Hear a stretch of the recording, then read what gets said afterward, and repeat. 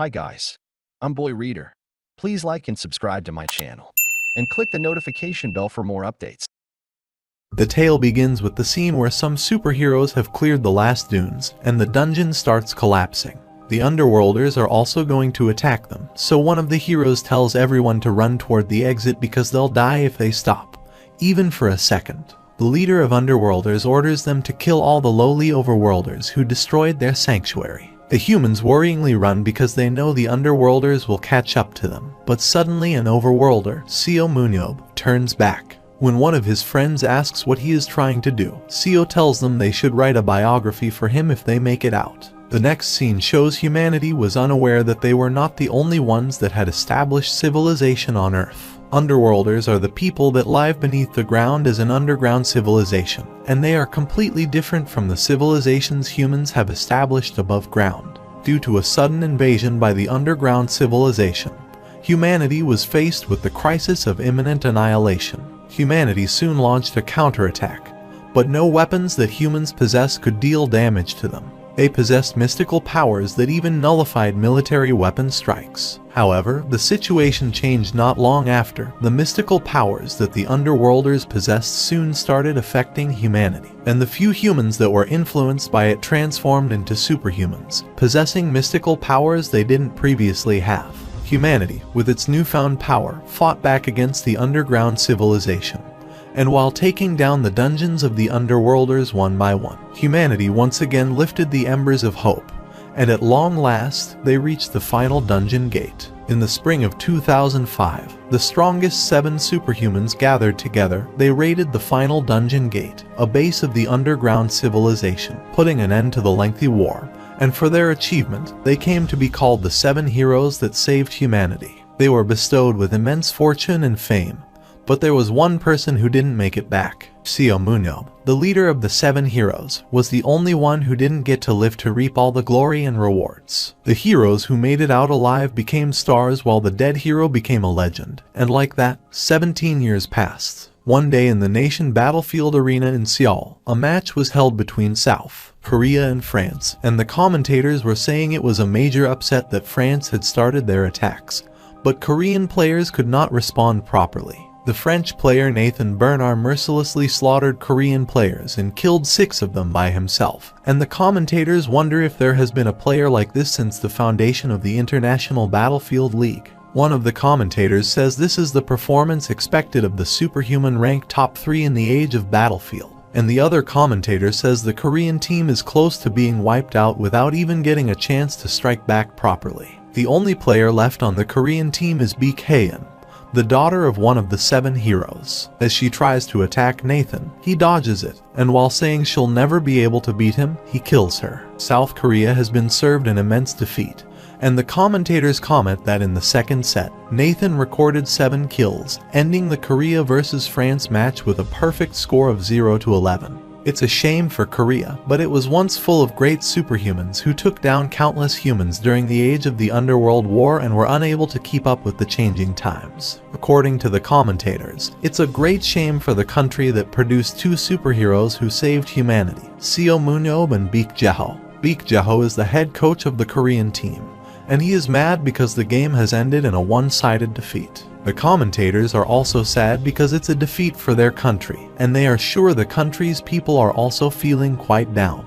The people are furious at their country's defeat and want the national team to be replaced. They yell that Haeun is the only real person on the team. Meanwhile, Baek Jae-ho hears these chants and thinks it's a mess because it's the 3rd loss since he became the head coach of the national team. Simultaneously, the players disconnect themselves from the game modules, and Baek thinks people are right that, except for Haeun, the other players are just nobodies. Baek thinks Korean superhumans were famous for being powerful and strong-willed, but that is now a story of the past because their mentality and skills are all at the absolute bottom. The heroes with promise all left or once died, and as Baek enters his waiting room, he sighs. While looking at an old picture, he thinks it would be nice if Yeob were still alive. Suddenly, the door opened, and a guy told Baek he had to go out for an interview because everyone was waiting.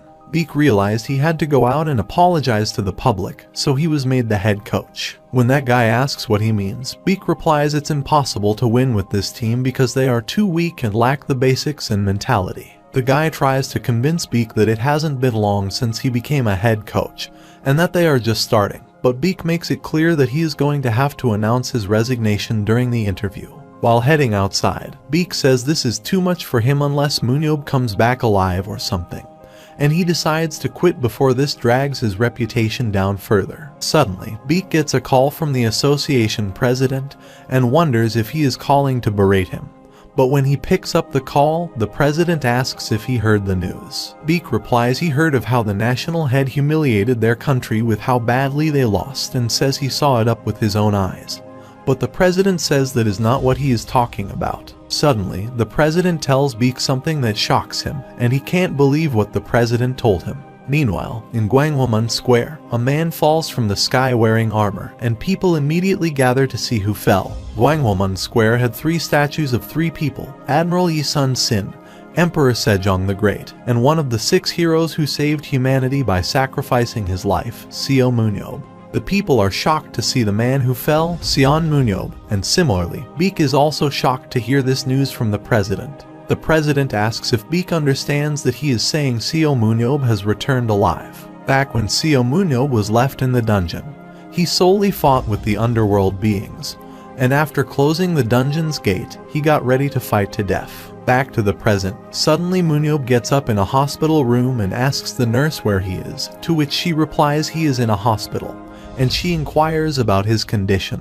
When the nurse tells him that it's 2022 and not 2005, MoonYeob gets confused and thinks it doesn't make sense because he is sure it is 2005 when he enters the final dungeon. The nurse says it must be extremely confusing for him, and he needs to explain the current situation to him, so she turns on the TV and tells him to look at Beak's press conference. In the news, Beak announces that Seo MoonYeob, the leader of the 7 heroes who were formerly believed to be deceased, returned after 17 years and is currently being treated. Beak says MoonYeob fell from the sky at Gwanghwamun and was discovered in front of his statue. Beak says while MoonYeob is unconscious, there is said to be no threat to his life, and he is only suffering from minor injuries. MoonYeob is shocked to hear Beak saying that MoonYeob was wearing the same equipment he wore when he entered the final dungeon in 2005. And though he may be a superhuman, due to the fact his appearance didn't change at all after 17 years, Beak says dome experts are cautiously suggesting that it may be an occurrence of space-time distortion.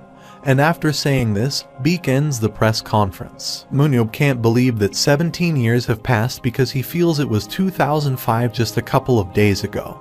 But the nurse tells him it's true and, pointing outside the window, says this is the reason why there is a mess outside. MoonYeob can see a crowd of reporters outside, and the nurse tells him that after he was admitted here, the reporters have been setting up camp like that. Suddenly, MoonYeob tells the nurse to let him look in a mirror, so when she gives him a mirror, he is surprised to see he hasn't aged at all and thinks there is no way he can look this young as a 47-year-old. MoonYeob wonders if a space-time distortion occurs and is shocked because he never heard of one that lasted for 17 years. MoonYeob thinks if this world really is 17 years in the future of the world that he knew of, then he gets terrified to remember his life savings must have been donated to child protection according to his will. The nurse confirms his fear and he feels destroyed, but when he asks about his house, the nurse says as it was the famous Seo MoonYeob's birthplace, it has become a museum. MoonYeob asks about his car, which the nurse says was sold in a charity auction. So MoonYeob thinks he cannot live in a hospital because not only is he poor but also homeless. MoonYeob thinks he is damned because if he knew it would be like this,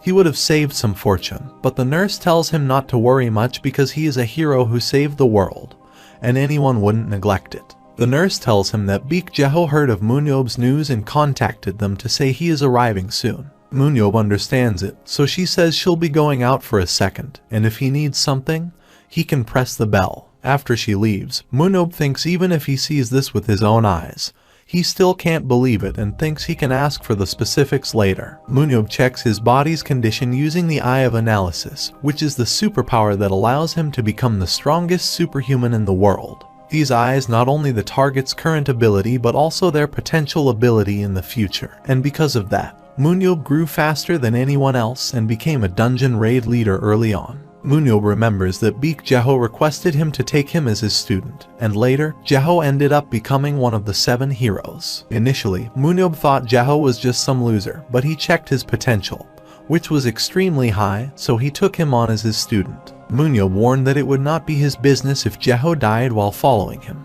MoonYeob checks his stats, which are the same as before, but is shocked that his willpower has increased by 10 points more than the maximum limit, which is 100. MoonYeob is surprised to see he also has a superpower, Immortal, that he didn't have before, and this makes him immune to death from physical causes. MoonYeob thinks if new superpowers can form in special situations, then if it was formed because of the last fight he had.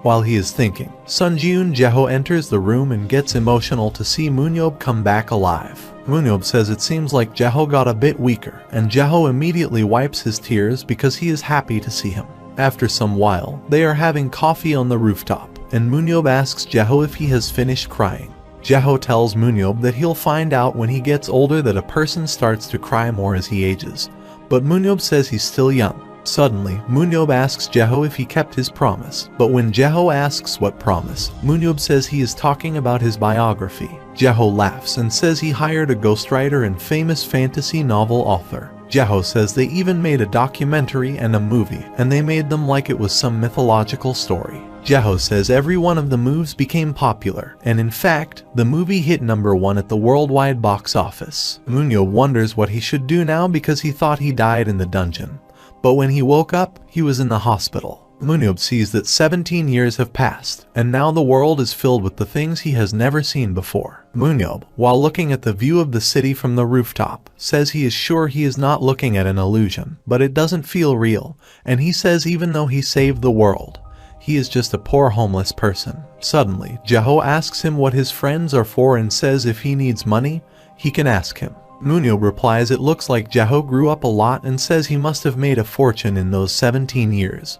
But when he asks if he started a business or something, Jeho replies there is money that he earned from raiding dungeons, and he even received a reward after the underground war. Jeho says he couldn't do anything after earning so much, and there is a limit to how much he can play around with it. MoonYeob says it's strange, and even if he has a lot of money, how a business couldn't fail with an idiot like him at the head. Jeho embarrassingly says it's a pain to admit, but he left it to a professional, and MoonYeob makes fun of the fact that it means he is jobless. Jeho immediately says that it is not because he has something else to do and he is the representative's head coach. MoonYeob gets shocked and asks why he is talking so quietly all of a sudden and what kind of head coach he is talking about. Suddenly, Jeho shows him the video of the match they lost to France, and MoonYeob, after watching the video, MoonYeob asks if they aren't the dungeons they raided. MoonYeob remembers those dungeons disappearing, and Jeho tells him this is the virtual reality sport called Battlefield. MoonYeob doesn't understand what it is, so Jeho explains that they materialize a dungeon in virtual reality, and use that as a field for 2 teams to compete with each other. Jeho says MoonYeob can think of it as a new business that uses superhumans who became useless after the war. But the game has been extremely popular since its inception, and now it's the most popular sport. MoonYeob says it looks like little kids playing around to him, but Jeho says it's not because the high-ranking players can't only compare to the 7 heroes, but the Battlefield World Cup rankings are also an important matter of national pride. MoonYeob understands the game, and when he asks what place South Korea is, Jeho, due to embarrassment, stays quiet. MoonYeob finishes his coffee and, while looking at the dustbin, asks if his hearing goes bad because he grows old and remembers despite having a low population, they had a ton of strong guys. MoonYeob is sure they must be ranking pretty high in this child's play, but when Jeho says South Korea is dead last, MoonYeob misses his aim, and the coffee cup falls outside the dustbin. When a great evil disappears, the next evil will be the one who felled the first, so Jeho says this is why their country became a weak nation on the battlefield. While traveling with Jeho, when MoonYeob asks how this makes sense, Jeho replies that after the war ended, many higher-ups were afraid of the superhumans who had nowhere to go and they didn't know when the blade would be turned toward them or something like that. Jeho says those people are still the same, and that's why the battlefield was strongly regulated. Under the pretense of superhumans having destructive power, they tried to put anyone deemed strong under the nation's control. Jeho says the same goes for him. But MoonYeob says all the Korean superhumans were deemed strong back then and nearly naturalized to other countries and became players or coaches. Jaeho thinks it's true, and MoonYeob says even when he was there, so many people tried to use them in any way possible, and he thinks he should have broken their kneecaps back then. When Jaeho reminds that MoonYeob talked badly with everyone from politicians to president, MoonYeob says it's because he got angry seeing their blatant attempts to use him and thinks he went easy on them. Jaeho informs MoonYeob that their starting point was bad and the average level of the players is pretty low, so he wants to ask MoonYeob for a favor. But MoonYeob rejects before Jaeho says what he wants. When Jaeho complains he hasn't even said anything yet, MoonYeob replies it's obvious that Jaeho is trying to get him into the battlefield or something. Jaeho thinks MoonYeob is only 30 years old and his skills are at their prime, so he asks if it is a waste of skills. MoonYeob feels irritated and says he is not wasting anything, so Jaeho doesn't have to worry about it. Jaeho says he doesn't want to live as a superhuman anymore because his life as a superhero ended heroically in the final dungeon. Jaeho says he doesn't have to fight with that sense of duty anymore as it's just a sport. But MoonYeob says he has never felt something like a sense of duty and asks if he looks like someone who would fight for others. MoonYeob says he fought to survive when he was young and fought for recognition in a place that gave it to me after becoming superhuman, so he asks if it isn't time that he lives for himself. MoonYeob also thinks if he says he'll be joining the battlefield, the press will be no joke, and they'll create expectations for him by themselves and rely on him again. When Jaeho asks if the thought of the battlefield doesn't pique his interest, MoonYeob replies it doesn't because he hates feeling like a clown. Jaeho says it's alright and he'll let it be then. But MoonYeob, while looking outside the car, says he guesses Korea's superhumans didn't completely fail. When Jaeho asks what he means, MoonYeob, while pointing at the billboard of a superhuman Haein, says they still have superhumans like her and starts to praise her beauty. Suddenly, when Jaeho says she is his daughter, MoonYeob is stunned and asks Haein if she isn't 6 years old. Jaeho tells him 17 years have passed, and she is 23, so MoonYeob feels embarrassed and apologizes immediately. After some time, they reach Jaeho's home, and his wife, Han Seung-hee, welcomes MoonYeob. Seung-hee says it's been so long, and it's good to see him, but MoonYeob says it's only been a week for him. Seung-hee asks his husband if he must have worked hard driving like this, but Jaeho says it's nothing considering that his friend, who he thought was dead, came back to life. Meanwhile, MoonYeob, seeing them, feels all this is really, and he has come back alive to a peaceful world without dungeons or fighting. The next day, MoonYeob decides to watch TV, and is shocked to see his favorite drama is on rerun,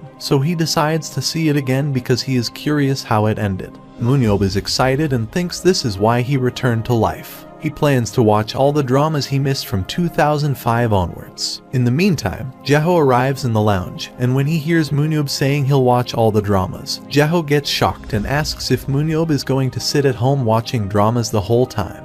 MoonYeob says it's true and says it's not that long ago when Jaeho told him he'd let him be, so he asks him what's wrong now. Jaeho tells him that he can live for himself, but the reporters have been staking it out for multiple days now, and they said they won't go back until they have seen MoonYeob. MoonYeob gets mad that there is a disguised number of reporters and tells Jaeho to bring the reporters tomorrow. He says he needs to put them all in one place and tell them to get out of his life from now on. The following day, MoonYeob arrives for the press conference while the media wonders if this will end without an incident. MoonYeob started the conference, and as they could see, he had returned. He is also surprised by his situation, so they would be even more surprised. Meanwhile, Jaeho is relieved that MoonYeob is doing the conference normally, but suddenly, MoonYeob says the attention the people have given him. He is not thankful at all and tells the reporters to ask him all the questions today and never pay attention to him again.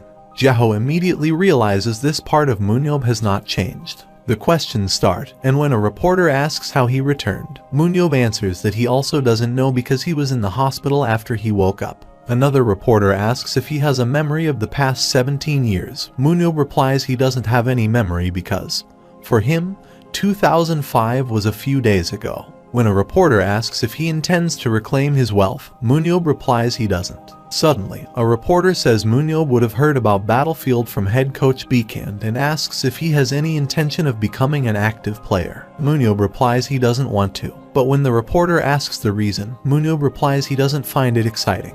When the reporter asks if it is because he feels he'll fail, MoonYeob's witty replies that the only thing failing there is the reporter's hairline.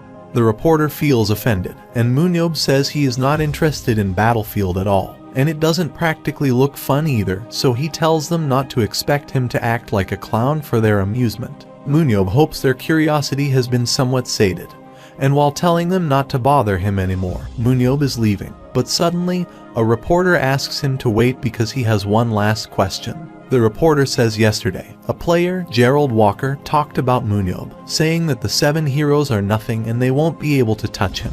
When MoonYeob asks who Gerald Walker is, the reporter replies he is a star Battlefield player from the US and is also called the pride of American tanks. When MoonYeob asks if Gerald Walker is the strongest player, the reporter tells him there is a top 3 for the best players in Battlefield. Nathan Bernard from France, Roy Meyer from Ireland, and Daniel Mansk from Germany. The reporter says Walker is an outstanding player, but he hasn't reached those top 3, so MoonYeob says if Walker hasn't reached the top 3 or whatever, then he can't say a word. MoonYeob challenges Walker, saying that if Walker wants to fight him, he doesn't need to go to the battlefield and find him in real life because he'll bury him in his yard with his own 2 hands. Meanwhile, Zachary Wood from the US Battery Agency is watching the news along with Walker, who furiously tells him to prepare a plane to Korea immediately. A few days later, Jaho gets the news that they have a match with the US team, and he gets worried because it came out of the blue. MoonYeob tells Jaho to take the call outside because he is being noisy, but after turning off the call, Jaho sits down with a sigh. When MoonYeob asks what it is, Jaho says they have a match with the United States in 2 weeks and blames MoonYeob that it's all his fault. When MoonYeob asks if he remembers Gerald Walker, he replies who he is, so Jaho reminds him Walker is the one who tried to provoke MoonYeob, and MoonYeob says he would bury him. MoonYeob remembers the guy, but Jaho says Walker apparently got furious after being publicly humiliated by him, and MoonYeob calls Walker a baby for doing that. Jaho reminds that MoonYeob said that Walker is not a part of the top 3, and apparently, Walker is sensitive about that, so he wants to face MoonYeob. But since he doesn't play Battlefield, Walker wants to take it out on the Korean team instead. MoonYeob asks what that guy has to do with him, thinks he is weird, and tells Jaho that he'll laze around for him. Jaho is shocked, but MoonYeob asks if they are having a match between national teams, which means Haein will also be there. After some while, Haein arrives home, and her voice spooks MoonYeob, so he gets up to see who she is. Haein's mother is happy to see she is home earlier than expected, and Haein says she hurried home after hearing Uncle MoonYeob is at their place. When Haein asks where her uncle is, her mother tells her he is watching TV in the living room. As Haein looked towards the living room, she saw MoonYeob waving at her, so she excitedly ran towards him and hugged him. MoonYeob tells her to think about how big she is now and says she almost killed him, but she is happy to see he is actually back. MoonYeob says he was worried she would have forgotten him by now, but Haein says she could never forget how he always played with her, and she loved how he always brought cookies and chocolates for her. MoonYeob says it's right when people say that children grow fast, and Haein says, of course, it's right, and she is 23 now. When MoonYeob asks if she is back because of the match, Haein says she came to see him and the match is just a side quest for her. Suddenly, Haein says she has something to ask if he is not interested in Battlefield, to which MoonYeob replies did Jaho put her up to this. MoonYeob says he has zero interest in stuff like that, but when she asks the reason, he says he has lots to do. When Haein insists, MoonYeob refuses firmly, which makes Haein say that he has changed, but MoonYeob says it's pretty clear that they are the ones who changed. Haein, with a sad tone, says he is always used to listening to her favors, but MoonYeob says those favors were to buy her snacks at best. Suddenly, Haein says she has a different request, that she has to do an avatar check at the association so he can come along with her. Haein asks if he can do that for him because her dad is too busy to go with her, so MoonYeob agrees to go with her and asks where they are going.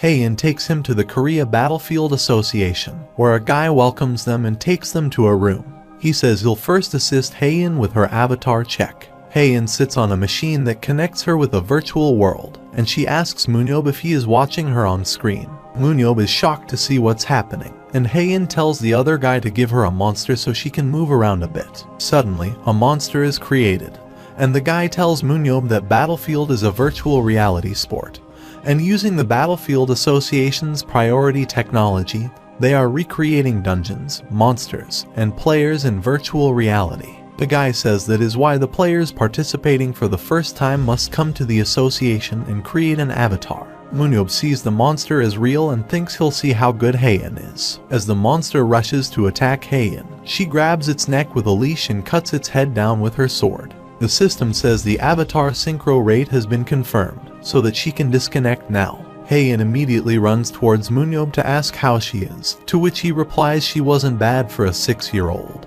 But Haein reminds her she is 23 now and asks why he doesn't give it a try. MoonYeob irritatingly replies that he told her he will not compete in the battlefield. But Haein says no one asked him to do so and says she wants him to test it. Besides, she is curious as she hears a lot from her dad about how strong MoonYeob is, but she wants to see it in person. Haein says when she was big enough to see MoonYeob fight, he was already gone, so MoonYeob got it and agreed to do it just once because she was the one asking. Haein thanks him, and the guy from the association says normally they would have to do the avatar test after measuring many of their stats. But since MoonYeob is not actually competing in a real game, he says they can do an avatar test right away. Haein gets excited, and the guy explains to MoonYeob that if he enters into a connection module, his avatar will be bare-handed and sweats. So first, he needs to get his weapons. They give MoonYeob weapons, which he thinks are a bit different from the ones he used to use, and he thinks they are light for their size. The guy tells him that the equipment he is holding is standard battle equipment, and that players normally use custom equipment, but because this is a test room, they only have standard equipment. The guy asks if MoonYeob doesn't find them comfortable. He can ask them to produce something else, but MoonYeob, while throwing away the shield, says it's fine and only a spear is enough. MoonYeob connects to a virtual dungeon to check out what it is like. The guy tells MoonYeob that he is in a virtual area that is a complete replica of the real testing area, and MoonYeob thinks it feels similar to when they go through a dungeon gate. Looking at the console, the guy says there doesn't seem to be any error with synchronization between the avatar and MoonYeob's real body. MoonYeob tells that guy to throw whatever at him as he did with Haein. So the guy creates a virtual monster, Salarbun, which MoonYeob recognizes, but he feels there is a little difference from the ones he knows. The guy tells him he is right because that monster is the special monster Salarbun that can only be damaged by aura. However, they have initialized it based on the data of the strongest specimen they had records of. As Salarbun tries to attack MoonYeob, he throws the spear while saying he brought it for nothing, and with a flick of a finger, he kills the monster. Haein and the guy from the association are shocked, and Haein shockingly asks if he just killed a Salarbun with a flick of his finger. MoonYeob says she is fussing over nothing, and the guy says Salarbun isn't a particularly tricky monster to face, but it definitely is not something they can kill with a finger. Suddenly, MoonYeob tells that guy to get rid of the trash mob and summon another monster because he wants to test something, so that guy immediately sends another monster, and MoonYeob thinks it's true. There is nearly no difference between it and real life. MoonYeob thinks he can test what he wants in an environment like this, and MoonYeob thinks even if Salarbun was the strongest variance, it wasn't any different from what he was expecting, so he couldn't warm up properly. Suddenly, a voice says MoonYeob's title is the strongest superhuman, and there is no way he would be satisfied with just a Salarbun. Suddenly, the association guy gets worried because someone is trying to connect there with an external module. Meanwhile, Walker breaks the system, jumps from above, and asks MoonYeob if his invitation from before still applies. Walker came to find MoonYeob because he asked, but now he asks why MoonYeob is speechless and says it looks like he got scared because he didn't expect him to come. Walker tries to kill MoonYeob with his blade but is shocked to see MoonYeob escape the attack. MoonYeob says he was thinking about how good this test would be. Haein is shocked at what is happening, but her father and the association's president, Park Jin-tae, suddenly arrive and tell her not to worry. Haein thought her dad was busy, but Jin-tae tells them it was all talked out in advance. He guesses it hasn't been told to Haein yet, so he apologizes for the confusion. Suddenly, Jin-tae asks Walker's manager, Emma Morse, who arrives with them, if this is enough, to which she replies she thanks them for the cooperation, even though their request was a little difficult. Jin-tae thinks that with this opportunity, MoonYeob might gain an interest in Battlefield, and as MoonYeob tries to stab Walker, he stops his attack, making MoonYeob think Walker is better than he thought. MoonYeob uses his eyes of analysis to check Walker's stats and sees his endurance and strength are 100%. He is specialized for tanking, and his willpower is 87. MoonYeob thought Walker was just a hot-headed idiot, but after seeing his stats, he thinks it looks like Walker can back up his idiocy a little. Walker asks MoonYeob why he stopped fighting and is staring at him. But MoonYeob thinks if Walker existed 17 years ago, they might have taken him into the final dungeon. MoonYeob thinks Walker's superpower is very fitting for a tanker as well, and suddenly, he remembers the new superpower he got when he opened his eyes in the hospital. MoonYeob was considering testing it against Salarbun, but since he got Walker now, he decided to test it on him. MoonYeob runs to hit Walker, and Walker also gets ready to attack him. But after getting close to Walker, MoonYeob stops and lets him hit. Walker is shocked at why MoonYeob stops, but he hits him, and Haein gets worried about why MoonYeob got hit on purpose. Walker is also confused that MoonYeob stopped his charge and didn't move afterward, and it was like he wanted to die. Suddenly, MoonYeob's spear is about to hit with a fearful energy, but Walker manages to dodge it. And MoonYeob says it hurts more than he thought. Walker is shocked because he thought MoonYeob would have instantly died since he didn't even guard him. But seeing MoonYeob is the finest, everyone is shocked. MoonYeob says he told Walker that he would show him something interesting and smirks because he succeeded in testing the new skill Immortal. Walker can't believe MoonYeob is alive after getting hit by his attention.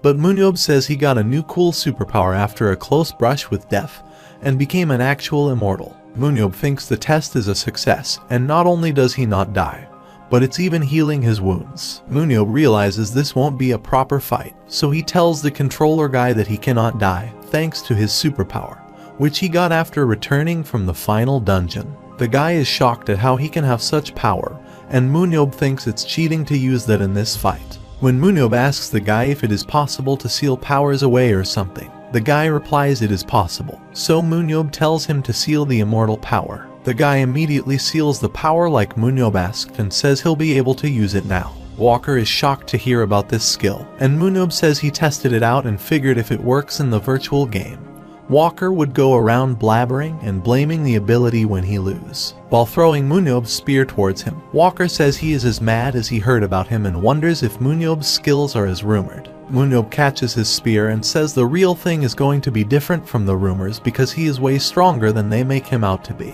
Walker says he'll see that himself, so he tells MoonYeob to get up because he has no more excuses to make and calls him for a fight. Suddenly, MoonYeob asks Walker why he doesn't beat the top 3 first and says he can't just skip the 4 lords and head straight to the Demon King.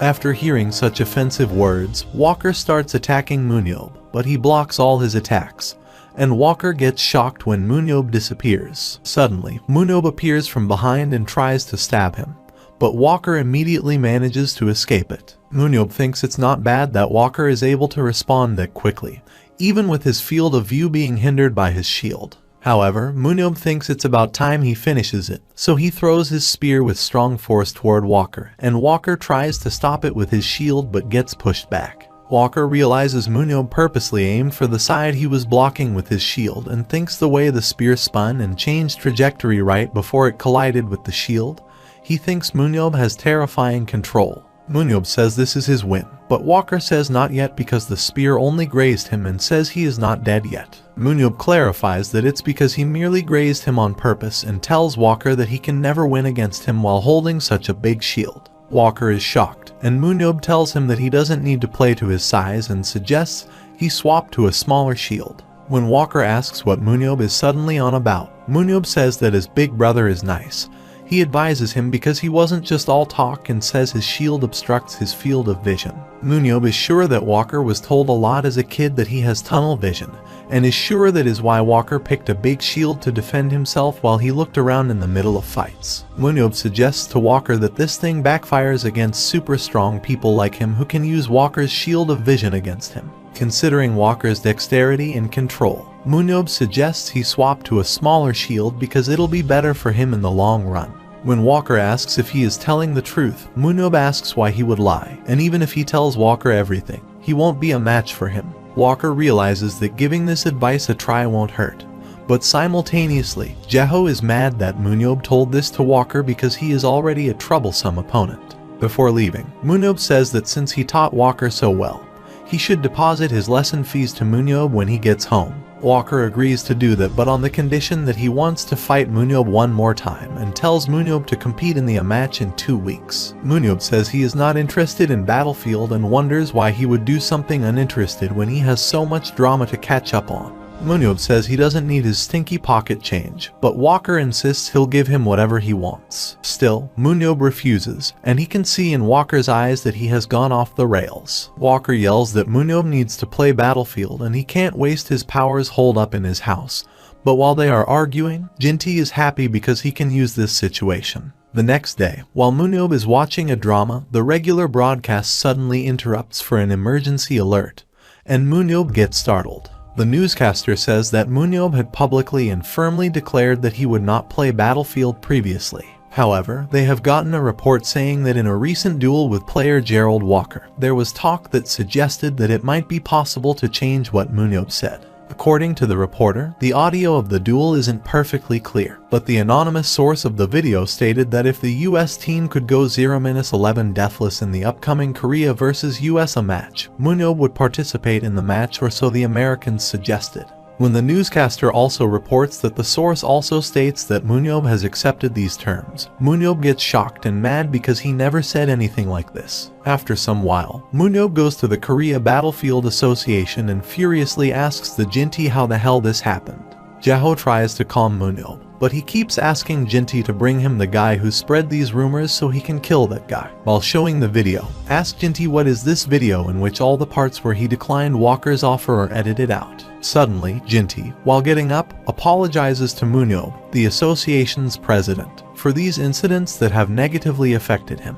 When MoonYeob asks why he is doing this, Jinty says that Walker brought the US Battlefield Association as well, and a weakling Korean Battlefield Association president like him couldn't deny their proposal. Jinty says there was pressure from the people of power, and the public as well, so he apologizes. But MoonYeob tells him not to do this, and he understands Jinty has his own situation as well. Jinty tells Yeob not to worry because he has thought of a brilliant plan so that MoonYeob will not be troubled by this. Jinty says he told them only if the US team defeats the Korean team in the match with a flawless 0-11 score without any deaths, then the friendly match against Seo MoonYeob will be held, and he attached this condition after he told them they wouldn't be able to get MoonYeob's attention if they weren't this strong.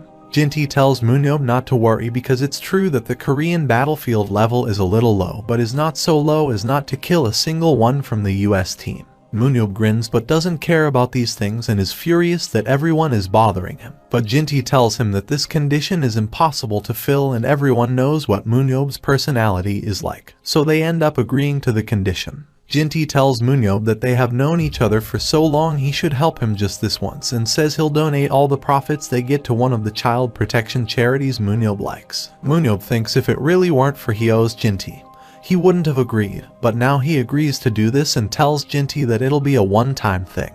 Jinty gets happy, but MoonYeob says he won't go in if they cannot kill even a single American.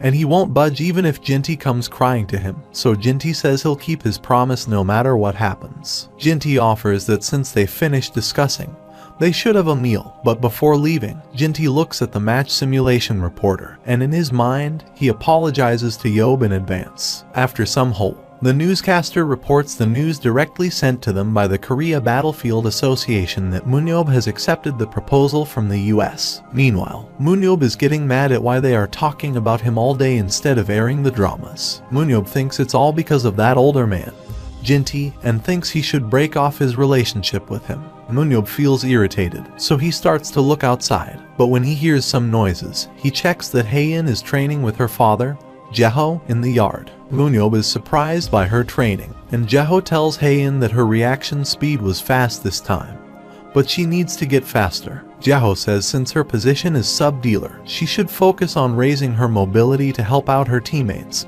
and she understands it. While Jaho is advising her, MoonYeob thinks Jaho is wasting his time, so he uses Eye of Analysis on Haein and checks that Haein's dexterity is decently high, but she has already reached the limit of her talent. On top of that, MoonYeob thinks that since her limit for speed and dexterity is not as high as Jaho's young self, it's impossible for her to give the performance Jaho wants. MoonYeob believes, however, that her limits for strength and endurance exceed Jaho's, so it's nonsense to put her in a sub-dealer position. After training for some while, Haein takes a break, and MoonYeob, while walking towards her, thinks if the ace of the Korean team, Haein, is in a state like this, then there is a chance they won't be able to kill a single American. Suddenly, Haein notices MoonYeob and asks if he has seen her train, To which he replies he did. He says it looks like she doesn't need to do any more dexterity training. When Jeho says she is lacking and needs more training, Yeob tells Jeho that she is Haein, not Jeho, and tells Jeho to stop her dexterity increasing training. MoonYeob says she only looks lacking because she is worse than Jeho at his prime and says she already reached the limit for dexterity. MoonYeob says it's the same with her skills in wielding the whip and says she is a speed type and has the same superpower as Jeho, so he tries to raise her as a sub-dealer like him. But MoonYeob thinks Jeho and Haein are different. When MoonYeob asks what she will do after she has grappled someone, she replies she'll pull to break their balance or toss them to an ally after binding them. But MoonYeob tells her it's wrong and she needs to finish them by herself, so he tells her that her speed and dexterity are worse, unlike Jeho, and she would not have a suitable ally to finish them off for her. MoonYeob says she'll directly finish with a sword, and while picking up the sword, he tells her to watch properly because he'll show her once. MoonYeob demonstrates to her that as soon as she grabs the enemy with the whip, she should cut off the enemy's head. But Haein and Jeho are shocked to see MoonYeob's movements. MoonYeob says since she won't be able to kill with a whip, she'll need to become as proficient with the sword as she is with a whip, and that is why she needs strength and swordsmanship training. MoonYeob says that from now on, Haein's position will be changed from sub-dealer to mel-dealer and asks if head coach Jeho understands it. Suddenly, when MoonYeob says they should start 500 sets of simple strength exercises, Haein and Jeho get shocked. MoonYeob yells at Haein why she is not moving and orders her to start 500 sets of strength exercises now. MoonYeob says from today until the match, in 14 days, he'll coach Haein.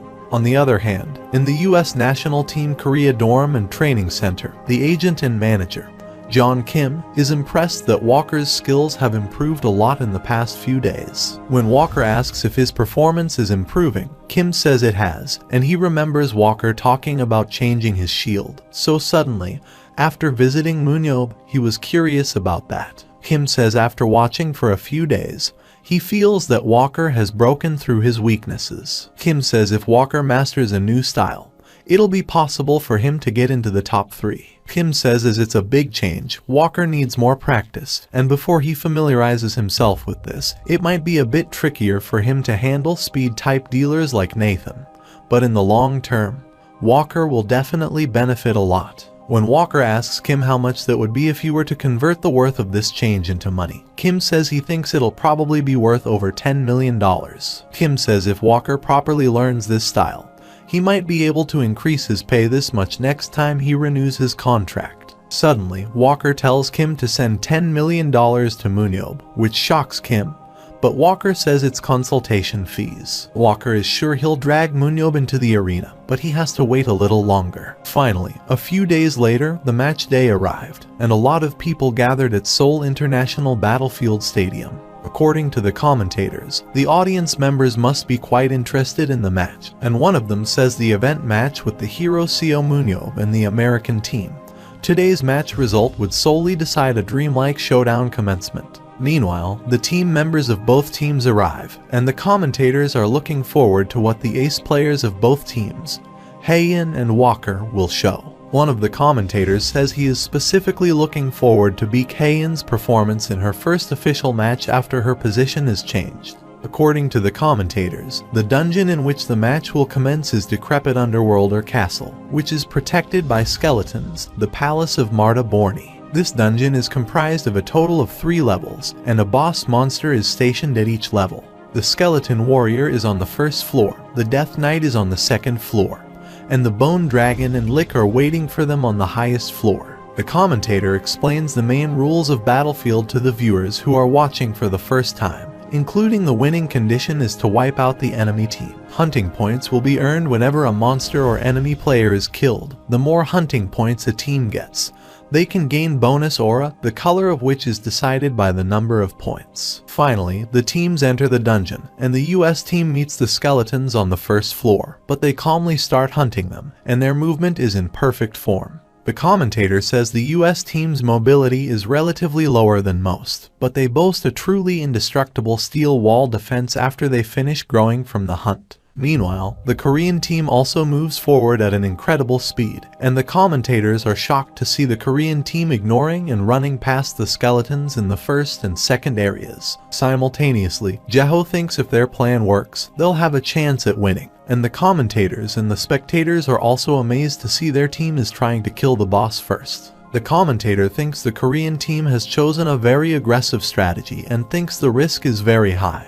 But if the plan succeeds, the Korean team will gain a great number of hunting points. The commentator says that as the first floor will begin to close after the boss is killed, the Korean team could also disrupt the US team's plan. The Korean team starts facing the boss of the first floor, Skeleton Warrior, but simultaneously, the US team member Paulward, who is on scouting, reports to Walker that the Korean team is fighting the first floor boss, and they are using a pretty different strategy than usual. Meanwhile, Walker's teammate suggests they should start running towards the second floor before the first floor collapses, but Walker says they'll finish their hunting on the first floor, and then it'll be best to move to the boss area first. Walker knows he is not good at speed, so he decides to use his teammate's superpower. On the other hand, Haein is nearly about to kill the first floor boss, but suddenly Walker appears and pushes her back with his shield. Everyone is shocked to see Walker there, and the commentators say he used the rebound of his teammate's superpower Tempest to fly in.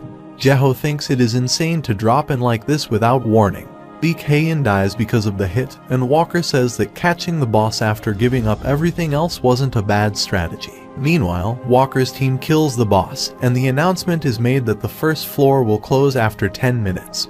So Walker tells his teammates that it's time to finish this, and they kill all the members of the Korean team. After having the boss stolen and being attacked, the Korean team is approaching annihilation, and with the final attack, Walker kills the last member of the Korean team. Set 1 ends there with a score of 0-11, and the second set will start after the players complete their preparations. While Haein is going to the preparation room, she can't believe they lost again, even if MoonYeob trained her. Suddenly, she is shocked to see MoonYeob in their team room, where MoonYeob is telling the team to listen to him carefully. MoonYeob says he thought his eyes were going to rot after seeing them play, so he tells them to listen and play as he says in the next set while he is saying this nicely. Meanwhile, when a team member tries to say their coach is Jaeho, MoonYeob tells him to shut up and tells them that he is saying all this because it's really looking like he'll have to play with them if it goes on like this. MoonYeob scolds them that it looked like they wanted to gain a fast advantage, but it was lacking in many ways, and they said they were bound to lose since their team's average attribute was too low, and they all panicked when something didn't go according to plan. MoonYeob thinks with their skills right now, even if they fought 10,000 times, they would not be able to win and scolds that their percentage is a total nil, a complete 0%. MoonYeob says it'll be too unsightly to lose like this without being able to do anything, so he says he can make them get Walker at least. MoonYeob tells the Korean team that the Palace of Marta Borni was one of the dungeons that the current association president personally raided when he was young. MoonYeob says the raid was not that difficult, but that pile of bones on the third floor was quite annoying. MoonYeob says that seeing their skills now will be hard for them to even get to that point, so he tells them to forget that for now and think back on the match that just happened. MoonYeob says the strategy they used in the first set wasn't too bad, but that only applies if they actually carried out the plan properly. Firstly, he tells the front line that no matter how rushed they are to kill the boss monster, they still should have checked the situation of the enemy team. MoonYeob knew they all rushed to the boss's room because they needed to finish hunting it as fast as possible, but they still needed to scout and backline. MoonYeob says when the guys at the front get crushed, they at least should have taken cover. MoonYeob asks them why they just stare into space and get swept after Haein gets killed by Walker. MoonYeob scolds that they are losing 0-11 because they cannot even do the basics properly. MoonYeob feels sorry for Jaeho to have those guys as the national team and says since the set is already over, there is no point in talking about it, and that's the end of his thoughts about first set. MoonYeob tells them to listen to him carefully so he can tell them the strategy to use in the next round. After some time, the second match starts and the US team splits into two groups. The commentator explains that they are using a 6-5 formation in the second set. The quick-footed advance party will quickly secure the hunting grounds, and the cleanup party, including Walker, will focus on hunting. Meanwhile, the commentators are shocked to see that they are running again as soon as Haein and her team appear after seemingly disappearing. The commentators are confused because the Korean team was known to play a defensive strategy all this time.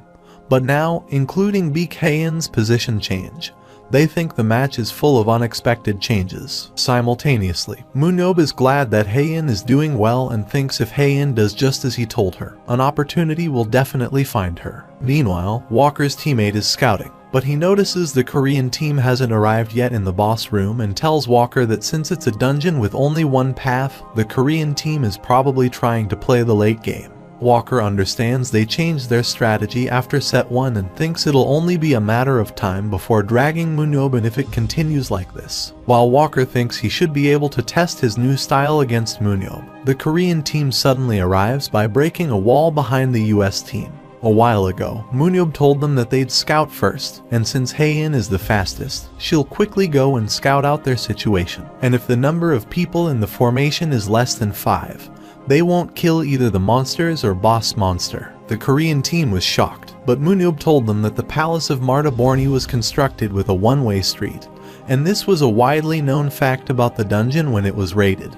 But in actuality, that dungeon had another path. It was the secret passage set up by underworlders with warps, which was subtle for scouting and ambushes. MoonYeob told Haeun to use those routes for scouting and told him that since the entrance of secret passages looked like normal walls, it was hard to differentiate.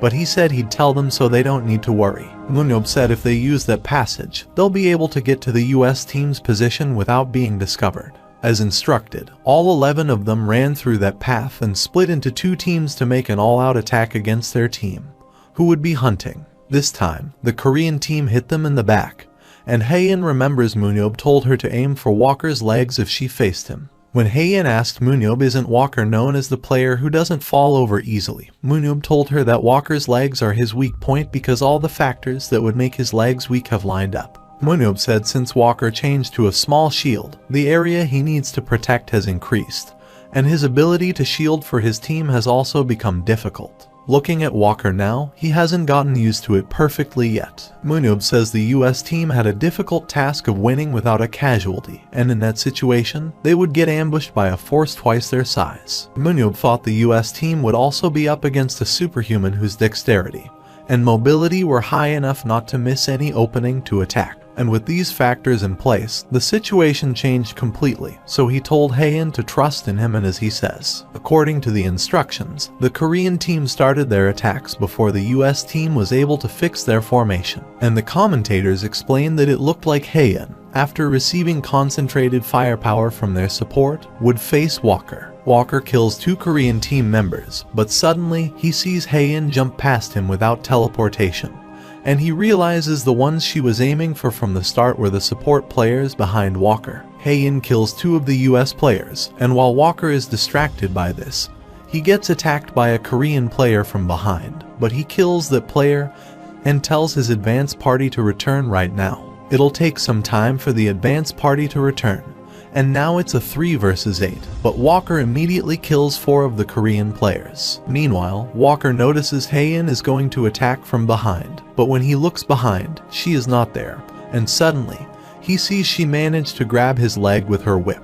Haeun pulls him down while his teammates kill the other 2 US team members, and as she walks towards Walker, his leg is cut off, and says her style has changed in such a short time. As Walker asks if she received lessons from MoonYeob, Haeun instantly cuts off his head, and unexpectedly, the Korean team accomplishes the feat of killing the 5 members of the US team. Meanwhile, Jeho is shocked, but MoonYeob tells him to see that he can make Haeun get Walker. The second set ends and the commentators are glad that the Korean team has shown a lot of exciting things in the match. However, unfortunately, the match still ended with the US team's victory, and the commentators thought that the Korean team escaped early and didn't end up facing the advanced US team. However, the Korean team, against a strong team like the US, got 5 kills and a huge win through obtaining 5 kills. In the commentators' view, the scene where the Korean team burst through the wall was especially surprising, and at the center of this extraordinary event was the player Haeun.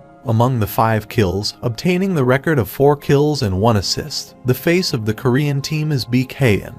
After some while during the media talk, reporter Jae tells Jeho that during the match, the national team players have shown quite a different form than usual, so she asks what he thinks of this match. Jeho says they lost in the end, but he believes it was valuable for him and his team, and he says obtaining decent results against strong teams may stimulate them to become even better. In the next question, when Jae asks about the ambush using the secret passage in the second set, it is quite memorable. So how did he end up with this strategy? Jeho replies that it definitely was a surprising strategy since this game field was a dungeon known only to have one path. Jeho says for the strategy of the second set, he received some help, and while saying this, he looks towards MoonYeob, but MoonYeob is mad because he knows Jeho still wants to put him in the game.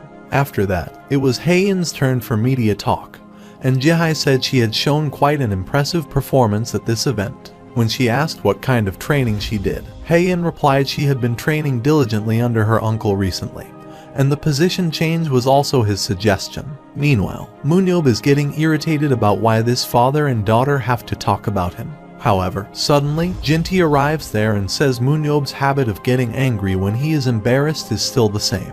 MoonYeob asks Jinti what he is doing there and tells him to go and give interviews as he is the association president. Jinti says staying in the back is the best, and MoonYeob asks him why he has to pop up next to him and asks what he is here to tell him this time. Jinti says he is there because it reminds him of the old days and says that the sudden path was only known by a handful of people, including him and MoonYeob.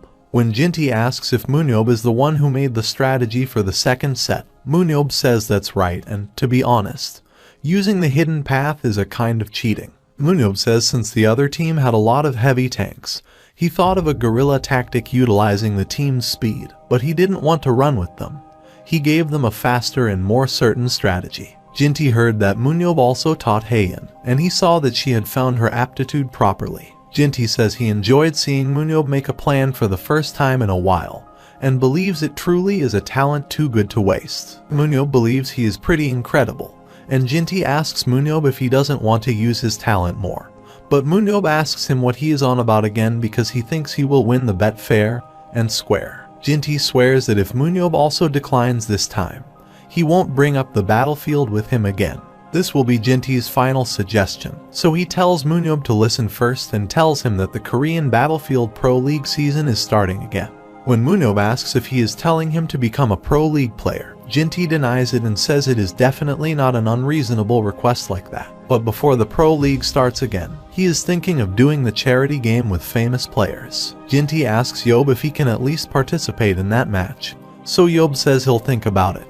And this shocks Jinti because he wasn't expecting MoonYeob to agree. MoonYeob says dramas are fun, but it's a different type of fun from fighting, so he might do a run to pass the time. And since all the dungeons disappeared, this is the only place to fight as well. Jinti says MoonYeob is right and thinks well, so he pats MoonYeob's head and says as soon as the video for the match is uploaded, it passes 10 million views in less than an hour. MoonYeob gets it and tells Jinti to calm down because his neck almost snapped and says a relic like Jinti shouldn't have so much power. Jinti says he got excited hearing him say he'll attend, but MoonYeob corrects him. He didn't say he would do it, he only said he'd think about it. Still, Jinti says thinking about it is good enough, and suddenly, when MoonYeob asks if the Pro League is starting soon, Jinti says it's right. MoonYeob says doing a charity match right before the Pro League starts, where players need to check and maintain their conditions.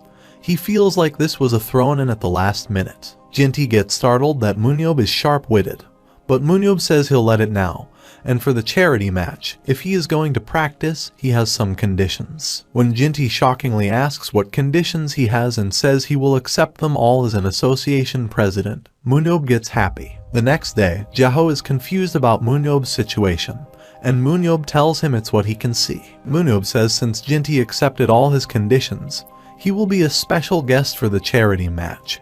And originally, with this second life, he was going to waste his time watching TV all day. But now he wants some change. MoonYeob decides to train a little and says, looking at the kids' conditions that got picked for their national team, he honestly thinks he doesn't need preparation. MoonYeob says he doesn't know who taught them, but they are really all useless, so Jeho apologizes for making them useless and says that MoonYeob wants to participate but asks why Yeob is dragging him into this. MoonYeob replies that it's unfair that only he died, and there is no good target to beat up other than Haeyeon, so unfortunately, he needs to use Jeho as well. Jaho says he clearly heard what MoonYeob said, so he tells him to go easy on him because it's already been 17 years since he put down his weapon. MoonYeob asks if Jaho is scared he'll lose face and says it'll be fine because he'll drill Jaho until his form returns before the match. Jaho thinks he is going to die because he is 48 years old and already retired 17 years ago. But MoonYeob, while using his eyes of analysis, says he has never been wrong. MoonYeob thinks it's true Jaho has gotten pretty weak after not training for 17 years, but he knows if Jaho finds his rhythm again, it won't be hard to regain his stats to a certain degree. Suddenly, MoonYeob says they are training to hell and back starting tomorrow, but Jaho thinks he is doomed. A day before, MoonYeob had asked Jinti to put him on the same team as Haein because even in virtual reality, he didn't want to kill her, and secondly, he wanted Jaho to run with him. While remembering this, Jinti thinks if 2 of the 7 heroes come together, the sponsors will love it as well, so he calls the press and gives this news to the press. There are 7 days left in the charity match, so MoonYeob starts training with Jaho and scolds him for being slow. When MoonYeob asks what he told Jaho back in the day, Jaho remembers that MoonYeob told him that his technique is low, so he should be 0.1 times faster than the opponent. MoonYeob gets mad that Jaho remembers his advice but still doesn't follow it, so Jaho tries to attack faster. And when he asks if his attack was faster than before, MoonYeob says it was fine. MoonYeob asks if Jaho remembers how he was able to cut 3 times in the same situation before, to which Jaho replies it's been 17 years and he should let it go. Jaho says it's harder to train again after getting old. But MoonYeob says this would only be a warm-up back in the day and asks why Jaho is already exhausted. MoonYeob tells Jaho to stop talking nonsense and get up, but when Jaho says they have already been training for 8 hours, MoonYeob says he doesn't care about that because he needs to go watch his drama after training Jaho, so he tells him to get to the position already. Jaho says MoonYeob is the same as before, but he is already 48 and he wants humane rest. Jaho says MoonYeob has somewhere to go today, so he can't even watch his drama anyway, but MoonYeob shockingly asks where he has to go. After some while, they go to the Korean Battlefield Association, where the engineering team leader, Yoo Hyun-soo, welcomes MoonYeob and asks if he has come to do his avatar test. Hyun-soo introduces Brown Tenor from the World Association, who will be overseeing MoonYeob's test process today. Suddenly, when MoonYeob says he did that testing last time when he killed Celerbun and fought Walker as well, Hyun-soo says at that time, MoonYeob created his avatar without completing the athletic ability measurements. Hyun-soo says to know if there really is no problem when initiating an avatar, they need correct data on all abilities, even if they don't have a single sync rate problem currently. MoonYeob is shocked that they can get it that precisely, and Hyun-soo says it's because the avatar is a reflection of all the properties of the player that is scanned in. Hyun-soo says it can even facilitate superpowers that even the individual hasn't awakened yet. And MoonYeob thinks it's interesting because he didn't know humans have advanced that much. Hyun-soo says, in reality, there are a lot of secrets in the battlefield system, and it's a closely guarded secret even within the World Association that oversees the system. When MoonYeob shockingly asks if it's a closely guarded system and not just a program, Hyun-soo replies that from what he has heard, it's a system built on top of someone's superpower. MoonYeob thinks it's odd that they are copying the underground civilization, so he thinks maybe an underworld is supporting the World Association or something. MoonYeob says if it's true, then it's better for him, and he wishes they appear in front of him as soon as possible. Suddenly, Jaho says they should get MoonYeob's measurements. So Jaho is sent to the room where his strength, dexterity, and aura stats will be measured. The first test they'll be doing is the strength test, so Hyun-soo tells MoonYeob that the measurement will start when he pulls the handle of the machine. When MoonYeob pulls the handle thrice, he gets 813, 817, and 819 points with 79 strength, and Hyun-soo thinks for someone who is called a hero, MoonYeob's strength is quite average. The next thing they'll measure is his dexterity, so Hyun-soo asks if he can see the switches on both sides and tells him that from the moment the start signal is given until he is indicated to stop, he has to push them one after another. Suddenly, when MoonYeob starts pressing the switches, Hyun-soo is shocked to see the dexterity of a tanker this high. When MoonYeob asks what's his score, Hyunsu says it's 963, which is really impressive. But MoonYeob thinks he'll be able to push 970 if he tries a little harder, so he goes for a second try and scores 971 points. Everyone gets shocked that he really went past 970 points, but when MoonYeob asks what the highest score for this is, Hyunsu says there was an instance where someone achieved 1007 points in an internal physical test. When MoonYeob asks if it is Nathan Bernard, Hyunsu surprisingly asks if he knows Nathan,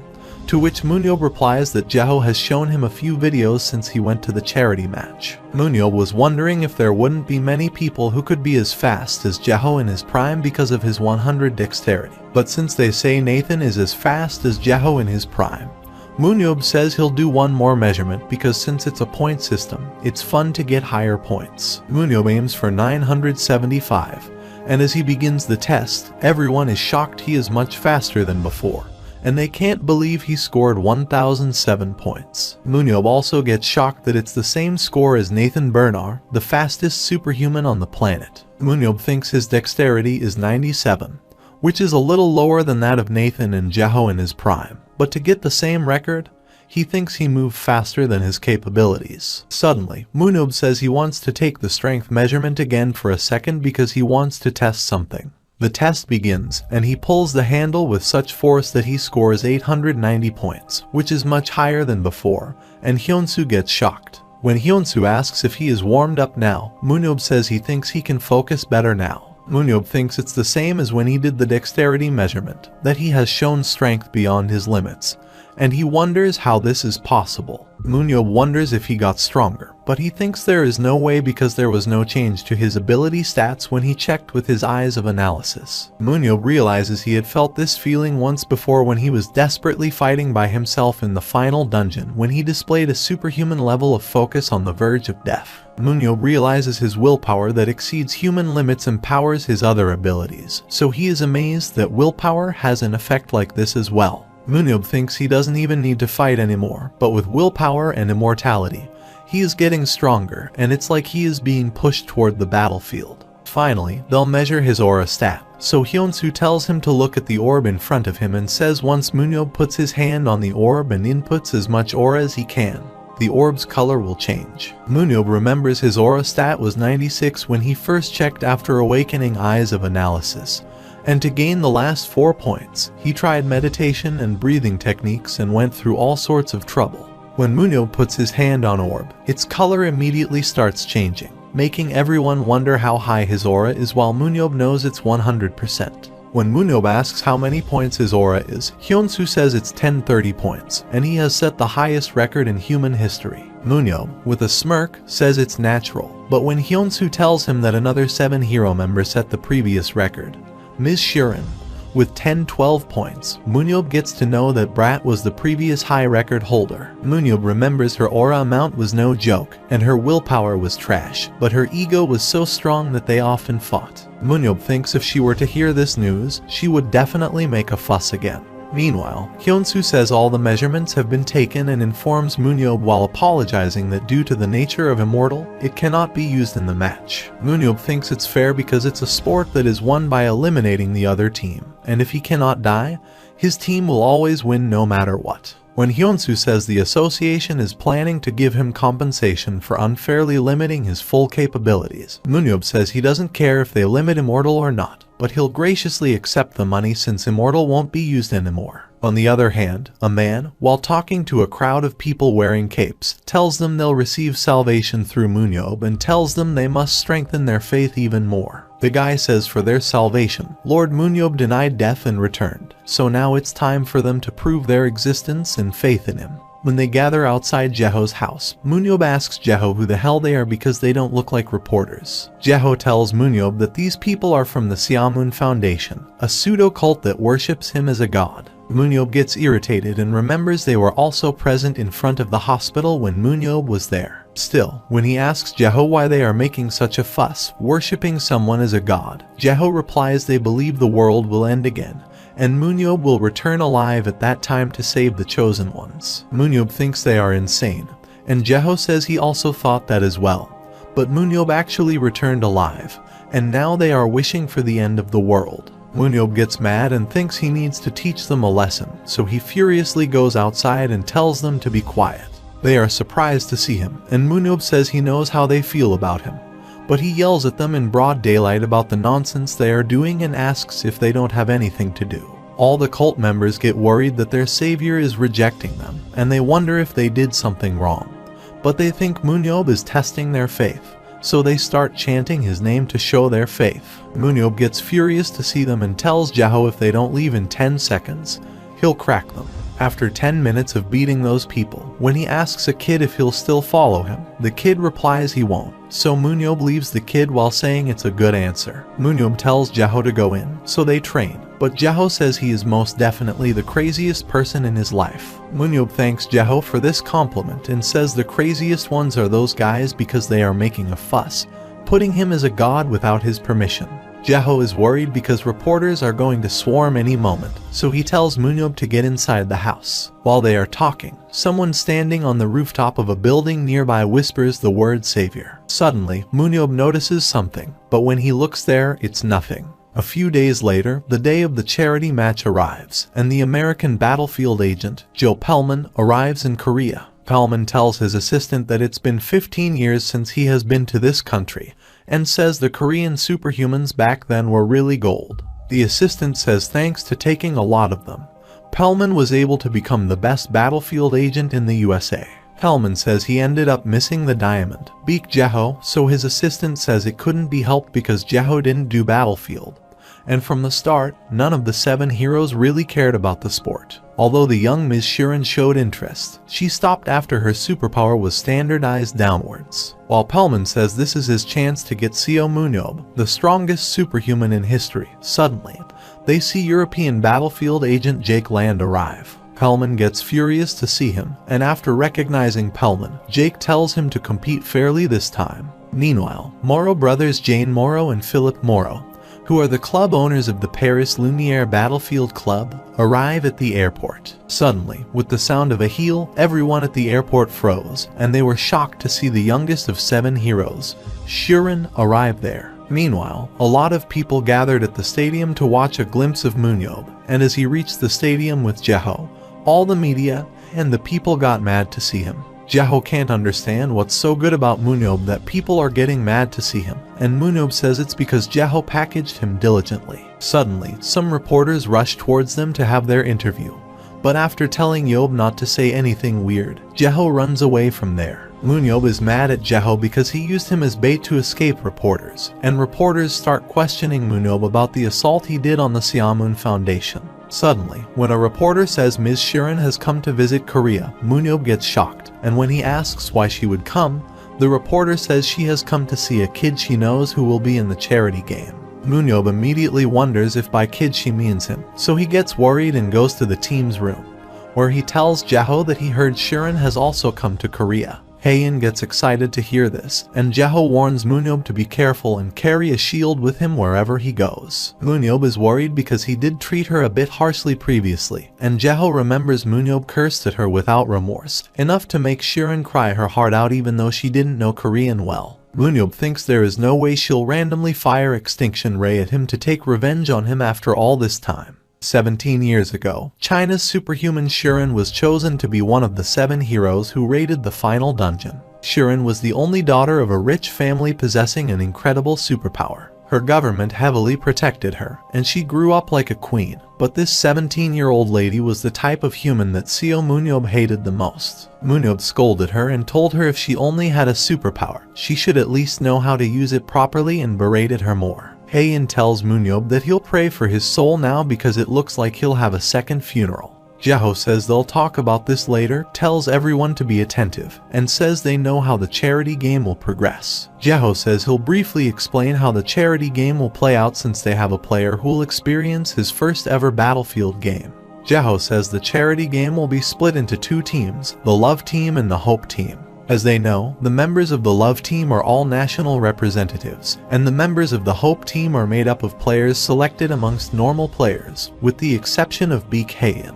Instead, the Hope Team will have Jaho, the national representative's head coach, as a player along with Seo MoonYeob. However, Jaho is a bit worried because it's been a while since he held a weapon, so he says he'll be in their care. Hope team leader Park Chulho tells Jaho not to worry because they'll work harder, but MoonYeob thinks they are big mouths because even if it has been a while, Jaho is still 1,000 times better than these guys. MoonYeob checks the stats of Jaho and Haein and thinks if they have at least these stats, the three of them would be enough to wipe the floor. MoonYeob checks the stats of the other team members and thinks they are not impressive, but of them, Choi Hyuk has a strength limit of 90. MoonYeob thinks if Choi grows well, he might become a descent tank, so he calls Choi out, and Choi tells him he is a male dealer. When MoonYeob asks if he heard right that he is not a tank but a melee dealer, Choi replies it's right, and he wants to become a tank like MoonYeob, but his body is too small, so he is a dealer. When MoonYeob asks what his superpower is, Choi says he can focus his aura on weapons and attack them, but when MoonYeob asks if there is anything else, Choi replies there is nothing. MoonYeob thinks even after awakening strength and durability, Choi hasn't realized it himself, and that's why he became a dealer. MoonYeob thinks it's obvious the coach put Choi in the wrong spot after only looking at his appearance, so he tells Haein to bring a shield. As she gives him a shield, MoonYeob tells Choi that they don't have much time, so he'll only tell him the basics. MoonYeob demonstrates to Choi to keep the shield next to his left chest, just move his body with it, extending to attack, and then return behind the shield and hide. However, Choi is confused and says he is a dealer, but MoonYeob furiously asks if he is talking back and tells him to do as he says. Choi did hear MoonYeob was a bit insane, but for it to be this extent, he randomly changed the position of someone he saw for the first time. Others wonder if Choi did something wrong, and when they ask if it's right for them to be on the same team as him, Jaho tells everyone that they have 4 tanks, 6 dealers, and 1 support. Choi is worried that Coach Jaho has abandoned him as well, but Jaho tells everyone to put on their equipment as their positions have been set. After wearing the equipment, MoonYeob thinks it's quite light, and Jaho says it's light, but it's as sturdy as the armor they wore during the war. Jaho tells MoonYeob that they prepared the weapon MoonYeob originally used with a few minor tweaks, and MoonYeob checks the spear, which extends and retracts pretty smoothly. Jaho tells MoonYeob not to let his guard down, and he knows MoonYeob is strong, but the ones he fought were monsters or underworlders. Jaho says the players are trained to fight against humans, and although their skills are a bit lacking compared to other countries, their real experiences aren't lacking. Jaho thinks the players have more experience fighting against people than they do, and MoonYeob says he'll keep it in mind. MoonYeob says they should go now and deal with the experienced juniors Jaho is talking about. Team Love and Hope are about to go out on the battlefield, and MoonYeob checks their stats during standby, but he thinks national representatives are national representatives for a reason. MoonYeob checked the enemy team's average ability scores, which were about 70 compared to their team's average of 60. MoonYeob thinks it's quite interesting how all the team members do not have a single specialty, and all are pretty much the same. Suddenly, MoonYeob asks Jaho if he grades the player or something when he selects them, to which Jaho replies normally. They test them on multiple factors and use their total score for the grade. MoonYeob knew it and thought that since the method was taking their total score, there was no way a guy who was specialized in one thing could get in. Suddenly, a player, Shim Young-soo, gets his attention, and MoonYeob sees his overall stat is not too bad, but his willpower is trash. MoonYeob sees the limit of Shim's willpower is 60, but he has only developed it to 26. Suddenly, Shim asks him what he is looking at and calls him an old man. But MoonYeob is shocked because he calls him an old man. Shim remembers MoonYeob from the Korean vs US match when MoonYeob gave them instructions.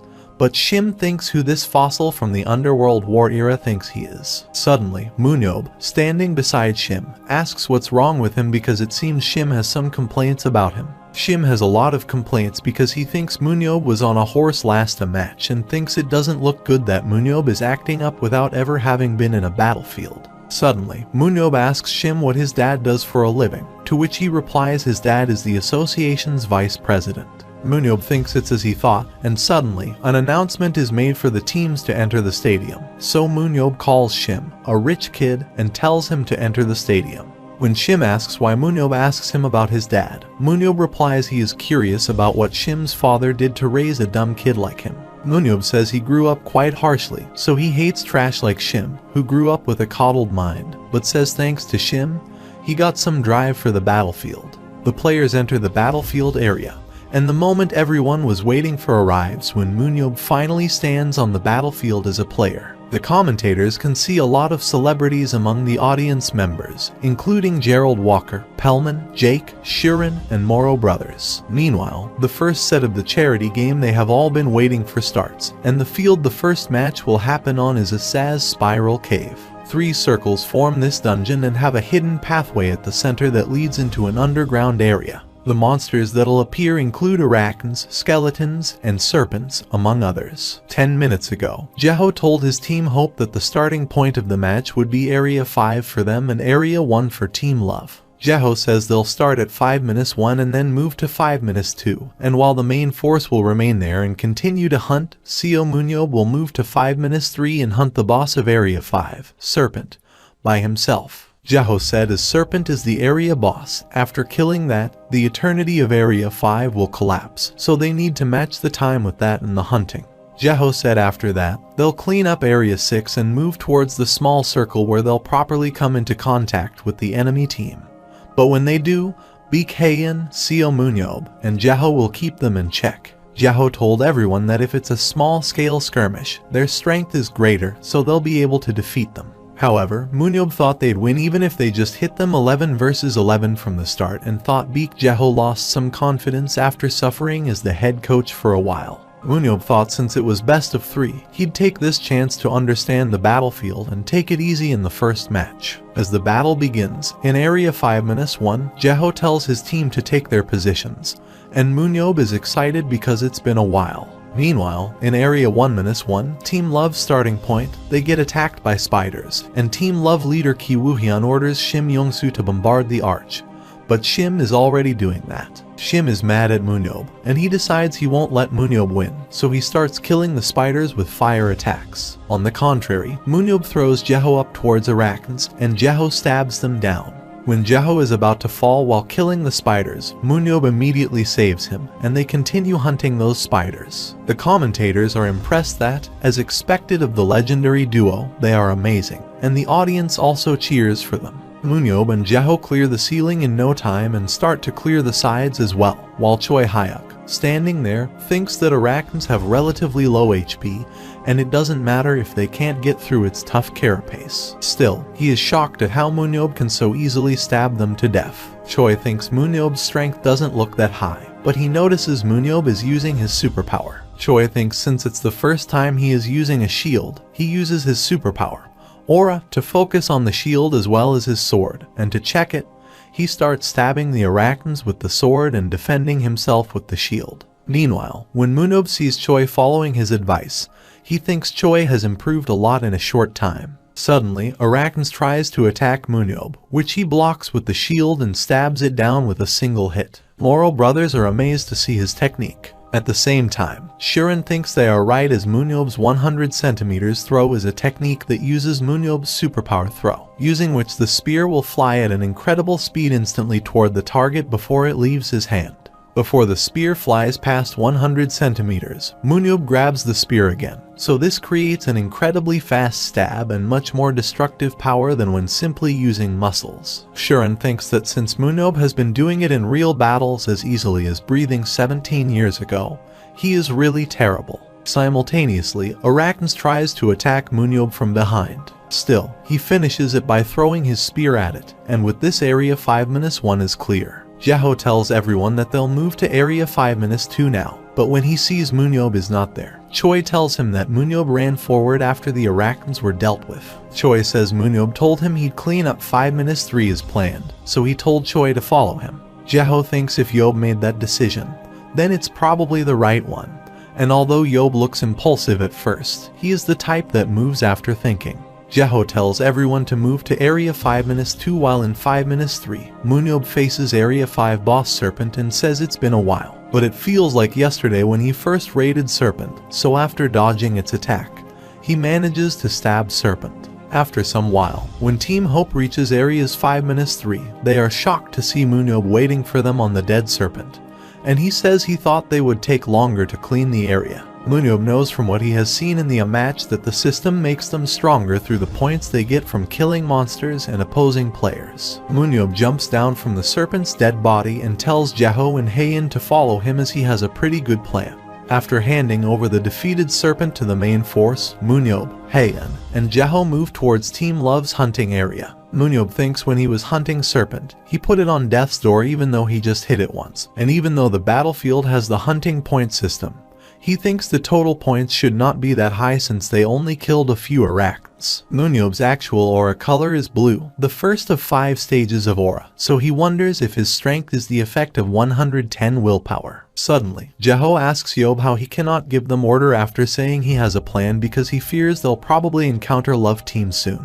MoonYeob says he got an idea after seeing the guy in the enemy team who looks like Shuren, a guy whose superpower is decent but has a trash mind. Jeho understands Yeob is talking about Shim Yongsu, and MoonYeob says, of course, there is no guarantee that the kid would be a part of the group they encounter, so he says he'll look at the situation more before giving the order. Meanwhile, Team Love clears Area 12 and decides to move to the next area, but Shim is anxiously waiting to meet MoonYeob to kill him.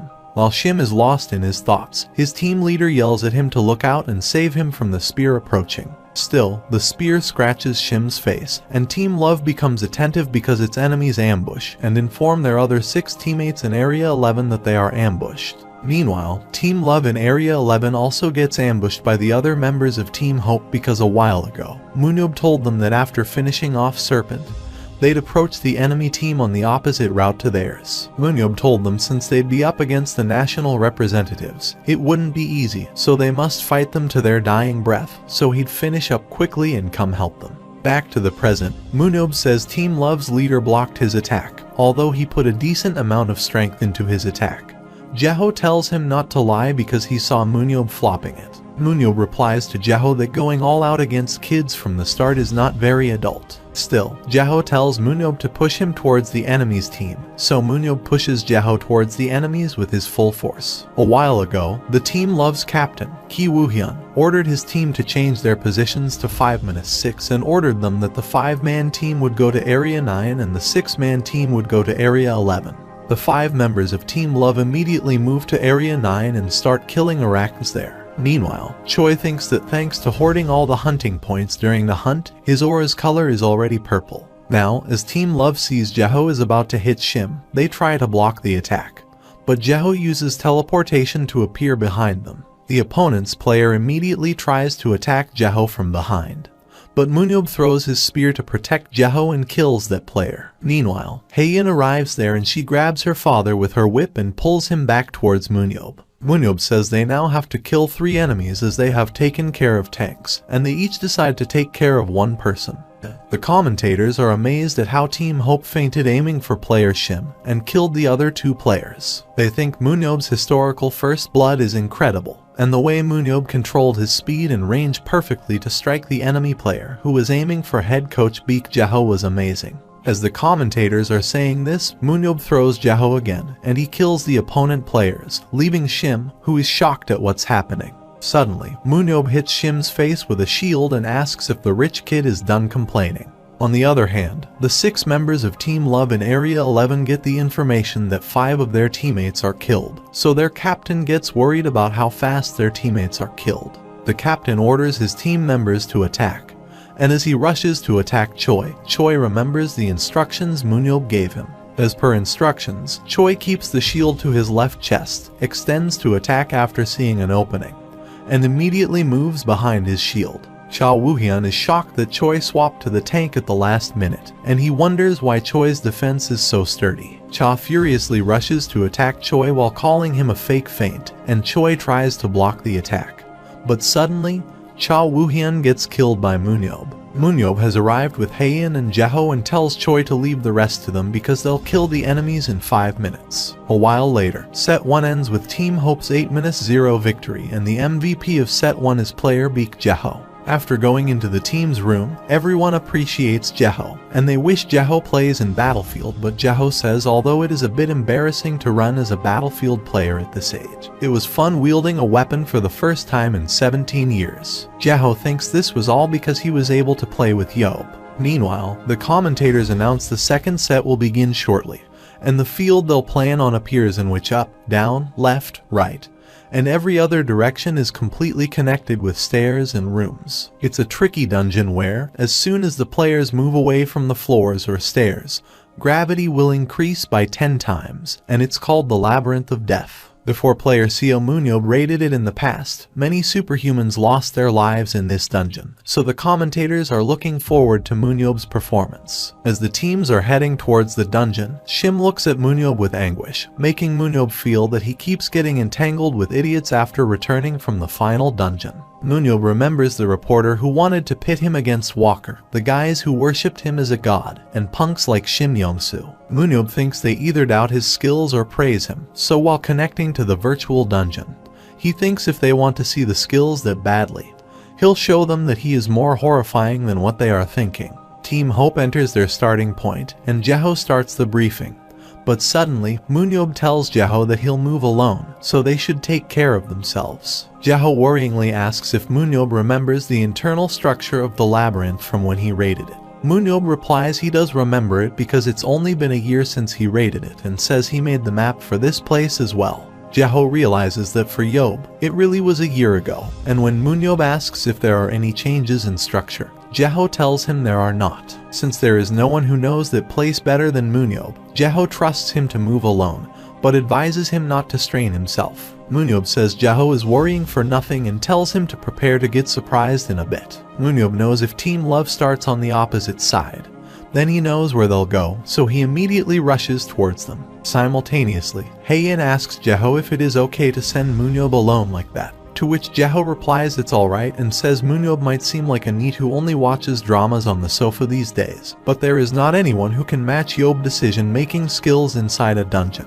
MoonYeob, while going ahead in the Labyrinth of Dead, kills all the skeletons coming in his way, and thinks if someone is not familiar with the layout of the maze, then it's easy to fall and die, but he uses his spear to jump near the Love team, using a shortcut. Team Love is shocked to see MoonYeob appeared already, as it hasn't even been 10 minutes since the match started. MoonYeob says he has already figured out their levels during the first match, so they should admit that they are dead. Ki Woohyun tells his team to not panic as they'll retreat because there is no way MoonYeob is there by himself, so they run to retreat and reform the battle line. MoonYeob thinks they got it all wrong, but he thinks their command to retreat isn't bad because if they had just come at him, the match would have ended there. MoonYeob says as his praise to them, he'll play with them a bit more, and using the eyes of analysis, he chooses his target from the running members of Team Love. MoonYeob stabs his target with his spear because he knows that guy can't dodge his spear, and that guy falls into the labyrinth with the spear. MoonYeob thinks it's a shame he can't recover the spear, but he thinks the remaining 3 spears will be enough for him. MoonYeob notices the other players have escaped in the meantime, so he decides to go up in the labyrinth while the Team Love reaches the other end of the labyrinth. Ki Woohyun tells his teammates that he wasn't expecting MoonYeob to approach them this fast, but his team member says seeing that MoonYeob's teammates didn't appear till the end,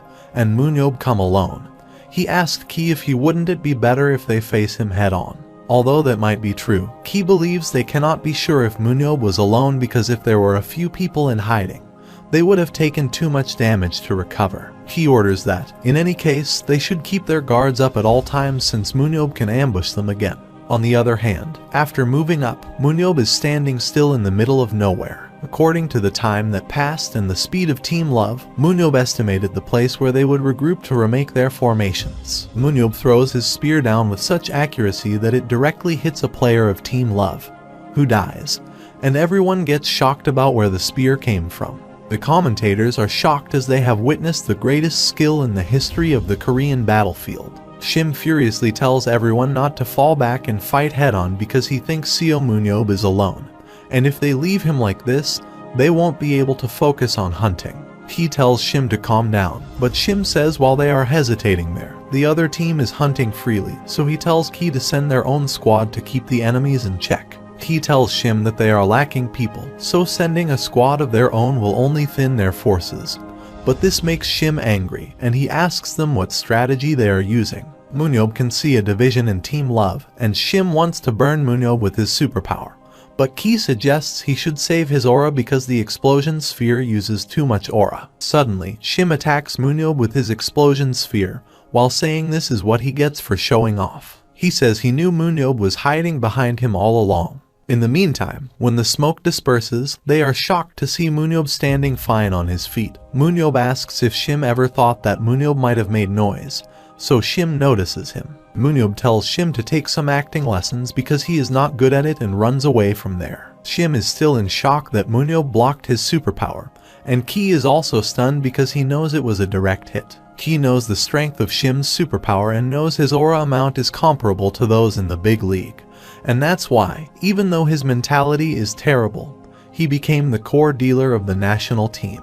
Ki realizes it's not an attack that can easily be blocked, so he tells his team that they cannot keep doing this, and as Shim said, they should catch MoonYeob first. He says they'll split into 2 groups, 6 people will start hunting, and the 3 dealers will chase MoonYeob. He tells them to go through the western path, act like they are going to attack the other team and block Seo MoonYeob's escape path. He says once they have gotten enough hunting points, the others will join them to get Seo MoonYeob. So the 3 dealers run to chase Seo MoonYeob, but they don't know it's not that easy as MoonYeob knows the layout of the labyrinth better than anyone else. While they are running, MoonYeob is watching them secretly and thinks their movements are quite obvious, so he attacks them from above while saying they are more disappointing than he thought. MoonYeob charges in toward the 3 dealers, and they start attacking MoonYeob, but he, while blocking their attacks, kills 2 of them with his spear. The 3rd player tries to run away, but MoonYeob, with an instant movement, kills that player. Now, there are only 6 people left of Team Love, and he plans to clean them all in one go. The audience was amazed by MoonYeob's performance, and Shirin thought MoonYeob was really back. Jeho also contacts MoonYeob after learning about the 5 kills, and when he asks what is happening, MoonYeob replies he has a red aura now. After hearing this, Jeho says they'll reconvene, but MoonYeob says it'll probably end before they can get there, and he immediately goes to fight the remaining Team Love. They are shocked to see MoonYeob, but he asks if they waited long and tells them he came as fast as he could. Ki tells them not to panic and deploy formation, so they surround him from all sides, but MoonYeob uses his eyes of analysis and identifies the guy who'll attack him first as the one with good mobility. Suddenly, that player uses instant acceleration to attack MoonYeob, but he blocks his attack and kills him with a strong hit. Meanwhile, Jinhyun tells Shim to fire his explosion sphere, so Shim starts firing his attacks, and as they block MoonYeob's vision, player Jinhyun runs to attack MoonYeob, but MoonYeob kills him by stabbing a spear through his chest. While Ki and Shim are in shock, MoonYeob kills 3 more players, and Shim gets terrified because he thinks even their match against France was not like this. MoonYeob checks Ki's superpower, which is to slow the movement of his 10 targets with less aura in a 10-meter area. So he says Ki's talent is not bad, but his superpower is a bit lacking because there would be a lot of guys with over 80 aura in other countries. While Ki is telling Shim that he'll handle this as much as possible, MoonYeob kills Ki with a single stab and says Shim Yongsu is the only one left. Shim tells MoonYeob not to come closer, but MoonYeob hits him so hard with his shield that Shim gets slammed into a wall and dies. The commentators are shocked that it's an unbelievable situation in the history of the Korean battlefield because it is the first one-man team wipe. After the match ends, Jeho takes MoonYeob for the MVP interview, and the newscaster, Lee Yongshi, says they both showed an amazing performance during the match. But first, she asks the MVP of the first set, Baek Jeho, if he predicted they would perform like that today. Jeho replies he could never have guessed, and since he was dragged there by force because of MoonYeob, he trained in a hurry and got lucky. Jeho is grateful that his body remembered his previous experiences, so Lee moves to the next question, which is for MoonYeob, and asks if he expected to do a team wipe from the start. MoonYeob replies it wasn't that hard when he went to do it and says he took set 1 a bit easy to get used to the battlefield, but after doing it once, he got the hang of it and moved more proactively in set 2. When Lee asks if he has any advice for the players of Team Love, who suffered a crushing defeat by his hands, MoonYeob starts thinking about there were a lot of people whose attributes and position didn't match or didn't know how to use their superpower properly. MoonYeob says the head coach can't understand his players' potential properly, and in fact, the overall structure that maintains them seems to be lacking and is the bigger problem. When Lee asks if he has any desire to lead the team himself, MoonYeob replies they're kind of trash, so it doesn't seem that fun to do. But he says the thing that may change with the situation is money. After the interview, Jeho and MoonYeob headed towards the after party for the charity game, and Jeho says Haein had already gone to the venue while they were conducting the interview. MoonYeob wants to go home and watch his drama, but Jeho tells him to stop whining and asks why did he said it like that in the interview. Jeho asks why MoonYeob didn't say he would not lead the team because he said he had no interest in the battlefield, to which MoonYeob replies that if it's only teaching, he thought that it would be doable and he still has no desire to play as a player. When MoonYeob furiously asks how Jeho trained his team to be this bad because being a head coach doesn't even fit him, Jeho replies he was peer pressured into doing it. Jeho thought that since he was next to Seo MoonYeob for 11 years, being a head coach wouldn't be that hard, but the more he did his job, the more he understood how incredible Yeob was. Still, Jeho thought it would be fine since he learned a bit listening to what MoonYeob said while standing next to him, and even Manhwa, another one of the 7 heroes, was inspired by Yeob and became an incredible coach. MoonYeob says he understood after fighting for the charity match that they don't have a guide in this nation who can teach skills and techniques. When Jeho asks if he'll be that skills coach, MoonYeob replies he definitely could if they pay him well. MoonYeob says he is also helping out with this because Jeho is the head coach and says he'll give him a few tips as service, so he should try to implement them. When Jeho asks for his tips, MoonYeob suggests putting Choi Hyuk into the national team, putting him as a tank, and using Yu Byoko as the final trump card because that guy couldn't handle his speed. MoonYeob also tells Jeho not to put Ki Woo-hyun as the vanguard but as rearguard sub-tank, and finally, cut the son of Vice President Shim Young-soo. When Jeho worryingly says they can't cut him, MoonYeob asks if he is scared, to which Jeho replies why would he be scared of the vice president, and says he is still one of the 7 heroes. Jeho thinks that specification-wise, it's hard to justify cutting Shim Young-soo because Shim's superpower is really strong, and he has the highest aura on the team as well. But MoonYeob says his mentality is still useless, and Team Love lost all their matches because of that guy. Still, Jeho says Shim's superpower is too good to pass, but MoonYeob says Jeho straight up can't until Shim's mental state gets better. MoonYeob tells Jeho to put out Shim to put in Choi Hyuk because if Choi Hyuk develops his muscles a bit more, they'll definitely get results. MoonYeob says it's the end of his free service and tells Jeho to say to the president that if he wants to hire Yeob, he should prepare a nice salary. After some time, they reach the venue, and Haein excitedly welcomes MoonYeob there, and Jeho goes to meet the president. While MoonYeob is talking with Haein, everyone in the party wants a chance to talk to him, and Pelman is going to talk to MoonYeob before anyone else because there are many agents there. But his secretary tells him to wait because MoonYeob will be displeased if Pelman approaches him immediately with a contract. Pelman agrees and decides to approach slowly, but suddenly Jake Land, pushing Pelman aside, approaches MoonYeob, and they start talking. Pelman gets furious, but he tells himself that there is no reason to be upset that he is not the first to approach MoonYeob. Pelman knows Seo MoonYeob is completely different from other players, and if Jake cannot understand his plight of losing 17 years, he'll not be able to move MoonYeob's heart at all. Meanwhile, Jake, while giving his card to MoonYeob, says if he starts to get itching to move, he can contact him, to which MoonYeob replies he'll think about it.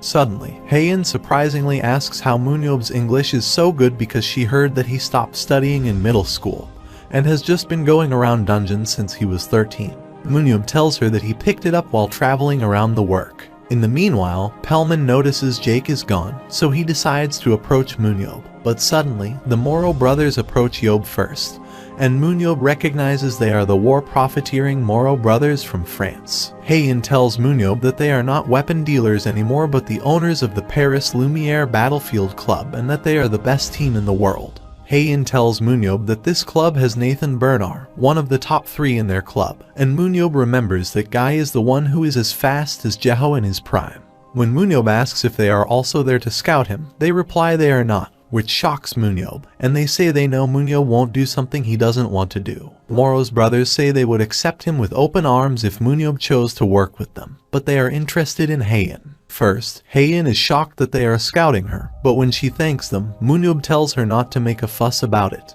When Moro's brothers say they have been watching her for a long time, MoonYeob understands they are not trying to make an impression on him but are really interested in Haein. Moro brothers say that before, Haeun's kill securing was not decisive enough, so they didn't have the desire to scout her. But after changing her position to melee dealer, it felt like a missing puzzle piece was finally set in place. They say if she sharpens her sword skills and physical strength, she will have the opportunity to play on their team, and MoonYeob is impressed that they are pretty accurate in their assessment. Suddenly, they say if MoonYeob also joins them, it'll be a great synergy, so MoonYeob says he'll think about it if he ever thinks about becoming a player. Moro brothers excitingly say they'll prepare the ultimate contract for that day because this is the reason they made their money. MoonYeob gets attentive, and when he asks if a Battlefield club owner makes quite a bit of money, they say that is right, but only if they can create a player that pulls the attention from other teams, and is a long-time fan. They want to gift MoonYeob a main weapon he can use. Moro brothers say MoonYeob can look forward to it, and after saying this, they get going while saying they'll meet again. After they leave, MoonYeob says it's getting tiring, and it would be good if people stop talking to him. But while he is going to get a drink, suddenly Young-min, presidential secretary of the Blue House, approaches him. When MoonYeob asks what Blue House wants from him, Young asks if he knows of the Superhuman merit system. MoonYeob asks if it's that empty bill that says that after the end of the Underground War, all superhumans who have gained merit will receive a pension from the government. Young says it's not an empty bill, and it has been in effect for 17 years now. Young tells MoonYeob that, like Jeho, MoonYeob is a rank 1 meritor, so they plan on paying him the pension that he hasn't received for the last 17 years. When Young says it's about $2,568,000 US without tax, MoonYeob gets shocked. MoonYeob starts calculating the compensation sent by the association and the money Walker sent him, but suddenly, Pelman calls MoonYeob, which makes Yob ask if he is trying to scout him as well. MoonYeob says he is tired, so Pelman should turn back while he is being nice to him. But Pelman says he has just one thing to say. Pelman says the world will still be a bit foreign to MoonYeob as he saved the world. But the only thing he got in return was losing 17 years, and the underground area, which was MoonYeob's area of work, has also disappeared. Pelman says those are the problems that will be resolved as time passes, and he'll have new relationships and places to call home and new goals for life. Pelman says MoonYeob will get used to the peace, so he should not throw his life away to laziness and enervation. Pelman says if that day comes, he hopes MoonYeob remembers this, and after giving MoonYeob his card, he leaves. Haeun is amazed that MoonYeob also got an offer from Pelman, but when MoonYeob says that Guy is a weird man, Haeun tells MoonYeob that Guy is a famous figure in the US Major League, and his nickname is Monkey Demon. Haeun says Pelman got really big after he took in a ton of Korean superhumans when the battlefield first started. MoonYeob says for someone like that, Pelman didn't talk about money at all but only about abstract nonsense.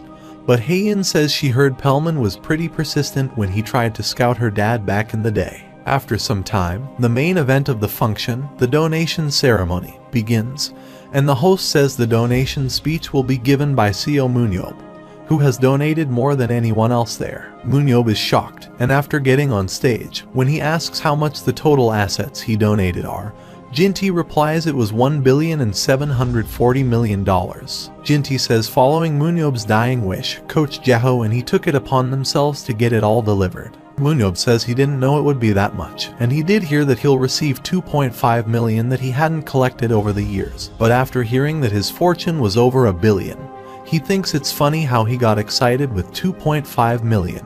Everyone starts laughing, and MoonYeob says it's already been 17 years since that has all been donated.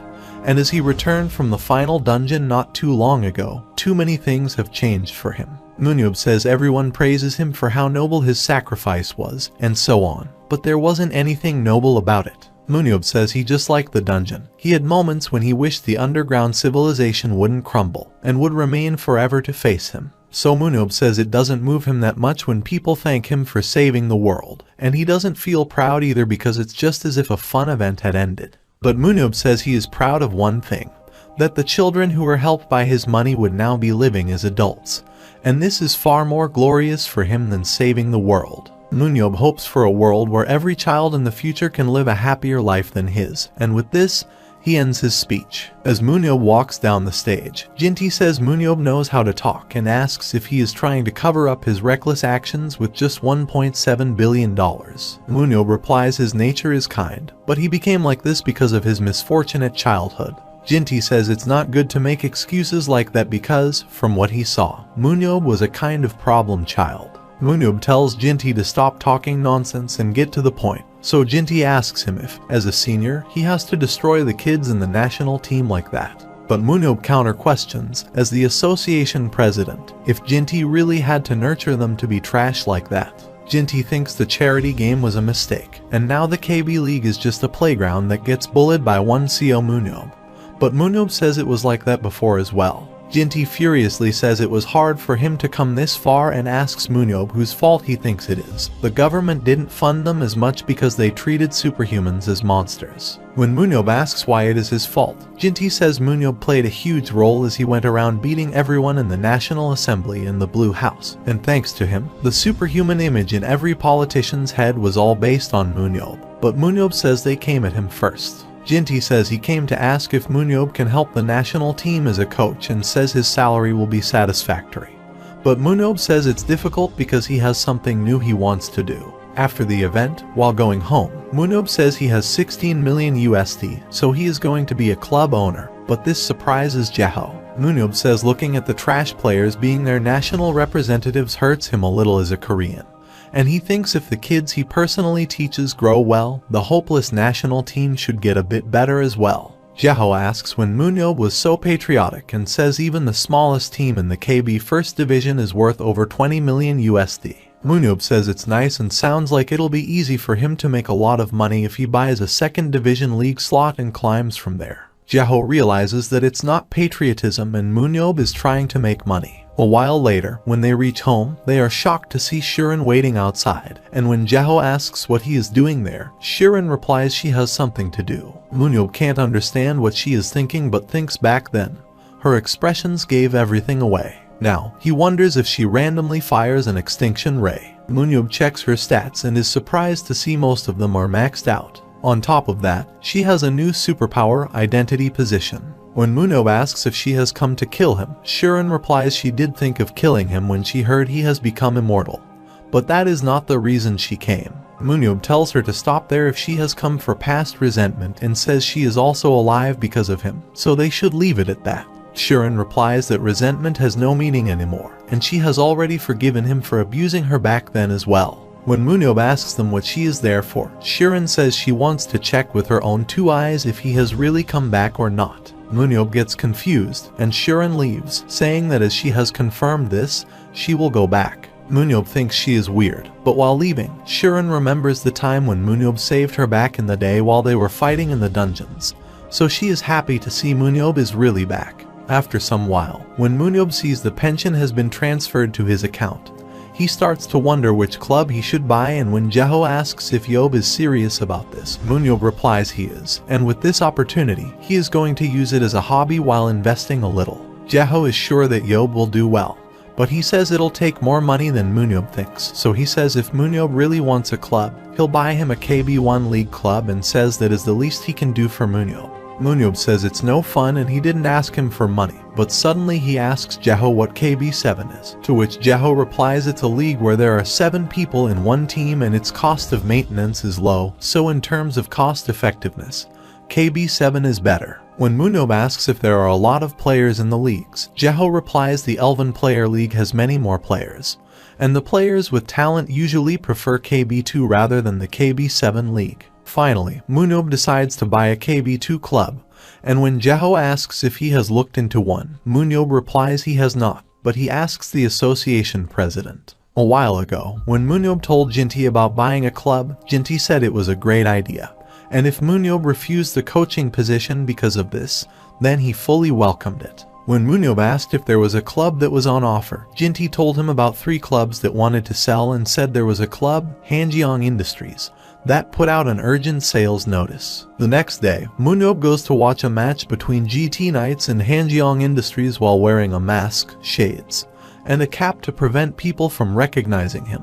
Most of the audience is chanting in favor of GT Knights, and MoonYeob thinks since the national team was trash, the number 2 league standard should be even more trash, but he thinks it would be nice if there is at least one competent guy. The players of both clubs start entering the battlefield, and MoonYeob, using eyes of analysis, sees all the players of Hanjeong Industries as trash except for 2. MoonYeob checks the player Namkoon Jun is the support, and he thinks with a superpower like Protect, Jun doesn't seem like a support, but his skill attribute, which signifies his weapon techniques and proficiency with his body, is at 74/95.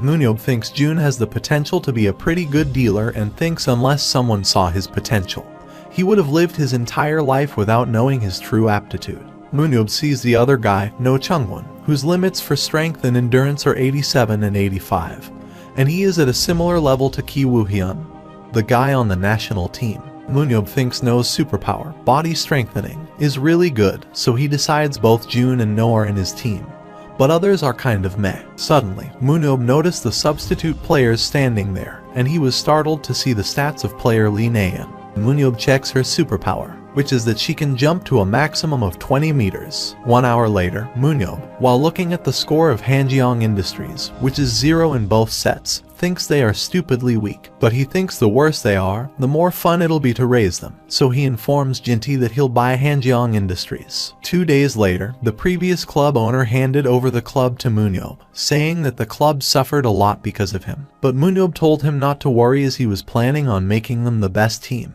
The ex-club owner believes in MoonYeob and wishes him good luck, so MoonYeob takes over Hanjeong Industries Battlefield Club with a $51.9 Kelvin deal. Jinti congratulates MoonYeob for officially becoming a club owner, and when he asks how MoonYeob is going to operate his team, MoonYeob replies he is going to let them keep doing what they do, and for now, he is going to look for some players. Jinti also suggests that MoonYeob should leave the operations to the normal people. MoonYeob, before leaving, MoonYeob says he has to go to places in the future, and it's a bit weird to ask Jeho to take him every time, so he buys a heavy bike from the leftover money. MoonYeob gets on his bike and takes it on the expressway at full speed in heavy traffic, making people wonder who this mad guy is. After some time, MoonYeob reached the Hanjeong Industries clubhouse, which seemed empty, but he thought it was nice and spacious. Suddenly, a man arrives, yelling that outsiders are not allowed. But when he recognizes MoonYeob, he says he was not expecting MoonYeob to visit this late. The guy introduces himself as the coach of the club and says his name is Choi Ding-jun. But MoonYeob thinks his build is pretty good and wonders if he is superhuman. MoonYeob checks Ding-jun's stats and thinks he was good enough to be a decent support when he was active, so he asks his age. And Ding-jun replies he is 43. MoonYeob says as Ding-jun is 4 years younger than him, he'll call him Lil Ding-jun, and he wants to visit the club, so he asks Ding-jun to show him around the building. After showing the facility, Ding-jun tells him there are 14 players, and MoonYeob says he knew it before he took over, but he thinks they are lacking in players. MoonYeob is relieved that all the necessary facilities are in place, and as they enter the training center, MoonYeob is amazed to see it's also big. But he sees there are only 11 modules. There are 14 players, but Ding-jun says the modules were too expensive, so they were barely able to acquire 11 of them. MoonYeob wonders why this guy is acting like a poor person even though he has a healing power. And although MoonYeob doesn't like him that much, since he has recovered and inspired, MoonYeob thinks Ding-jun is not too bad as a coach. Suddenly, MoonYeob decides to have a chat with the players, so he tells Ding-jun to call the guys he wants to meet. After some time, MoonYeob is having a meeting with Lee Na-yeon, and MoonYeob thinks she is like a flea because of how small she is. After noticing cuts on her hand when MoonYeob asks if she has been practicing with a bow, Na-yeon shockingly asks how he knows, to which MoonYeob replies he can tell by the callus on her fingers. MoonYeob thinks she has outstanding speed and dexterity, but the lack of strength stops her from being a good melee dealer. MoonYeob understands her skills are not improving no matter how hard she tries, but he says it's okay because he'll make it so that she can perform on the starting lineup. Na-yeon is shocked when MoonYeob says the concept will be Saint Tail and from now on, she'll be the thief who steals the opposing team's sanity. MoonYeob tells her not to worry because he can see her talent, but when she asks if it is perhaps for archery, MoonYeob yells that what kind of superhuman doesn't know archery and says her talent is not something like that, and it's running. Na-yeon gets shocked to hear this, and MoonYeob says if she just focuses on running, combines that with her jump superpower, and causes a mess for the enemy by shooting her bow, she'll be able to steal all the monsters the enemy team tried hard to kill. MoonYeob says if the enemies try to catch her, then she just trusts in her speed and gets the hell out of there. When Na-yeon surprisingly asks if he is saying that she will play as a controller, MoonYeob replies that she is right, but she'll fully focus on controlling the field. Since Nayeon is a nuisance to hunting, they won't be able to leave her alone. But even if they try to catch her, she'll be too fast to catch anyway. MoonYeob says he'll inform the coach, so she runs as if her life depends on it, and she'll get into real matches only after her speed gets to a certain point. When Nayeon asks if she will really be able to become a core player, MoonYeob replies she'll, and if she does well, she might be able to get on the national team. Nayeon gets excited, and while thanking MoonYeob, she says she'll try her best, but MoonYeob tells her to leave for now and call Jaehoon.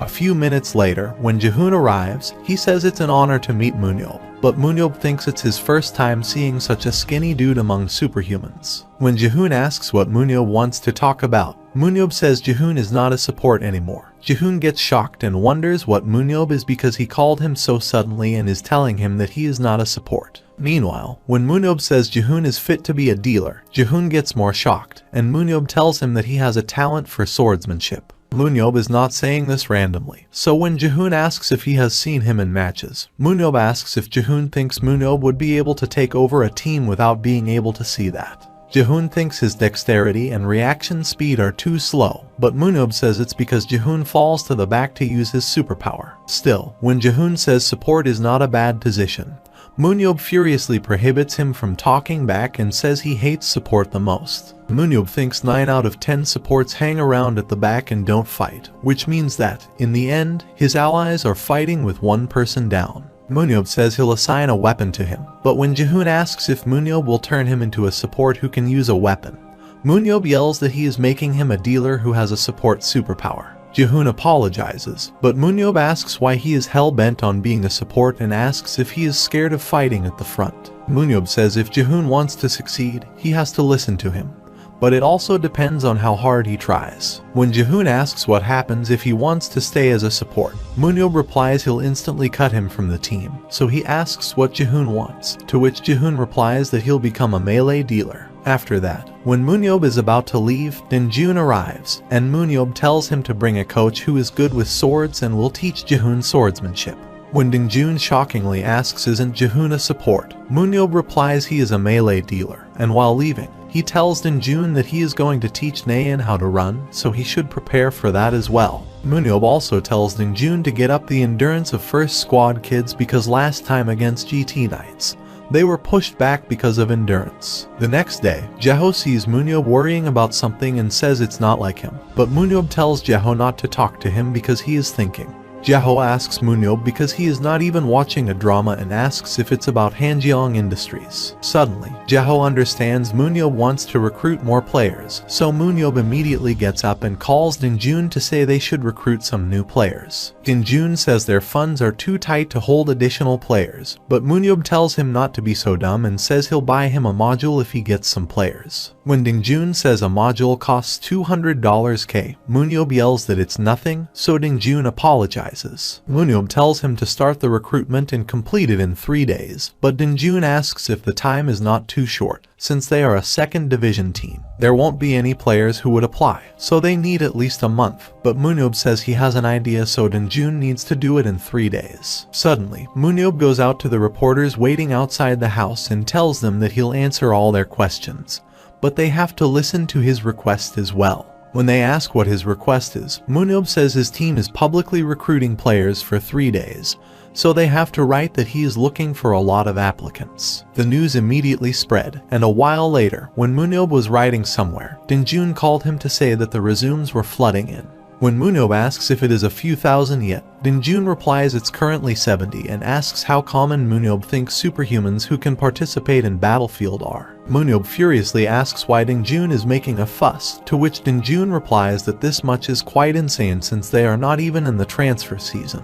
MoonYeob gets it and tells Dingjun to get the resumes because he'll pick the players himself. After some while, MoonYeob reaches his office, where Dingjun shows him the resumes, and Yeob says he'll roughly pick a few and go straight to interviews. After awakening, all the superhumans undergo a physical test due to each nation's associations, and the physical test measures and digitizes their strength, dexterity, and aura stats, and this was the same test Seo MoonYeob took before. While checking the resumes, MoonYeob gets furious because all the applicants have trash stats, and he can't tell how much their potential is just by looking at the test results. MoonYeob wishes there should be at least one usable applicant, and suddenly, he sees the resume of Jo Seung-ho, whose superpower is that he delivers objects to another person and transfers what he sees to another person. MoonYeob checks by the metrics of eyes of analysis. Seung-ho's strength is 33, and dexterity is 44, which is barely 1.5 times better than a normal Olympic gold medalist. MoonYeob thinks although this guy has nothing to show on his physical stats, his superpowers are pretty interesting.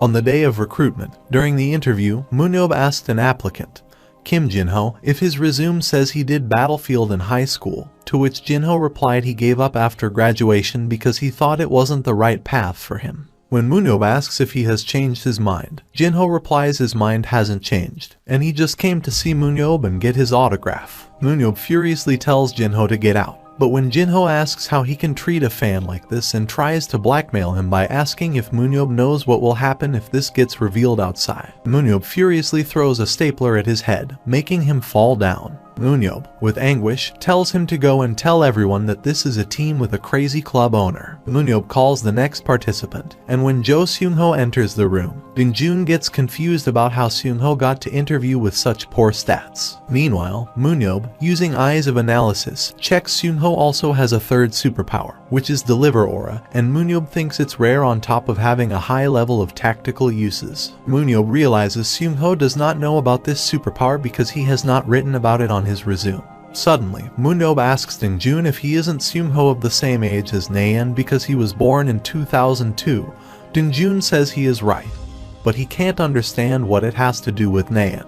MoonYeob thinks it's fate, and suddenly he says Seung-ho has written he was a delivery driver in his career, but asked if he had any experience with Battlefield. Seung-ho replies he doesn't have any experience because he worked only as a delivery driver. MoonYeob asks him what motivated him to apply because, at his stats, he should know that he is not fit to be a player. Seung-ho replies he knows his skills are trash, but ever since he was young, becoming a Battlefield player has been his dream.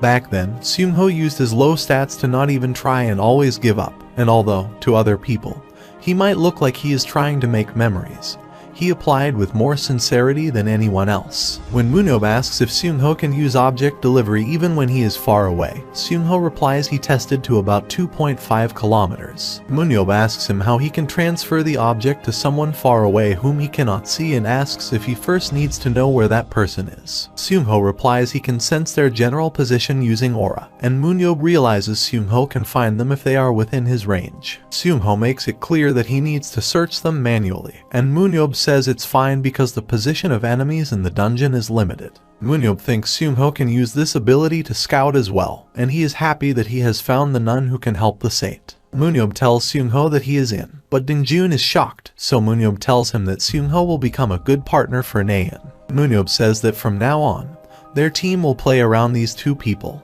In the evening, the whole team celebrates their new start, and MoonYeob thinks they look like a ragtag band.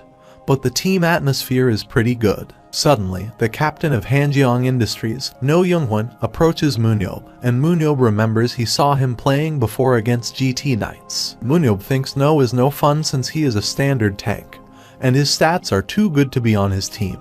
No says he heard MoonYeob invested heavily into their team, so he gives his thanks as the leader and says they'll try harder so they don't disappoint him. MoonYeob tells No not to feel pressure because he is not looking for good results right now, so No understands and hopes MoonYeob will give them much guidance in the future. MoonYeob thinks No is a diligent guy and he is perfect to be a leader, but suddenly, when MoonYeob sees Naeun talking to Seung-ho, MoonYeob says she is good at making friends. MoonYeob calls both of them and asks if they too get to know each other, to which Naeun replies that's right. And MoonYeob says they too are on a set menu from now onward, so they should keep being friendly with each other. When they ask what he means, MoonYeob says if they see Saint Tail drama, there is a nun that controls from the background but lessens her guilt with prayers. So he says Seung-ho is that nun. MoonYeob says he'll tell them the details another time, so they should leave, and he is glad that he finally got the basic structure for the team down. Lastly, MoonYeob thinks they need a new name for their club and tells everyone the new team name is YSM. 3 months later, a match was held between YSM and Incheon BC, which is expected to be a serious turning point for YSM. MoonYeob tells his team to do like they practiced and tells them to show the fruit of 3 months of training.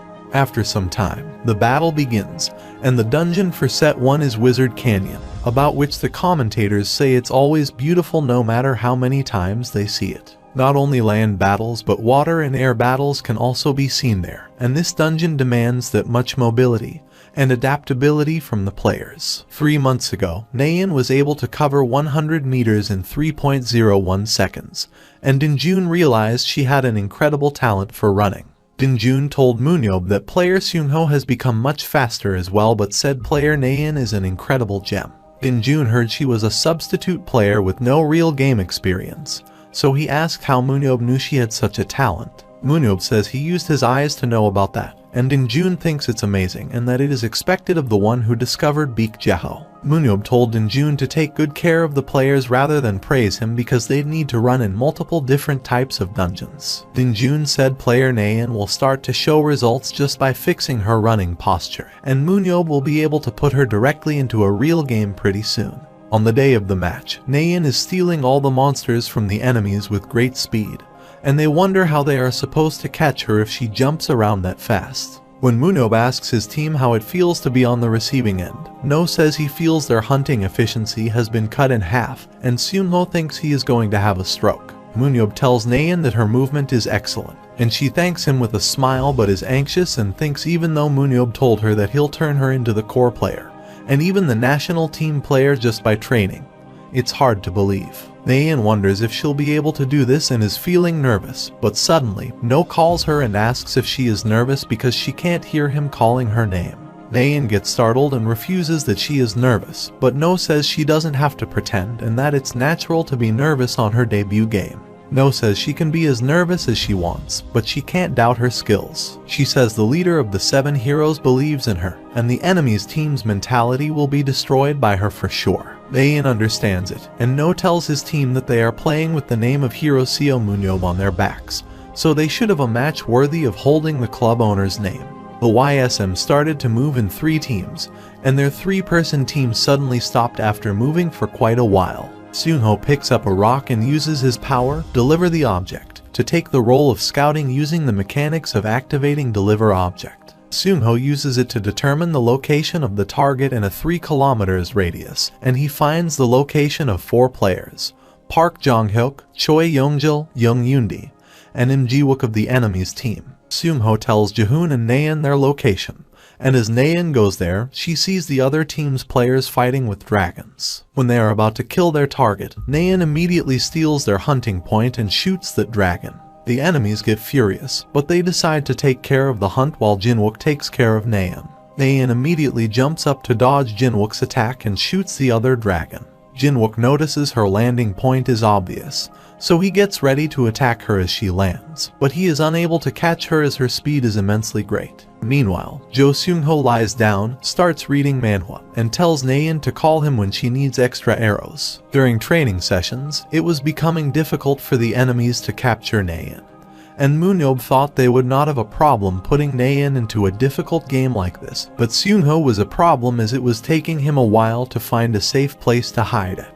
Dinjun is worried about what they should do because he sees it would be difficult for Naeun to get supplies before Seungho finds his spot. MoonYeob suggests putting Jaehoon as a guard for Seungho since he has protection, and it'll also save him from dying from monsters. Seungho finds a place to hide and transfers arrows to Naeun, but MoonYeob gets offended that Seungho can do this all the time. Dinjun says since Seungho can't move by himself, he'll stay like this until someone comes to pick him up. MoonYeob thinks it's pitiful if Seungho is always like this, and it won't do, so he says rather than pitiful, it'll be better if Seungho is funny. So Seungho starts reading Manhwa in between the matches while Jaehoon is fighting against the baby wyvern.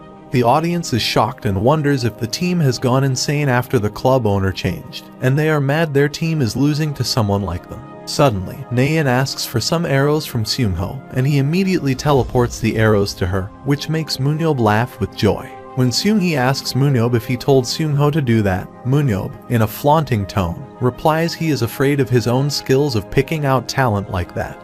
But when Seunghi tells him to use his skill to help her husband a bit, MoonYeob says he already did plenty. MoonYeob says he told Jeho to drop Shim Yongsu since his mind is trash and to use Choi Hyuk as a tank.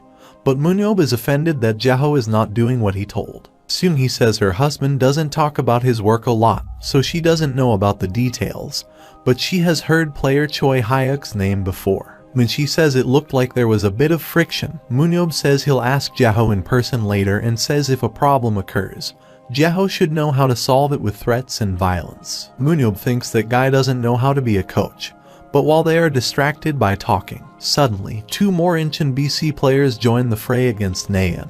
It's becoming dangerous for Naeun, and Seung-ho also leaves reading and tells her to dodge the attacks while running away. Naeun starts running, but it's the first time she is going to face another team's dealers, so she remembers what MoonYeob and No told her, and she manages to dodge their attacks while continuing to run. But they start following her. The enemies continue to follow her because if they let her go on for longer, the gap between their hunting points will become too big. Suddenly, they trap her on a land high above the ground, and she can't jump down because it's too high. But suddenly she starts talking in a high voice that she is doomed and they don't spare him if she asks. The enemy team gets confused about what she is trying to do, but suddenly, her other team members appear there, and she says they won't spare them either. The commentators are shocked at the amazing timing of YSM players and how they jumped off a moving island. They start to kill the Incheon BC players present there, and when the remaining players of Incheon BC arrive, it's already too late, and they also get killed. It's a surprise for everyone that YSM, which was the lowest rated team for the longest time, won set 1 with a 9-0 score. The commentators are impressed by the combination of Naeun and Seung-ho, and they are looking forward to how they'll do in the future. Naeun is happy to hear people cheering for them, and when he looks at MoonYeob, he tells her to look at what she told her is happening. As a shocking result, Incheon BC started to fall apart rapidly, and even in set 2, Lee Naeun and Jo Seung-ho controlled and zoned them fantastically.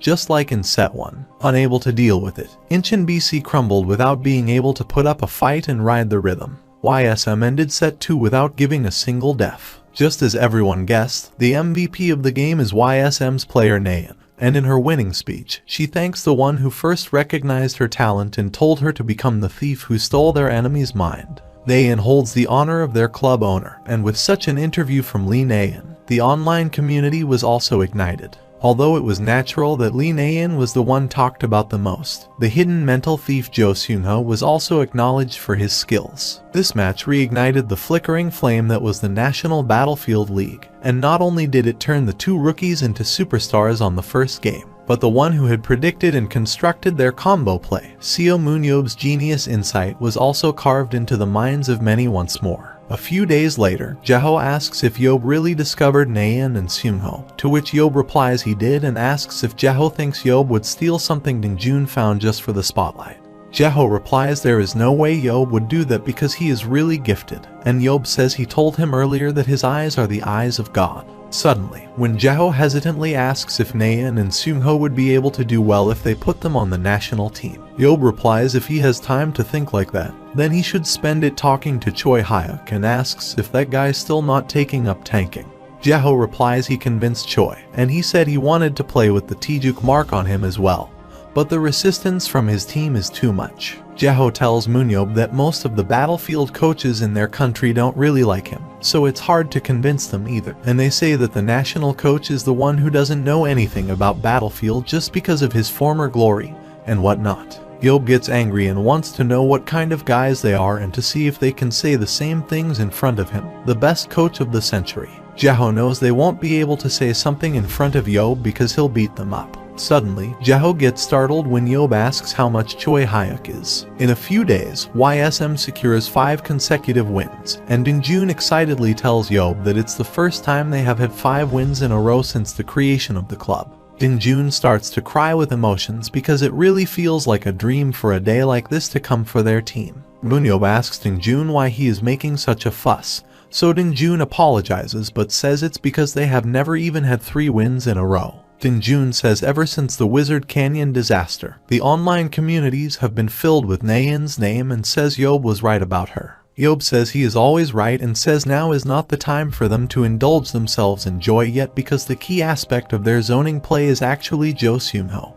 and most teams would have figured that out right about now. When Ding-jun suggests they should protect Seung-ho well, Yeob says Ding-jun is not useless and says if Namkoong Jaehoon's and No.1's story starts to pay off, they should be able to maintain their streak. Jun is confident it'll work, and MoonYeob says it's good to see him so confident. So he tells Jun to get their win rate up to 50% until the first half of the year ends. Jun feels doomed because previously, their win rate was only 31%. And No, while listening to all this, thinks if they were the Hanjeong Industries from before, it would have been an impossible goal. But the club owner wouldn't make a joke like this. No thinks Yeob looks stubborn in his opinions, but in reality, he speaks after perfectly calculating everything. Yeob puts his trust in Jun and instructs him to do well so Yeob's internal violence born from an unfortunate childhood doesn't surface again. No remembers he was able to become a battlefield player with the support of Hanjeong Industries, and although the team name has changed, he can finally repay the kindness he has received from the team. While everyone is enjoying a meal, suddenly Yeob stands up because he has something to say and tells them if they pull up the win rate to 50% before the first half of the season ends, he'll invest that much into the team as well. They understand Yeob, and after saying this, Yeob decides to leave first, but when Jun gets up to see him out, Yeob stops him from doing this because he doesn't like such things. While leaving, MoonYeob thinks the problem is recruiting more players because the range at which Seungho can send objects and determine locations is limited to 30 kilometers, and if the enemies ignore Naeun and find Seungho, then Naeun will also lose her power. Yeob realizes in the instant their zoning play doesn't work, the probability of their team winning will drop and knows they need better resources if they want to use more diverse strategies. Yeob thinks they can do 11 versus 11 practice matches within the team, just like Jaho said. Since MoonYeob has gotten some sponsors recently, they have money to spend, so he wonders isn't there a way to grab some good players, and the more he thinks about it, the more he wants Choi Hyuk. Suddenly, his phone rings, and he sees Jaho messaged him that he knows Yeob is still lacking a lot of players, so he tells Yeob to look into Youth League a bit. The promising ones have all been signed with other teams already, but there might be some hidden gems that have not been discovered yet. Yeob gets happy to see the high school battlefield team list and thinks Jaho is useful once in a while. Yeob is pretty sure the recruiting can start after the first half of the season ends. In a few days, the YSM's winning streak ended with 6 wins, and just like Yeob predicted, the other teams had figured out a method to deal with the Lee Naeun and Seungho combo. The wavering YSM found balance with their captain, No Youngwon. At the center, they didn't just depend on the zoning play and thought up new strategies. With every player's increased endurance, they persisted through the KB2 League and YSM, who started 20th in a 20-team league, a total record of 10 wins and 8 losses, and increased their ranking by 9 steps, reaching 11th.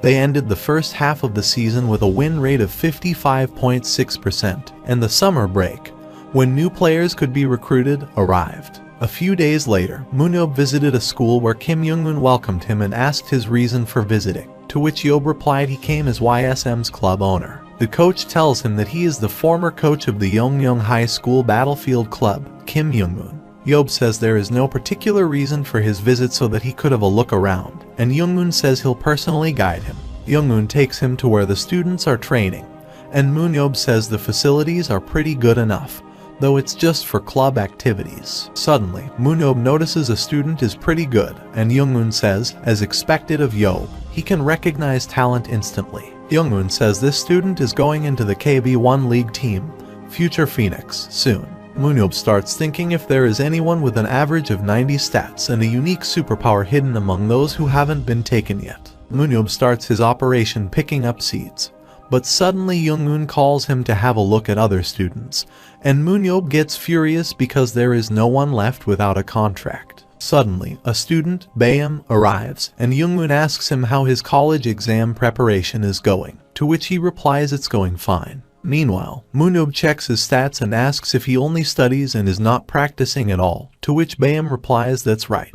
Bayam says he didn't think he would be able to go into the pro league with his superpowers and skills, so he was preparing for the national college exam. When Yeob asks if there isn't a team that contracted him, Bayam replies there is not a single place that offered him. When Bayam says it's an honor to meet Yeob and he is a fan, Yeob asks if he wants a handshake. Bayam gets confused because he hears Yeob punches his fans, and Yeob says he does, but Bayam is fine since he'll need to make a contract with him. Bayam is shocked, But MoonYeob is impressed by his superpower, which is Shadow Steps, a conditionally awakening superpower. Yeob thinks that considering the Korean League's level, Baem can live a comfortable life by just using this superpower, and he thinks he needs to form a contract with him before anyone else takes him. Baem is really thankful, but he asks how Yeob knows about him to give him an offer, to which Yeob replies he was watching TV on the Youth League channel. Suddenly, Baem interrupts and asks if Yeob is watching him even though he was benched this entire league. Yeob immediately says he was curious why a guy like Yeob would be on the bench, so he came to look. Baem is shocked to hear this, and Yeob says from what he sees that Baem has a hidden talent, and it's just that no one knows about it right now. Baem thinks Yeob has a misunderstanding about him because he is weak, not that fast, and, most of all, his superpower is not that good. Yeob asks Baem if he does not trust him and says he is the one who discovered Lee Naeun and Seungho. Baem says he knows how great Yeob is, but he asks where Yeob sees this talent of his. MoonYeob tells him it's in his superpower, and as he has seen a lot of superheroes, he can tell Baem's superpower right now is a little awkward. Baem says that is right, and it's not just a flat increase in his speed, but he also has to be inside a shadow, and the speed increase is only about 20%. Baem can't understand why a superpower like this exists, but Yeob tells him that superpowers usually awaken according to the user's characteristics. Looking at Baem, he is the type that doesn't have any confidence and is timid but wants to get some attention. Since Baem can't show off, he is more comfortable sitting in a corner, and when Yeob asks if this is true, Baem replies yes, it's true, but also harsh. Yeob says this shadow superpower that perfectly fits Baem has the potential to get stronger, depending on how much effort he puts in. Yeob believes Baem's superpower can evolve a step further, but when Baem asks if it's possible, Yeob says he can make a bet and offers him to play on his team for 2 years, but if he likes being a player, he can play for 3 more. Yeob says if Baem ends up dropping out, he'll give $300k as compensation, but Baem gets shocked. Baem understands, and he wants to ask his mom first, but Yeob drags him outside as they are going. Yeob tells him to get on his bike and takes him to his parents, where they happily sign the contract. Yeob immediately heads towards the next school and wonders what kind of punk he'll find there. But he gets disappointed after reaching there as all their students have finished making contracts. MoonYeob thinks there should be some students left in the next school, so he starts visiting schools one after another, but he keeps getting disappointed, and this makes him lose his nerves. Finally, he goes to the last, Jungwon High School, and decides to check for any student here, and then he'll go home. Yeob manages to find a kid, Choi Youngmin, but he says he has no intention of becoming a pro player, and wants to enjoy the battlefield as a hobby. The teacher tells Yeob that even though this kid has gotten offers from so many places, his own opinion of not doing it is too strong. Yeob thinks in terms of superpower and stats, this student is definitely useful, so he asks if his parents also agree, to which Youngmin replies they don't and they know he would earn a lot of money if he becomes a player, so they ask why he acts like this. Youngmin says he doesn't care what others think about his life, and Yeob realizes the problem is that this kid has a disease, the artist's disease, and simultaneously, the kid says he wants to become a writer who gives people the gift of hope and dreams. Suddenly, Yeob thinks of an idea and tells Youngmin the person in front of him is Seo MoonYeob, the legendary hero who gave the entire world that would have been destroyed by the Underworlders 17 years ago their hopes and dreams. Yeob says it's been a while since his biography came out, so he asks if Youngmin can write his story again with his talented writing. Yeob says not to brag, but his life story is like a novel, and it'll probably be a good dark fantasy novel, so he thinks of telling Youngmin what happened in the final dungeon that no one knows about. Youngmin instantly agrees to take the contract, and after some while, they sign a 3-year contract with a $5.50k annual salary. Yeob thinks Youngmin is definitely more expensive than Baem since he has been scouted everywhere, but after raising his skill to limit, and then adding his observe on top of that, this is still profitable. When Yeob is about to leave, Youngmin suddenly asks him how he doesn't have any weak points because this is the first time he has seen someone like Yeob. Youngmin says the last time the French national team came to play, he had the chance to see them play directly, and everyone was amazing, but no one was like Yeob. Yeob asks how there can be anyone like him in the world, but when Youngmin asks what will happen if Yeob plays himself, Yeob stops him from talking and says he doesn't have a hobby for destroying random people. Yeob tells Youngmin to go in, and their coach will contact him, so he tells Youngmin to be ready for that. As Youngmin goes in, Yeob calls Jeho and tells him he is able to scout only 2 kids. He says he'll have 18 players after he scouts Choi Hyuk. When Jeho asks if he is serious, Yeob replies he is serious and says he called him because he'll be home late as he is going to make a visit to Sangsung Spirit's clubhouse. After going there, Yeob tells the guards there that he came there to meet their team coach because he heard he had some problems with him. The guards tell him it's not a place he can walk in like this, but Yeob says the Blue House also used to say that back in the day. But he asked if they knew what happened to the Blue House that day, and they remembered how badly he had beaten the Blue House security that day, so they asked if they could go make a report to their superiors. Yeob replies they can surely do that, and he can wait for that, so they call the head coach while Yeob has a look around the club's training ground. While having a look at the club building from outside, Yeob thinks they want everyone to know they have a lot of money, and no matter where he looks, the facilities are better than his team's. Suddenly, the club leader of Sangsung Spirit, Kim Taejin, arrives there because he hears Yeob has come. Yeob knows a club leader is in charge of player transfers and recruitment, but in his club, Ninjun does all that. Kim Taejin has heard Yeob is a bomb that could go off anytime, so he decides to pay close attention while speaking. When Taejin asks if Yeob is looking for coach Choi Moonsung, Yeob replies he wants to talk to Moonsung about a player's transfer. Taejin says that he thought Yeob was there for player Choi Hyuk. But when Yeob asks if he already knows, Taejin thinks everyone in Battlefield knows about this and that it was Seo MoonYeob who suggested to coach Baek Jeho to change Choi Hyuk's position to tank and coach Choi Moonsung not allowing Choi Hyuk to play as a tank till the end was, in fact, the same thing as disagreeing with Yeob's suggestion. Taejin doesn't want to see the mess that will be created when Yeob meets Choi Moonsung, so he asks if there is a problem Yeob can discuss it with him first. But Yeob says that won't do and tells him to guide him where Choi Moonsung is. Taejin takes him to Moonsung's office, and after going there, Yeob says he is there to do business as a businessman.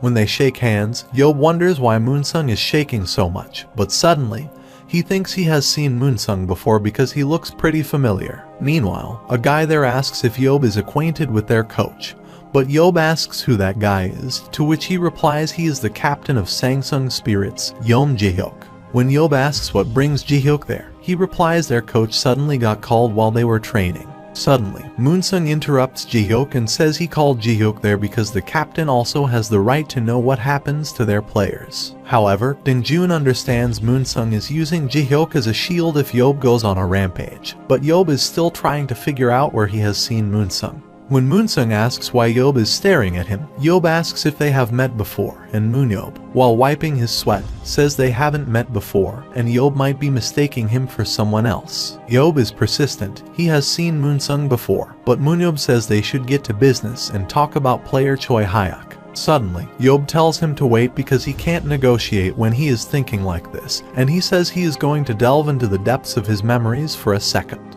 Moonsung worryingly insists they haven't met before, but Yeob tries to remember it and is sure it was not a good memory. Moonsung says there is no need to bring up a bad memory and tells Yeob not to bother and to think of good memories. No matter how hard Yeob tries, he can't remember if they have met in everyday life, but suddenly, he remembers they have met in a dungeon. Yeob says he'll never forget anyone who offends him inside a dungeon and remembers that in 1993, Temple of the Vengeful Spirit, Moonsung, tried to kill him after the dungeon raid was over. Yeob is furious about why he let Moonsung go, and Moonsung, in terror, thinks he has grown out his mustache after hearing Yeob has returned so Yeob would not recognize him, but Yeob remembers it.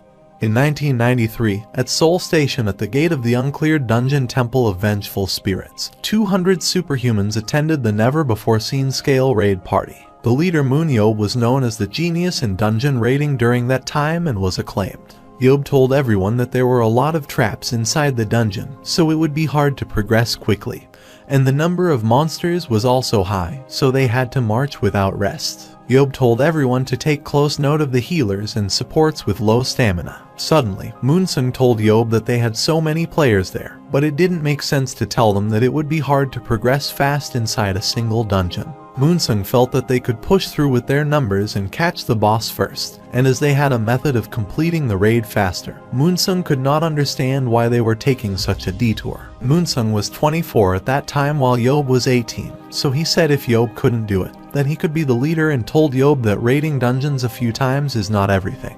Yeob went mad and wanted to hit him, but Jinti stopped Yeob and told him to put the dungeon raid first. Yeob said he'd see him after the dungeon raid, and when the raid started, he told everyone to move calmly and keep cycling between the tanks to maintain the position. Yeob tells the main force to deal with the monsters one by one.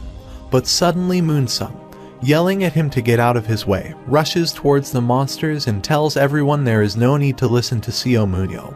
But suddenly, he stepped on a trap and remembered Yeob told them about traps, but now it was too late, and he froze after seeing huge rocks about to fall on his head. Suddenly, Yeob pulled him back to save his life, but the road ahead of them was fully blocked because of that cave-in. The hunters told raid leader Yeob that they had to go around and it would take 6 hours if they took another route, so Yeob furiously told Moonsung that he'd see him outside. Moonsung remembers he really got beaten near to death after the dungeon was over, and just thinking about that time makes his bones hurt. Moonsung pretends that he doesn't know what Yeob is talking about and says Yeob has mistaken him for someone else, but Yeob says they should have a private chat. When Moonsung asks what he is going to do, Yeob tells him not to get scared like that and asks if he thinks Yeob would take revenge for something that happened so long ago. Moonsung is terrified because he knows Yeob can do that, but MoonYeob says for them to talk. He wants the other two persons out of there. But it's fine if Moonsung wants them to listen, though. Moonsung immediately tells Jihyuk to take the leader and stand outside because he has something to discuss with Yeob.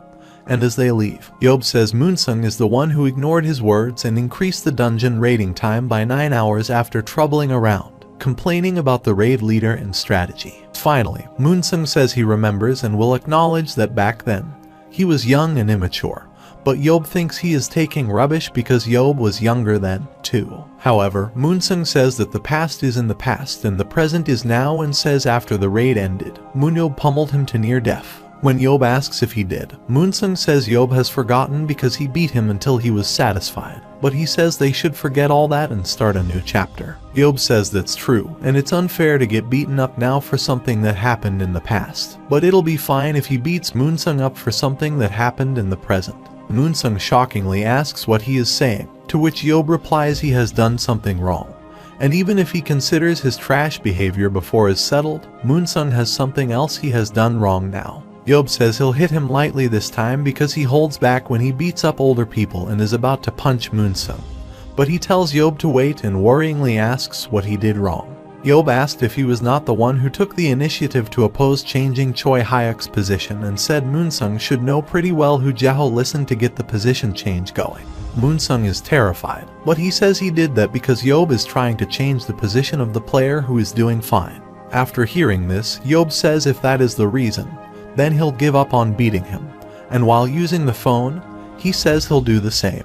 When Moonsung asks what he is doing, Yeob replies he is thinking of spilling the story of what happened between them to all the reporters, and if it's a story about Yeob, everyone in the entire nation will get to know what happened in no time. When Moonsung says he'll sue him for public defamation, Yeob challenges him to go for it because he doesn't do things like that and warns he'll come personally so Moonsung can look forward to it. When Moonsung asks why he is doing this to him, Yeob tells him to give him Choi Hyuk, and he knows Choi Hyuk's contract is for only 1 year more, so he tells Moonsung to send Choi away in half a year without receiving transfer fees. When Moonsung asks what this bullying is, Yeob says Moonsung is the one bullying Choi Hyuk, and he doesn't care if Moonsung used Choi as a tank. But he is cutting into Choi's career, which is more precious than blood. Yeob knows Choi also wants to go through with the position change, but Moonsung is holding him back just because of how he feels. Moonsung thinks he has enough melee dealers to replace Choi Hyuk, but he says the transfer fee will be $1.2 million. Yeob, with a smirk, says while walking up there, he can see the amount of money Moonsung invested, but as someone rich like him is asking for $1.2 million from a poor club, he wants to hit him again because of how disgusting he is. Yeob says he does have an intention to let this slide if Moonsung gives Choi Hyuk a bit cheaper, and he can say it's his life fee. Moonsung knows if Yeob says something, he'll do it, so he says he'll give Choi $1 million. But when Yeob asks if his life is worth only $200,000, Moonsung reduces the price to $800. Still, Yeob is not satisfied, so Moonsung says he can't go any lower than $500,000.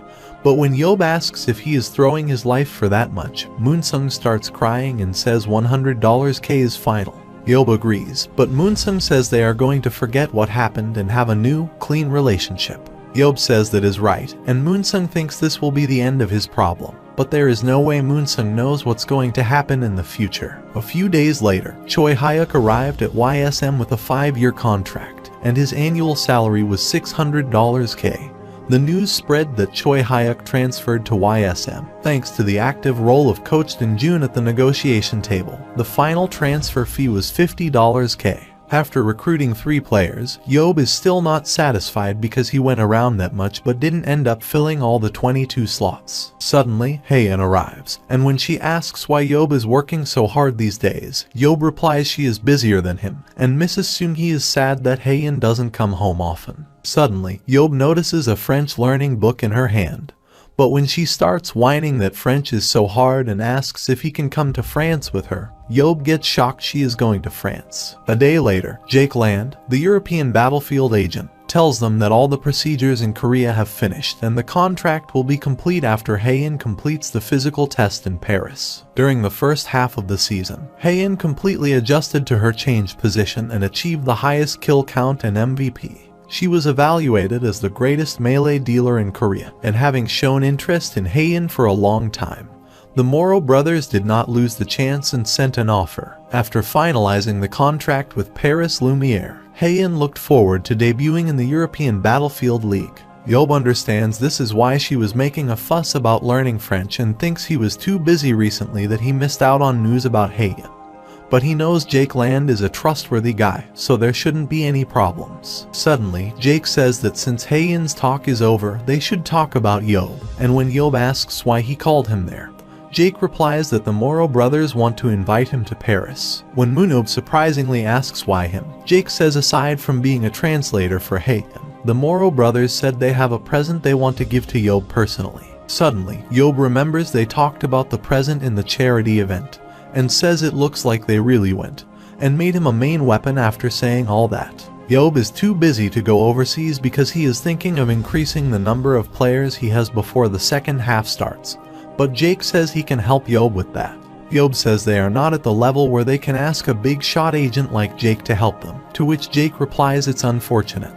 But Yeob can look for players in Paris. When Yeob asks what he means by Paris, Jake tells him that Korea allows him to maintain up to 5 foreign players on each team, and France has many more clubs compared to Korea. If Yeob looks for them, he would be able to bring back a few decent players at a good rate, and it'll also be a good experience as a club owner to see the level at which the French league plays. Yeob thinks that sounds pretty good, and he goes to France with Haein and Seung-hee. Seung-hee remembers it's been a while since she came to Paris and says it would have been nice if Jaeho had come with them. Yeob says it cannot be helped since Jaeho is busy with his work, and they'll let the busy guy stay back at home. As they are about to leave the airport, they see reporters surrounding the exit, and Yeob gets mad that reporters are the same everywhere around the world. Suddenly, they see one of the Moro brothers there, and MoonYeob realizes the reporters are there because of him.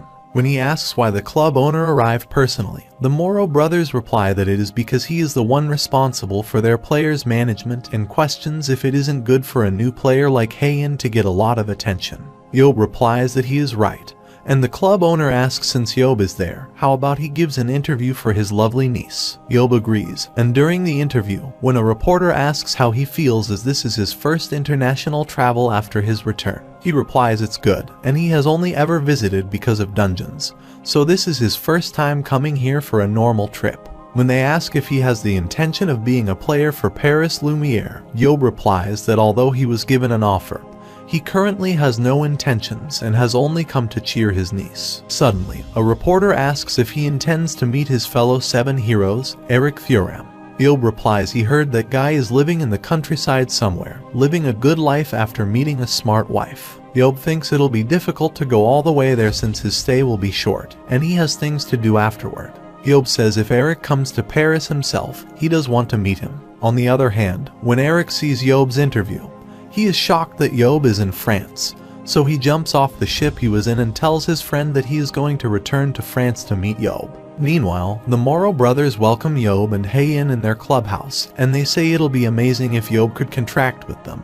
But Yeob replies his niece will be playing in his stead, so they should look after her. When they ask how about taking a physical test because it must have been a while, and since he is there, if he can sign a copy of his heroics, Yeob furiously replies it's enough. Eventually, they take Hae in for her physical test and tell her to kill all the monsters that appear in front of her in 1 minute. Yeob translates for her, and she immediately kills those monsters, so the Moro brothers say she is more excellent than they expected. Yeob is glad at her success and thinks that at 34 years old, she will be in her growth period as a superhuman since he has given her the perfect prescription. Yeob thinks the coaches there should be pretty good, so she should be able to fill up her strength, endurance, and skill to the limit. Yeob knows her superpowers are good, so it's definitely possible for her to take a spot on the starting lineup. She thinks the Moro brothers are lucky in their recruitment as they recruited a player of this caliber only for 4 billion euros. Suddenly, a guy enters the room and calls Yeob's name, but when everyone looks at who he is, they are surprised to see it is Nathan Bernard. In 2005, after Seo MoonYeob and the 7 heroes completed the raid on the final dungeon, many superhumans gave up their weapons and started to retire as the underground war came to an end. During that wave, a support battlefield for superhumans appeared, and it brought back many superhumans in front of the masses once again. Not long after, questions started to spark again following Seo MoonYeob, who is the current strongest superhuman. For this most exciting question and the greatest entertainment in the modern age, many names have been brought forward, but there was one person who was always brought up in every debate. The ace of the French national team, the ace of the third strongest team in the world, Paris Lumiere, Player of the Year for years 2019, 2020, and 2021, Nathan Bernard. The Moro brothers ask Nathan what he is doing there because it's his day off, to which Nathan replies he is there to see Seo MoonYeob. Yeob wonders what is wrong with this brat and why he is looking at him like this, but suddenly, Nathan says he also wants to welcome his new teammate. Nathan says it's a pleasure to meet Yeob, which makes Yeob think he seems like a polite kid, unlike Walker. Yeob thinks since Nathan is going to be his niece's teammate, he shouldn't be too mean to him, but suddenly, he thinks Nathan is going to attack him. However, Nathan tightly hugs Yeob and truly welcomes him to Paris, and Yeob thinks it's been a while since he has been this baffled. Nathan apologizes for not introducing himself, but Yeob says he knows Nathan as he has seen his match videos and thinks he is pretty talented. Nathan feels a bit embarrassed to be praised like that by someone he has looked up to since he was a kid.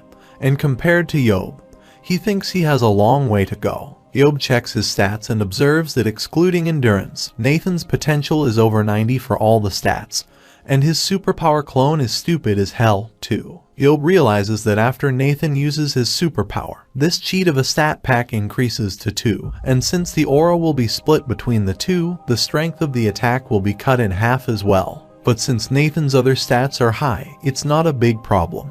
Yeob thinks it's insane that Nathan still has room for growth in his skill, and if it is this much, then Nathan is better than Jeho back in his prime. Yeob thinks 80% endurance is not that much of a weakness either because it's higher than the average endurance of the Korean First Division League tanks. Yeob wonders what would happen if Nathan were to go up against Gerald Walker after he finishes growing because Walker's strength and endurance are both 100, and he even has a potential dexterity of 96 with his huge body. Yeob believes that a fight might be pretty entertaining to watch, and suddenly, he realizes why people are so interested in Battlefield, but he thinks it's a normal thing to be curious about who wins a fight. Suddenly, when Nathan asks if Yeob has made up with Gerald Walker yet, Yeob is curious why Nathan suddenly asks this, to which Nathan replies that ever since Walker came back from Korea, he has been going around praising Yeob.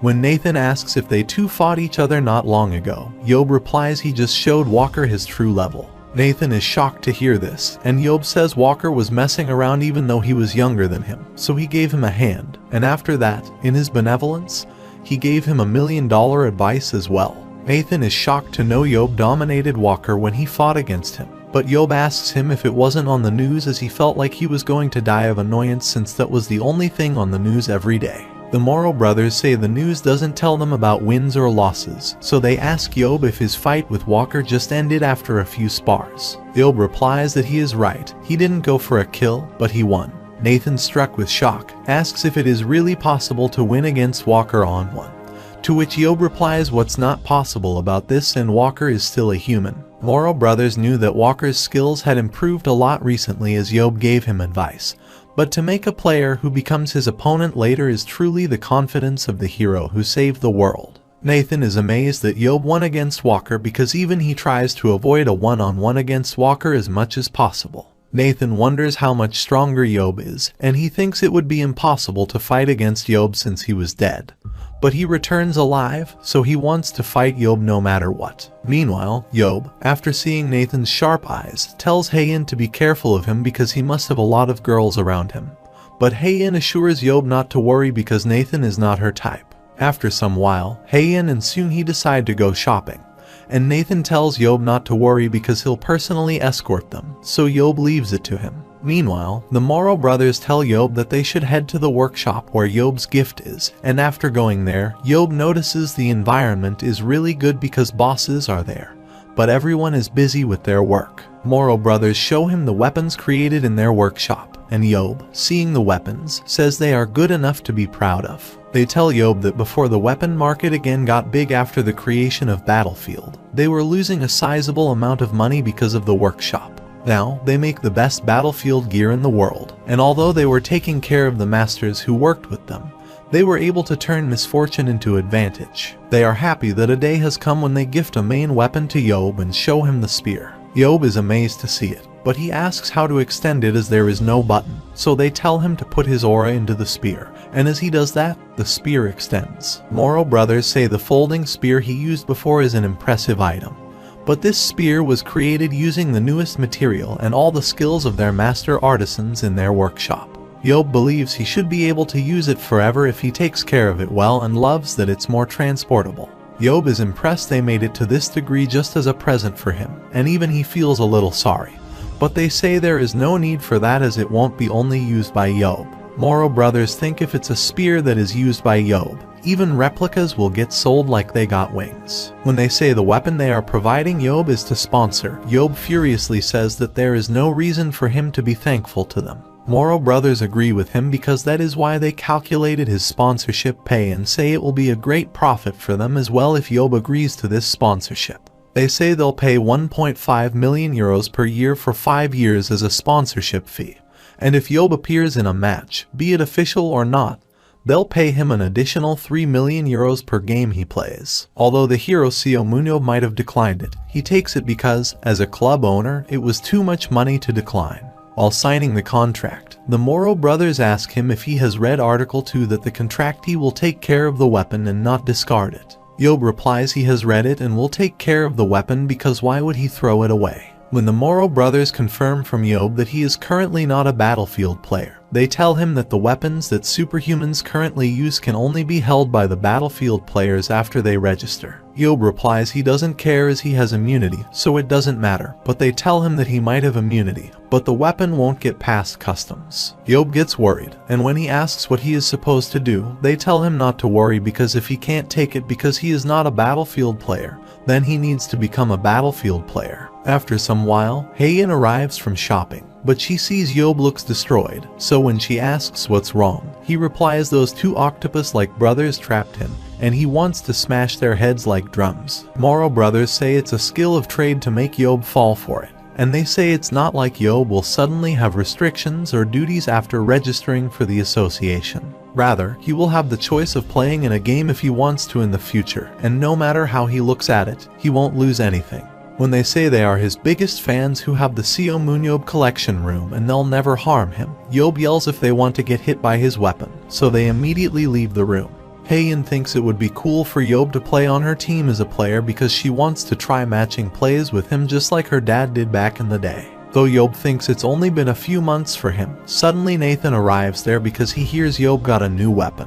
When Yeob says the Baldies gave it to him, Nathan asks how about Yeob gives it a test. But when Yeob asks if he is not on his break, Nathan replies they, fortunately, have mock battle training tomorrow morning. But since the season is approaching, Nathan trains at least twice a week to maintain his battle senses. When Nathan says it'll be fun if he practices as well, Yeob notices this guy is not hiding his competitiveness at all, so he accepts his offer to go for a round. The next day, in Paris Lumiere Club, Haein is nervous to see other players and says she'll get them all. But Yeob tells her to relax her eyes because she'll look like a bumpkin if she is the only one raging to go. Yeob says she is the same as her dad and remembers the first time Jaho went into a dungeon.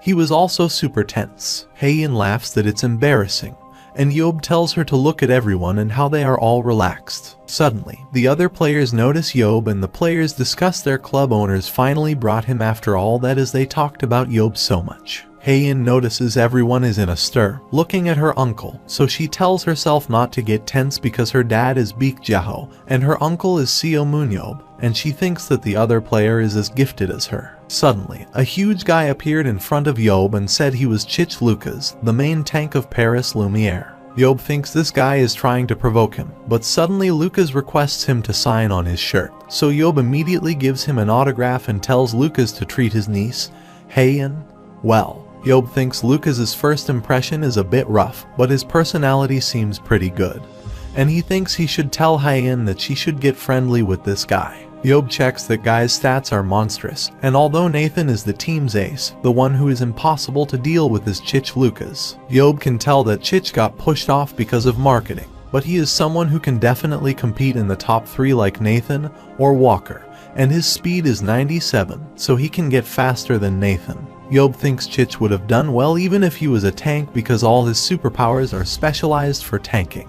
Yeob checks Chich has a superpower, Blessing of Verdure, which increases the growth rate and life force of plants, so he wonders if Chich has a separate superpower for this and if he likes plants. Suddenly, Nathan arrives and asks if Yeob has already spoken to Chich and tells them that Chich is an incredible player. Nathan says that outside Chich's player career, he leads a charity group that protects the trees of the world. Yeob realizes that is why Chich has that superpower, and suddenly, he notices Nathan's expression seems bright, so he says it looks like something good has happened to him. Nathan says he cannot control his expressions now that his dream might come true, but when Yeob asks what his dream is, Nathan replies he always wanted to exceed him. Nathan says as a superhuman of the next generation, Yeob was not only the target of his respect but also a wall that needed to be surpassed. But when Nathan heard Yeob died in the final dungeon, he thought it would only be a dream that he would never fulfill. Now that Yeob has returned and is standing in front of Nathan, he is happy, and when Yeob excitedly asks if Nathan wants to defeat him, Nathan replies humans are mammals who dream. Nathan says while he lives, he will always strive for it and will do his best in his battle against him today. And Yeob tells him to try his hardest. Suddenly, the Moreau brothers arrive there with the coach of Paris Lumiere, Dubois Gopin, and say they should go straight to making the teams. Gopin says normally, Nathan and Chich make their team, but since they have a special guest today, he asks Nathan and Yeob if they could make their teams. When Yeob asks if they have to balance out the strength and positions while making teams, Gopin says no, it's not like this, and they have a special method of making their mock game teams. Yeob thinks if something like this exists, he needs to learn it and take it back home, but suddenly, Gopin says they'll decide through a rock, paper, scissors game. After some time, the teams were formed. Yeob's team had 11 players, including Chich Lucas and Haein, and Nathan's team also had 11 players. After some time, the players enter the battlefield area, which is a wide open temple where Yeob thinks they can immediately see the other team, and it's a training dune made for a single all-out brawl. Yeob thinks they are too obvious in trying to pit him directly against Nathan, but he is confident he'll. Gopin gives them 60 seconds to strategize their formations, so Yeob uses Eyes of Analysis to figure out the positions. Yeob tells Chich he'll be the main tank, the blonde guy will be the frontline tank, and the girl will be the sub-tank. Yeob tells them to fill in the spots between the main tank and the frontline tank. Yeob tells everyone they'll act around their frontline tank, and while their main tank acts aggressively, they'll change their formation depending on the situation. Suddenly, Chich says Yeob knows their team really well because what he just said is their normal brawl formation. And as Yeob has picked out the players perfectly, he would believe Yeob if he said he was interested in Paris Lumiere. Yeob tells them he'll mark Nathan and is sure Nathan will do the same, which excites the players, telling them they'll see a one-on-one between Nathan and Yeob. As the positions are set decently, Yeob looks at his opponent and sees Nathan has twin daggers for weapons. It's a really annoying weapon to face up against, but Yeob has a method of dealing with it. Yeob knows when people use twin daggers, they usually have a higher attack rate with their dominant hand, and the other hand is only used as support. It may look random, but they have a set of movements and breathing patterns. Yeob is curious if Nathan is left-handed or right-handed, and the battle starts with a countdown. Meanwhile, Gopin asks the Moro brothers if Yeob knows that Nathan is ambidextrous, to which they reply that Yeob wouldn't know if he didn't go out of his way to find out, and he probably wouldn't bother because there is no need for Yeob to look for it. Gopin thinks if that's the case, then it may be difficult for him to face Nathan because the pattern of Nathan's twin daggers switches around everywhere, so the moment Yeob thinks he figured out the pattern, his head will go flying. That's why Gopin thinks it's the players with good observation skills that face a worse defeat against Nathan. And on top of that, his superpower clone increases the direction of his attacks to 4. Meanwhile, Nathan swiftly attacks Yeob, thinking Yeob's spear will come flying if the distance between them increases. But Yeob blocks his attack. Nathan uses full body feint, but Yeob notices it and uses his shield to stop Nathan's attacks. But he realizes Nathan is extremely fast. Nathan continues the bombardment of attacks because he doesn't want to give Yeob rest, and while Yeob is blocking the attacks, suddenly Nathan, seeing an opening, tries to stab Yeob, but Yeob swiftly blocks it with his spear, which shocks Nathan. Yeob taunts that Nathan's reactions are pretty good, and Nathan thinks the way Yeob is calm and didn't react to the attack tells that Yeob showed the opening on purpose. Nathan immediately jumps back and thinks his speed is greater, so he should turn this into a battle of speed. But Yeob can hear him scheming and thinks it is fun. Yeob says if he wants to battle with weapon techniques, then they'll do it and start attacking with decisive attacks. Nathan, while blocking the attacks, thinks Yeob has incredible offense, and the combination of his shield and spear is like that of flowing water. Nathan realizes guarding against the spear will get him struck, and guarding against the shield will get him skewered. On top of that, Yeob doesn't allow Nathan to leave his attack range while also maintaining a distance that is awkward for Nathan to attack. Nathan thinks it's expected of Yeob, and his skill is gold, so he thinks he'll need to be able to attack to turn the flow of battle in his favor. When Yeob asks Nathan if he is done, Nathan realizes the openings on Yeob aren't real openings, and as he thinks it's not enough to defeat Yeob with only one Nathan, he decides to pull his clone out, and Yeob says he finally used it. Meanwhile, the Moro brothers are amazed that Yeob is beating Nathan in terms of battle techniques, and they know Nathan is considered the best in the world. But it's like Yeob's spearmanship is on par with God's. Simultaneously, Gabriel Sana notices another interesting factor that Yeob probably wouldn't have prepared for the spar at all because during the Underground War, he was someone who battled against monsters and underworlders, so there is no way he would have learned how to fight against humans. On the contrary, Nathan is a pro in combat who has studied and trained only to win against humans. Meanwhile, Gopin says that after reaching the true pinnacle of power, it probably won't matter who a person fights with, be they monsters or humans, and Yeob has reached that point. But Gabriel says Nathan has now used his clone, so the battle should change a lot. Moreover, Gabriel thinks Yeob is fighting 2 versus 1 against an excellent opponent during an unfamiliar spar, and facing 4 daggers that show no opening. Gabriel thinks a wave of unfamiliar attacks will befall Yeob, and from now on, it'll definitely not be easy for him. Meanwhile, Nathan and his clone start attacking Yeob from all directions, but Yeob is blocking all the attacks perfectly. Nathan thinks it's the first time this has happened because others would have been too busy trying to put distance between them as fast as possible. But Yeob has been blocking all of their consecutive attacks. Nathan is shocked he has attacked tens and hundreds of times, but not a single one of them was an actual hit. Nathan is already going out, but Yeob can still block him, and when Yeob makes Nathan and his clone step back, Nathan wonders if Yeob is a human. Nathan can't see a single way of winning, but the marks of the battle on the ground that were created as Yeob was pushed back are telling Nathan something.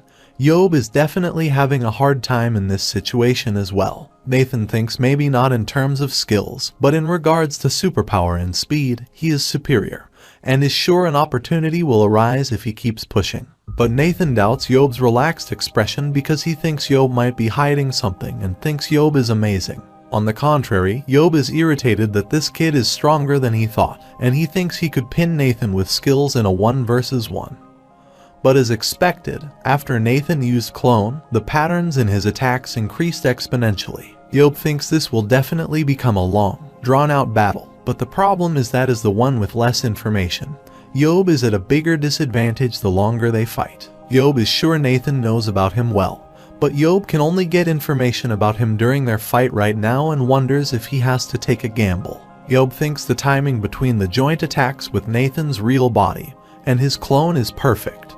And since Nathan uses both hands as he pleases, there is no delay either. Yeob tells himself to focus because his opponent is strong, and he can't match his speed or figure out his pattern, so he thinks of a plan and decides to gamble on it. Nathan runs to attack again, but as Yeob dodges the attack, he thinks Yeob will get in trouble if he forgets about the clone. Meanwhile, the clone attacks from behind and cuts off Yeob's right hand, which is a shock for everyone watching, but Yeob is thankful to Nathan. Nathan is confused, but Yeob says he trusted that Nathan would attack no matter what the circumstances were and believed that Nathan would let his guard down for a second after he thinks he has landed his final blow, while saying that if he aimed for that tiny opening, he'd be able to attack someone who is faster than him. Yeob attacks Nathan with his shield on his left hand, which kills the clone, and Yeob thanks Nathan for moving as he thinks. However, Nathan tries to stab Yeob, but suddenly, Chich grabs his arm. Nathan says that they should call it a draw, but Yeob says his team has won, and Nathan should have remembered it's a team battle. Yeob thinks it is more intense than he thought, but Nathan is still in shock and asks if Yeob gives up his right arm on purpose. Yeob replies he was going to catch an annoying thing like a clone. That much is a given, and it was a gamble as well. Suddenly, Gopin tells them they did an amazing job and is impressed by how Yeob marked Nathan in a 2 versus 1. When Yeob excitedly asks if there is another round, the Moro brothers reply that there will be another round, so Yeob says they should settle this properly. Yeob thinks it was pretty fun and thinks he'll be close to knowing something about Nathan if he watches him one more time before he battles again. Suddenly, Gopin asks if Yeob wants to review his battle with Nathan, and because Yeob attended the practice match, Gopin says this is the least he can do. They go to the game analysis room, where Gabriel Sana helps in the analysis of the game, and Gopin tells Yeob that this guy was the head of their club's reverse team before. Gabriel welcomes Yeob, and Yeob uses Eyes of Analysis, which tells him that Gabriel is superhuman, but Yeob says it doesn't look like he is a player. Yeob thinks Gabriel's stats are a bit lacking to be a player in a country like France, and Gabriel replies that Yeob is right and sharp-sighted, as rumors say. Suddenly, Yeob asks Gabriel what the game analysis room does and asks if they rewatch the game footage. But Gabriel replies it's not that unstructured, so he doesn't have to worry because it's done using advanced methods. Gabriel explains that SAS, Superhuman Analysis, is a program that records all the information about the match through the equipment connected to the module, and it lets them utilize the player's individual abilities and their points of improvement. Gabriel says the era of judging with the eyes has passed, and now all clubs are using SAS. Yeob says back in the day, superhumans with good insight could earn a ton of money nurturing superhumans and taking dungeon orders. Gabriel says they can only see what they know, but the difference between the teams who use it and those who don't is quite substantial. When Yeob asked whether they made this device, Gabriel replied this was a program on the market, and the price for the software and the additional module was quite high. When Yeob asks how much it costs, Gabriel replies that if he wants all functions, it'll cost 2.5 million euros, and it'll also cost a bit to get a coach who knows how to use the program perfectly. However, Yeob thinks since he has Eyes of Analysis, he won't need it, but it'll be quite beneficial to his team's coaches. He doesn't want to spend 2.5 million euros just to shut up Ding Jun's nonsense. Suddenly, Yeob offers the Moro brothers to make a deal with him and says he'll give them his battle data, and they can give him the SAS program and introduce him to someone who can use it as well. Yeob knows his battle data is worth this much, and they also know it'll be helpful for the players who use the same weapon.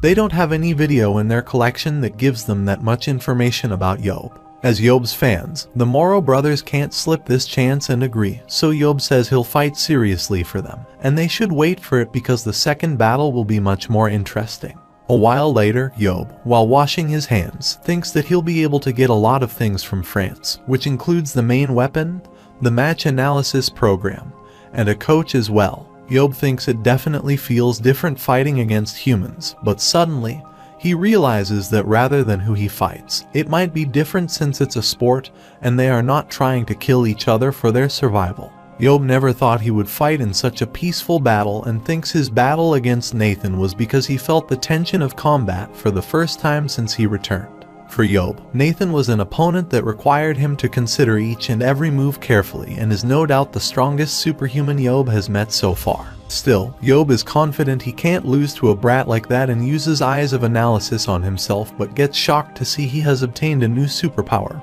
Amplify. This power allows him to use the ability he possesses and amplify its capability. Yeob hasn't seen this superpower before, and even now, there still is not much that is known. However, through the birth of many superheroes, some things were proven to be true, and the superpowers of superhumans would manifest themselves depending upon the individual's natural disposition or would sometimes manifest when aura reacts to an intense experience. 1 year ago, before Seo MoonYeob escaped the orphanage, he heard that sentence hundreds of thousands of times, and just like the scars on his body that refused to fade, those words still echoed inside his head. Yeob killed the director, who was driving to the orphanage, by throwing a rock with such force that it directly hit the director driving the car. That was Yeob's first memory regarding throws. Some people say that revenge is a futile act, but Yeob immediately knew when he succeeded in his revenge, and he was capable of having a smile on his face. The match is about to start in 5 minutes, and Yeob wonders if Amplify was created when he was focusing while fighting Nathan. Yeob thinks it could also be the effect of his 110 willpower,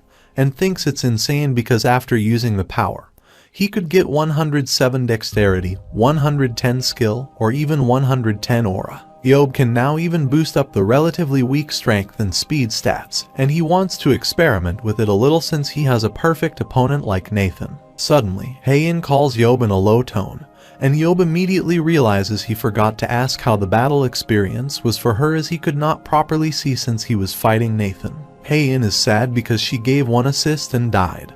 But when Yeob asks how that happened, she replies she got greedy for a kill and teleported in but got killed. Yeob tells her that back in the day, they had a saying that teleporting forward means death. Yeob reminds Haein that these guys are not half-baked like those in their country. These are world-class players, so he advises her to leave teleport as an escape tool.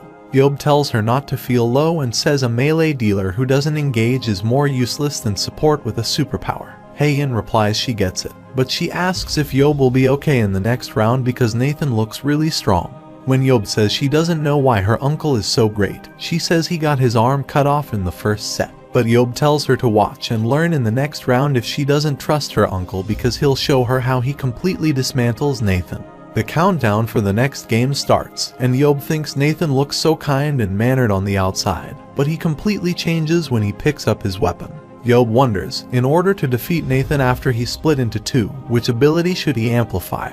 And suddenly he amplifies skill. As the battle starts, both the teams start their attacks, and Yeob can't feel any difference in his power but thinks he'll feel it once he starts fighting, so he challenges Nathan to come at him and try his best to fight him. Nathan creates his clone and starts attacking Yeob, but he notices Yeob is fast. Suddenly, Yeob accelerates his spear with such speed that Nathan immediately tries to dodge it, but the spear changes its trajectory and hits Nathan's clone. Yeob says if it was Nathan, he might have been able to dodge the attack even if it changed its trajectory in the middle of the fight. But the clone that was further from the attack was definitely slow when moving because Nathan thought it was not attacking him. Nathan is shocked because the attack was weird, and the explosive acceleration of the spear in the middle was shocking because, among all the information he read about Yeob, there has not been a single time that his spear accelerated by that much in empty air. Nathan didn't expect Yeob to have a hidden card even now, so he created some distance between them because close quarters combat would be difficult since he only had 30% aura left.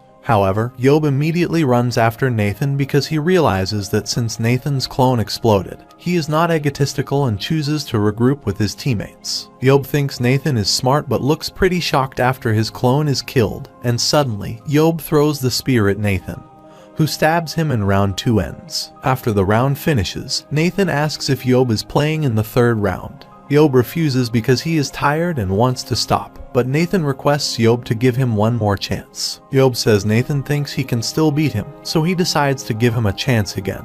And as the 3rd round starts, Nathan immediately creates his clone. Yeob says using a clone as soon as the game starts is better than using it too late after trying to look cool for no reason. Meanwhile, Nathan thinks it's his last chance to overcome this wall, so he simultaneously attacks his clone while Yeob is ready to beat him again. With irregular attack tempo, speed, and joint attacks of Nathan with his clone, Yeob has figured out everything that might be dangerous. Yeob also uses Amplify and starts to block the attacks while thinking Nathan is tenacious and it'll be dangerous if Yeob turns his back on him. Yeob thinks he needs to keep moving to restrict the area he needs to defend to within 180 degrees and thinks Nathan may be faster than him. But he'll need to move much faster than Yeob if he wants to hit his back. Yeob thinks if Nathan uselessly wastes his stamina for a while, he'll never be able to catch Yeob. But still, Nathan is catching up to him very quickly. Yeob notices Nathan's unnecessary movements are starting to disappear, so he decides to distract him and immediately joins Nathan's team while saying it's a team match. Yeob plans to shake Nathan's mental strength with this, and while Nathan's team is confused about what Yeob is doing with them, Yeob instantly stabs one of their players. Nathan is worried, and Yeob knows Nathan creates openings when he becomes impatient, so he decides to create some trouble and takes out all his spears. Nathan and his clone rush to attack Yeob, but he gets past them and kills another one of Nathan's players. Yeob throws his 2 spears at Nathan and his clone to see if they can dodge them in midair, which they manage to dodge, but those spears hit 2 other players of Nathan's team. Yeob says it was a good idea to dodge his spears but asks if it is worth it to block his teammates' vision as well. Yeob provokes Nathan and tells him to be careful what is behind him this time. Meanwhile, Gopin thinks he thought Yeob was running away, but he is using his surroundings to restrict Nathan's movements. When the Moro brothers appreciate Yeob's movements, Gopin shockingly asks whose side they are on and thinks there is no way their team's ace will lose like this. However, Gabriel also thinks it's difficult for Nathan, and it's not a situation that Nathan can control. On top of that, Gabriel doesn't know what happened in a short period of time, but with Yeob's spearmanship, he has been able to block all of Nathan's attacks easily. Gabriel admits the joint attacks by the 2 Nathans are incredible and are at the level of a synthesized art form created with an enormous amount of effort by a genius who received the blessing of God. But that joint attack is now being disrupted right before it starts by counter-attacking at the perfect time. And it's not something Yeob can do just by seeing with his eyes. Gabriel realizes Yeob is slower than Nathan, so he thinks there is only one possible reason.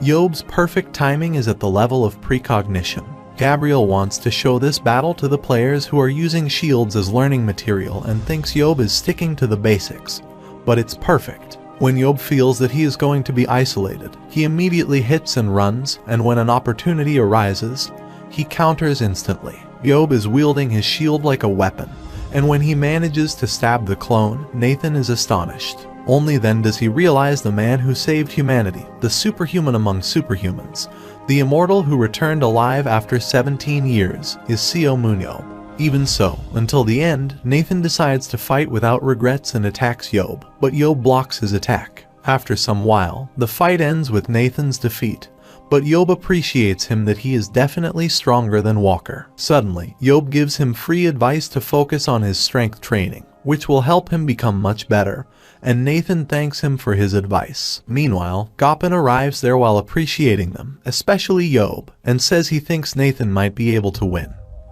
But as the match goes on, Yeob constrains Nathan's movements more and more. Gopin asks Yeob how he read Nathan's movement even after he used a clone, and Yeob thinks it was definitely tricky to respond to Nathan's irregular attack patterns. Yeob is aware Nathan's combined attacks with his clone must be the result of his blood, sweat, and tears, but when Yeob's skill increased to 110 after using Amplify, he was able to face Nathan. This is the only way to explain the situation, but Yeob replies to Gopin that he won because it's him. Before Yeob leaves, Gopin thanks him for joining the training session, but Yeob says it was fun for him too, and he leaves Haeyeon's growth in Gopin's care until he visits next time.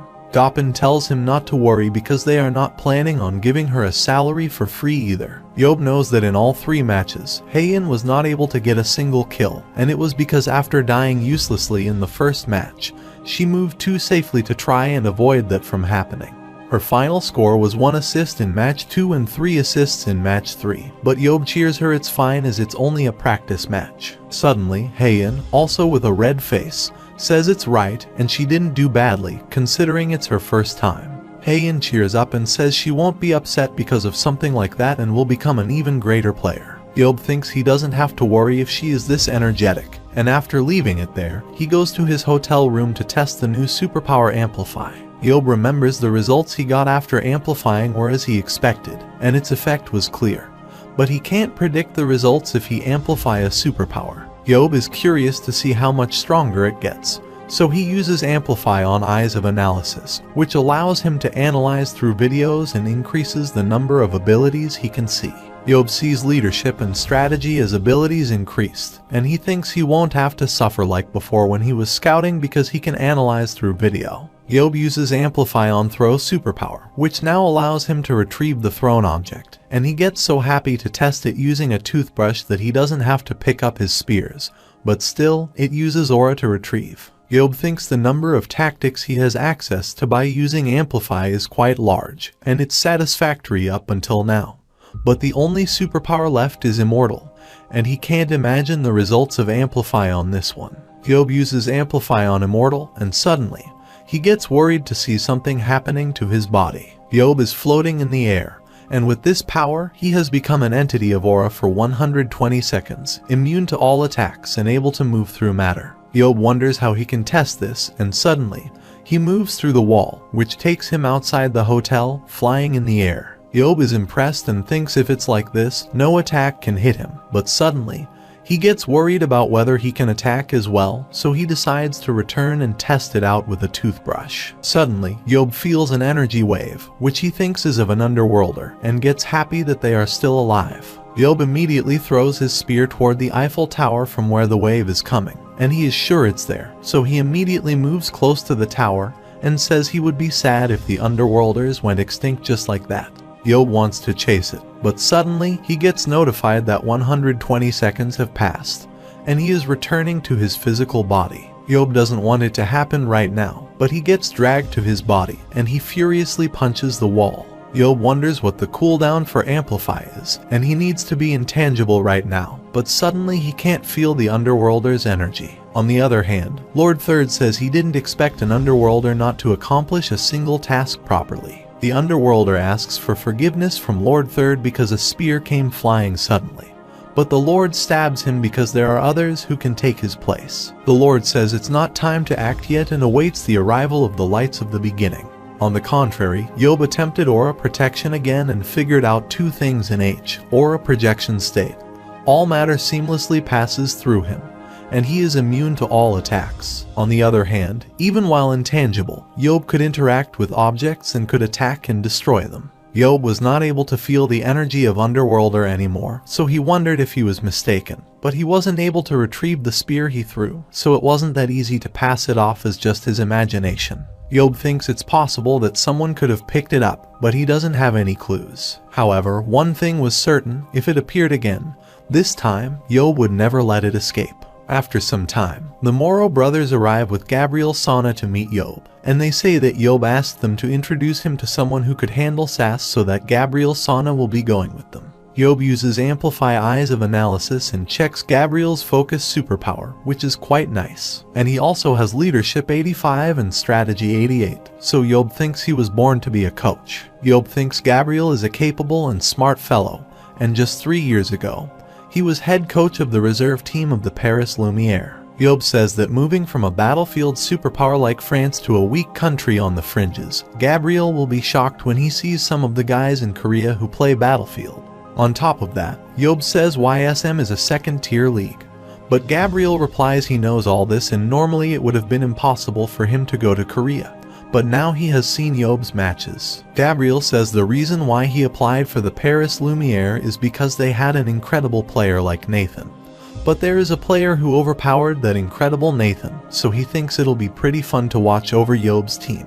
Yeob says since Gabriel is saying this himself, he doesn't have a reason to refuse him and says he'll treat Gabriel since he is a person of capabilities. Yeob says he'll let Gabriel be the coach of his team, but Gabriel says that is not enough, and knowing his skills, that much should objectively be given to him anyway. But since he could have become the coach of the main Paris Lumiere team, coming to Korea is a huge loss for his career. Yeob thinks that is right, and Gabriel says that in 1 year, if YSM advances to Tier 1 League and win the championship to become the strongest in Korea, then it might be of some help to his career. Gabriel tells Yeob his condition, And when he asks what Yeob thinks about it, Yeob thinks for a second and accepts the condition.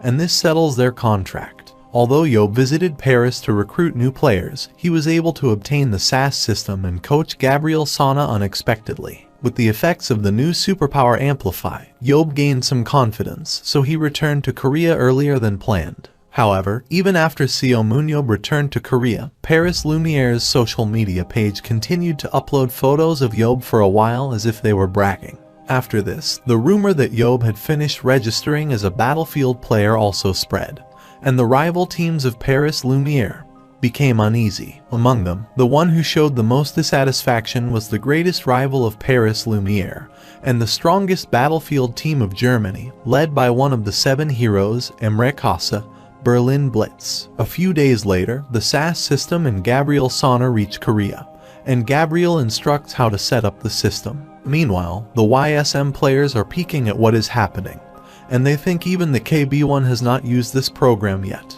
After some time, Yeob gathered everyone and told them that last night in his dream, his ancestor came and gave him 6 numbers as Yeob suffered a lot because his ancestors were lacking. Yeob says he can't get those numbers out of his head and thinks God is letting him win only one lottery for something. When Nayan asks if he can buy a lottery ticket, Yeob replies he doesn't buy things like that because his players are his lottery tickets, so he tells them to turn themselves into valuable players. For their growth and development, Yeob says he has brought coach Gabriel Sana from France and says as a super elite, Gabriel is not someone who would come to a remote mountain like their clubhouse, but he specifically tried hard to invite him. Yeob says Gabriel's salary is higher than theirs, so they should respect him and tell Gabriel to introduce himself. Gabriel tells the players that he'll be their coach for some time and their original coach, June, will still help them out as head coach, and he looks forward to working with them. Firstly, Gabriel explains that the goal of this season is to advance to the Tier 1 League, and the goal of next season is to become the champion of the Tier 1 League. The players are shocked, but Gabriel says if they all move and follow his plan, then he'll make this happen no matter what. Gabriel says the club owner will also play only 3 times every year. Back in France, Gabriel put the condition for Yeob that it would be good if he played some matches as well. Gabriel didn't ask him to play in all games because any team would win if they played with him in every match. Gabriel was leaving Nathan and Paris Lumiere behind to come to YSM, so he feared his senses would dull very quickly. Gabriel requested Yeob to give him a chance to put him on a team and witness a top-tier match and said if Yeob can do that for him, he'll advance YSM to the first league. Yeob agreed to do it 3 times a year, and Gabriel agreed because using the games Yeob practiced in, they could definitely advance to Tier 1. During Gabriel Sana's first training session, group hunting, while the players were practicing, Yeob thought the system was really useful because it was the same as his eyes of analysis. Gabriel tells Yeob that players Nayan, Youngwon, and Jahoon are utilizing their strengths well, but he thinks Seungho is horrible in every metric. When Yeob says Seungho has actually improved a lot, Gabriel replies he doesn't see any potential for him to develop going forward. Yeob says that is true, but they can teach Seungho a bit more about skills and techniques and know it's difficult to make any more improvements other than that. Gabriel acknowledges that Seungho has many useful superpowers, but it's certain he'll become the weak point of their team.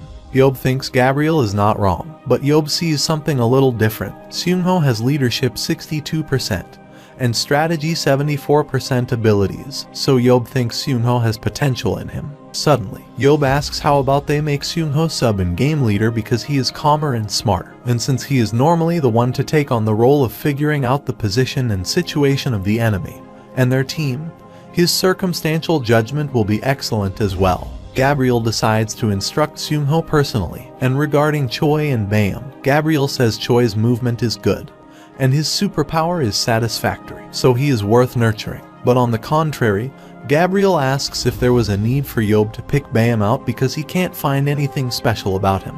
Yeob thinks Sass will not show, but he knows Jahoon has a good superpower, Shadow Steps, so he tells Gabriel that his eyes have never been wrong before. When Gabriel asks what he means, Yeob tells him to wait a little longer because when Jahoon's aura increases by just 1 more, they'll be winning the lottery soon. A while later, when Gabriel reads the YSM players training program, he gets mad that Dinjun has been running the team with just this and says it's a miracle that the team, which was run so inefficiently, was able to achieve a high result at all. Gabriel says it's a miracle brought forth by Yeob, and he decides to replace all the training schedules because they need to rebuild their foundation before the second season of the year starts. During Gabriel's second training session, the speed test, Nayeon secured first place while Bayam was 14th and No.1 was 6th. When Bayam asks Youngwon if they won't die from this, Youngwon replies their coach is a doctor in sports medicine, and it might feel like they are overdoing it, but they are not. Youngwon tells Bayam that Gabriel adjusted Paris Lumiere's training methods to fit them and that the team seems to train like this every day. Youngwon says they cannot fall behind, so he runs fast, while Bayam can't catch up, so he tells them to wait for him. Meanwhile, Gabriel is watching the team's practice matches, and no matter how many times he watches, it's surprising for him that their total specs and training methods are that of a typical Tier 2 team. But they are growing so rapidly, especially 5 players. Gabriel notices that having focused on training his endurance, No.1's kills and assists increased explosively, and his save success rate has improved greatly. About Jaehoon, Gabriel notices that even with his sudden change in position, he has established himself as an excellent melee dealer by combining his power, protect, and his utility. Gabriel thinks Nayeon and Seungho have become notorious for their zoning and skirmish tactics after repeatedly training their sprinting like track athlete. Moreover, Gabriel thinks after transferring to YSM, Choi Hyuk switched over to being a tank and showed a steep growth in strength. Gabriel realizes the only thing they have in common is that they were influenced by Seo MoonYeob and thinks that just with these members, it's not difficult to enter the postseason. On top of that, Gabriel thinks that with 3 chances to use the club owner, winning is guaranteed. But he thinks it's unclear why Choi Hyuk needed to be changed to a tank because he would have performed fine as a melee dealer. Gabriel can't understand why the club owner insisted on recruiting Choi Hyuk as a tank, and while watching the video, he sees the damage Choi Hyuk is taking is different from the damage the enemy is doing. Gabriel observes Hyuk had a second passive ability, and is stunned to understand that Yeob changed Choi Hyuk's position because he noticed his ability. Gabriel remembers Yeob claimed his eyes have never been wrong before, so he wonders what Yeob is. Meanwhile, Bayam is sitting depressed in a corner, but suddenly, when Yeob arrives and tells him that he is going to leave a dent in the ground, Bayam is surprised. When Yeob asks him what's wrong, Bayam replies he is the most useless in the team and is depressed to think that Youngman, who is 1 year younger than him, is already a core player. Bayam knows that right after transferring, Youngman continued to write Yeob's biography, while for Bayam, just trying to follow the practice is already too much. Suddenly, when Yeob tells Bayam that Youngman is already doing well and is talented, unlike him, Bayam asks why he brought him to YSM, to which Yeob replies that he brought him because of his superpower. Bayam asks if it's the one where he can move a little faster in the shade and says even if that gets a little better, he won't be able to catch up to Miss Nayeon's coattail. Yeob asks Bayam how many times he needs to tell him that his superpower will get better, depending on how much effort he puts in. When Bayam asks how he can be so sure, Yeob replies he never said he was sure, but he said they should make a bet. Bayam emotionally asks if his life is a game to him. Yeob furiously says that is why he said he'll pay him 300k and asks if Bayam thinks it's easy to earn 300k in a year. Bayam replies it's definitely difficult and apologizes, but Yeob says this won't do and drags him for a hike. When Bayam asks why they are taking a hike, Yeob replies he is going to fix his loser mentality because, at this rate, he'll really have to throw away 300k. Yeob suggests that Bayam think carefully about whether he is going to waste 2 years of his life earnestly or if he will try to hit it big. Suddenly, when Bayam asks what kind of adult recommends a kid to go for a jackpot rather than live earnestly, Yeob furiously replies he never said any of that. Yeob tells Bayam to get to the top because he has prepared an aura training method that's perfect for him because aura has a characteristic where it becomes more active in a compatible area. In Yeob's case, it was inside dungeons because when he entered a dungeon,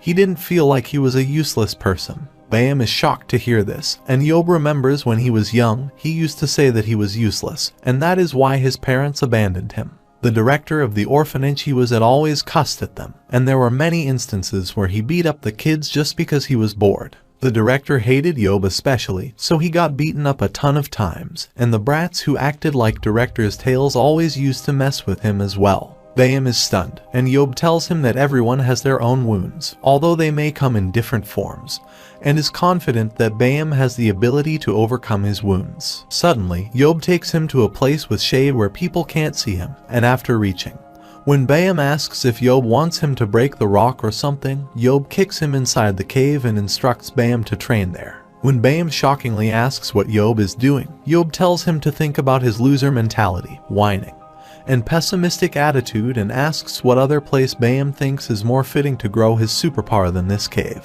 Yeob tells him to stay up there and return in 10 days, but when Bayam asks what about eating and going to the toilet, Yeob, in an intimidating tone, replies he has shown him a priceless training location, but he is worried about food. Yeob tells him to shut up and do as he says and confiscates his phone, but Bayam decides to run away after Yeob leaves. Suddenly, Yeob warns him of what will happen if Bayam tries to sneak out and get caught, which scares Bayam, and he thinks, how can someone be like this? Yeob leaves, and Bayam remembers he was always on the bench during his school days, and even if he goes out once in a while, no one pays attention to him. Bayam always wanted to perform well and become a battlefield player, but he thought there was no way he could do it.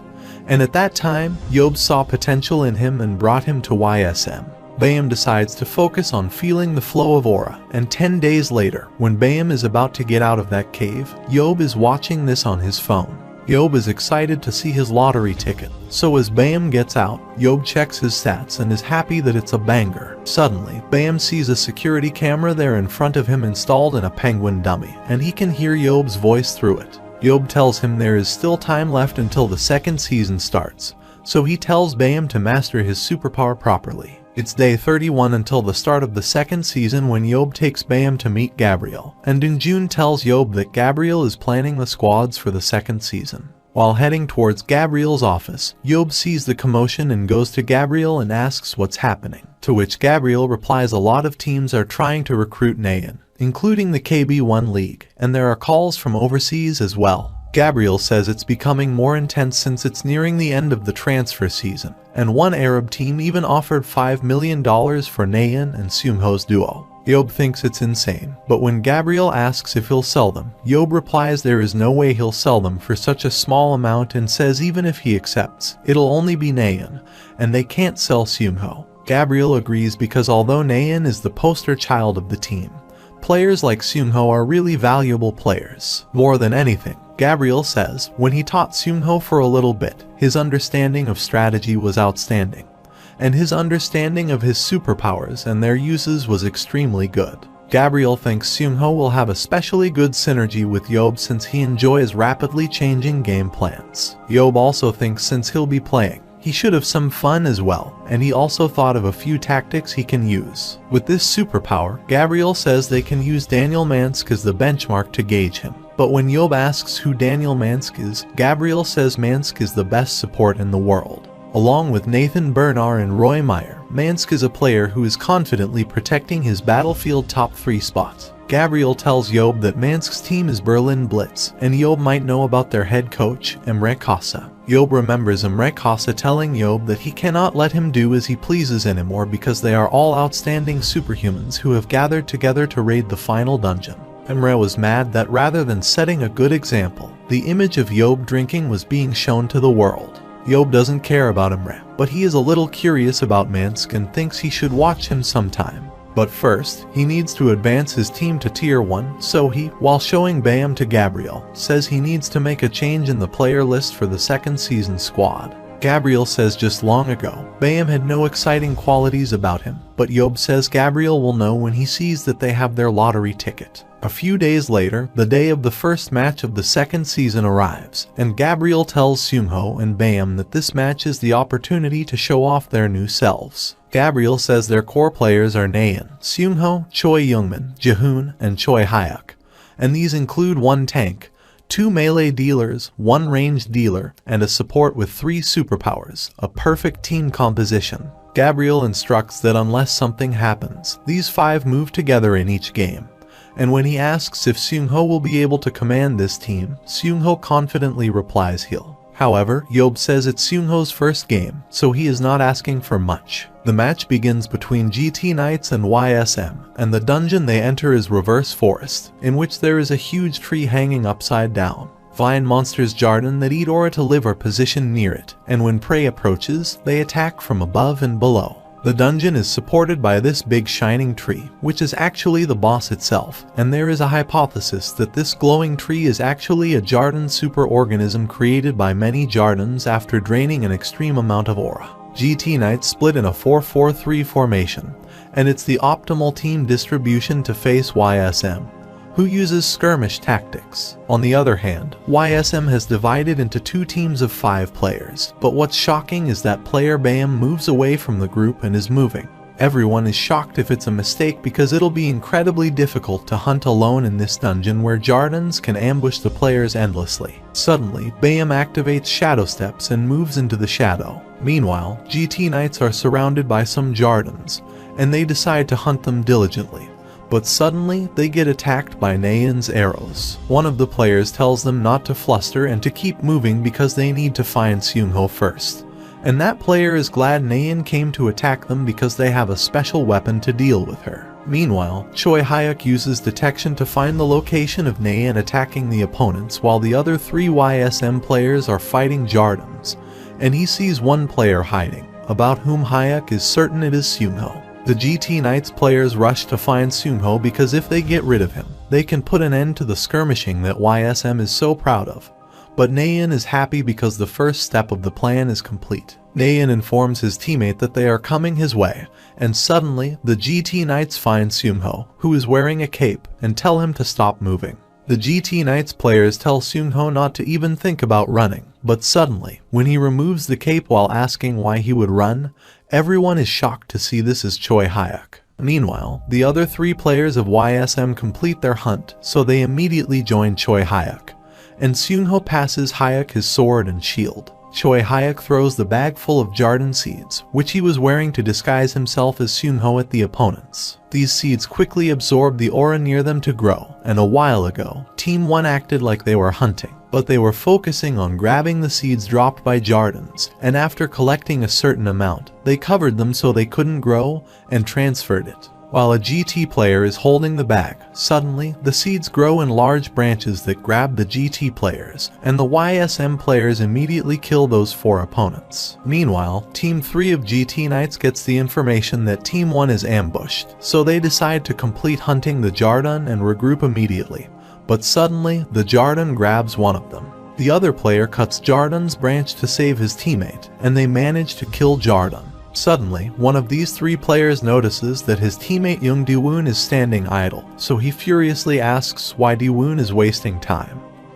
But suddenly, Daewon's neck is cut off by Yoon Bam, whom they can't see. The other 2 GT players get worried, wondering if it's YSM, but they don't feel anyone approaching. While they are confused, suddenly, Bayam appears behind them from the shadow and kills one more player. But this time, he gets seen by the player who remains. Still, that player is scared because he hasn't heard of an ability like that. But when Bayam tries to stab him, that player immediately notices Bayam's presence and timely pushes him back. Bayam thinks this guy's reaction time is fast and sneak attacks won't work on him, so he starts wondering what to do now. A few days ago, while training, when Yeob asked Bayam what he'd do if he failed with a sneak attack, he replied since most of his stats were low, he would have to duel with the opponent, and then he would definitely be done for. Yeob replied that would happen normally, but in a battle, there is no such thing as definite. When Bayam asked how he was supposed to defeat an opponent that was stronger than him, Yeob kicked him and told him to listen to him until the end of what he had to say.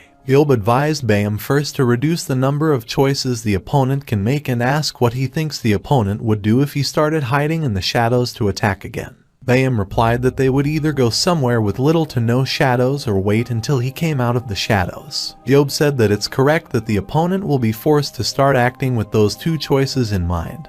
And when humans are forced into a tight situation, it's hard to think about anything else. Yeob said that is Bayam's chance to do an obvious sneak attack, and that's why he'll need a crossbow and a short sword. Back in the game, Bayam takes out that bow, and Yeob is glad because he knows while the crossbow has a short range, it's easier to use and has a high chance of hitting, and since Bam is a short-range damage dealer, it'll be pretty easy to use with the short sword. Still, it's difficult for Bam because it's his first time practicing, and as the opponent blocks his crossbow attacks, so he moves behind him to close the distance and starts attacking again. The opponent blocks his attacks again.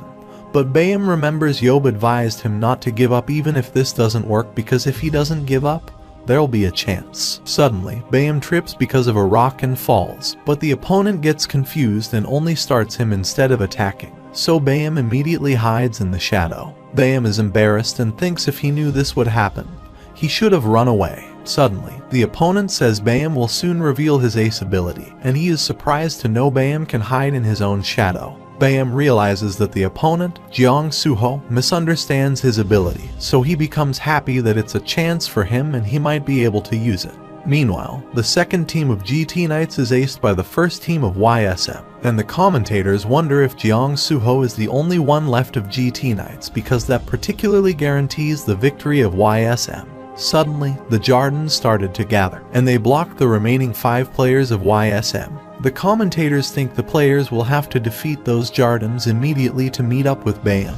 Otherwise, it's possible that YSM might all get eliminated by those Jardins. On the other hand, the battle between Bam and Suho is getting intense, and Suho is on the attack. But both sides have yet to sustain any damage. Suho is irritated by Bam's ability because he keeps getting away like a fly. But suddenly, Suho manages to stab Bam's legs. Suho wonders why Bam wasn't able to dodge that attack because he could have hidden in his own shadow. But he realizes Bam's ability must have a penalty because it's common for abilities to have limitations. Suho thinks he can't lose this chance, so he decides to continue his attacks. Although Bam gets hurt on purpose, he wasn't expecting it to hurt this much, and when Suho tries to stab him again, Bam hides in the shadow and attacks from behind. Bam is not hiding in his own shadow because the entire field is the shadow of the reverse forest. And as he kills Suho, he gets shocked and happy at the same time that he did it. Yeob is also happy because he told Bam it would work, and Bam becomes the MVP of the match. The first match of the KB2 League ended in a victory for YSM, and Yeob says it's good enough because today's match made him certain that Bam, as a new damage dealer, and Seungho, as a secondary leader, are both useful. With this, promotion to the first division will be easy, and Yeob thinks maybe he should aim for first in the World Championship to make things interesting. A few days later, Yeob is getting bored at home because Gabriel is leading the team, so he has nothing to do, and he is already caught up in the drama he is watching. Yeob tries to search for something to watch, but he can't find anything interesting, so he turns the TV off. Meanwhile, a guy is standing outside the house, and as he rings the bell, Yeob goes outside to see who it is and gets shocked to see it's the god of axe, Eric Thuram. When Yeob shockingly asks what Eric is doing all the way there in Korea, Eric replies he heard Yeob visited France and is sad that Yeob came all the way to France but didn't visit him.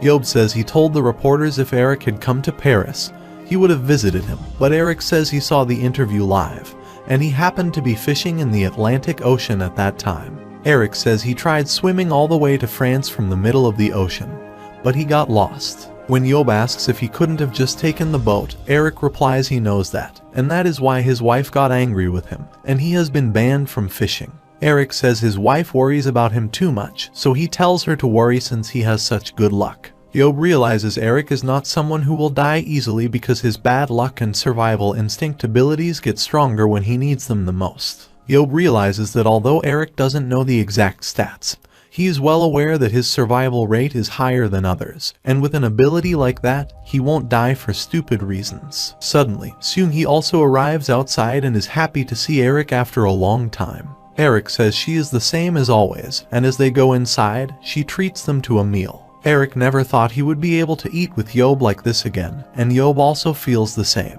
Eric asks why Yeob hid the fact that he was immortal until now because when Yeob came back injured from the final dungeon, Beak was so sad. Yeob replies he never intended to hide it because he had just come back from the final dungeon. Eric is surprised that Yeob was prepared to die and thinks if it was not for Yeob, all of them would have died. Suddenly, Eric presents a dungeon return stone to Yeob as a gift, which is an item to escape the dungeon, and it activates in 12 seconds. Yeob is surprised they still have this, and Eric says these stones might be useless since they can only be activated in dungeons. but he heard that plenty of people still use them for decoration. Suddenly, when Yeob asks how much these things are, Eric replies they may cost around 10 million. And since all superhumans had at least one of these things, they are not that rare. Eric says it has a usage limit, and it should have around 7 uses left. But Yeob thinks with this, he can go back to the dungeons. Yeob is grateful to beat Jeho, but he thinks he doesn't belong here, and whatever he does, he'll always want to go back to that place. 2 days later, Eric leaves, and he asks if Yeob wants to go fishing in the Pacific Ocean with him because it looks like Yeob has time. Yeob says he realizes Eric is using him as an excuse to go fishing, and Eric laughs because he knows Yeob would see through him.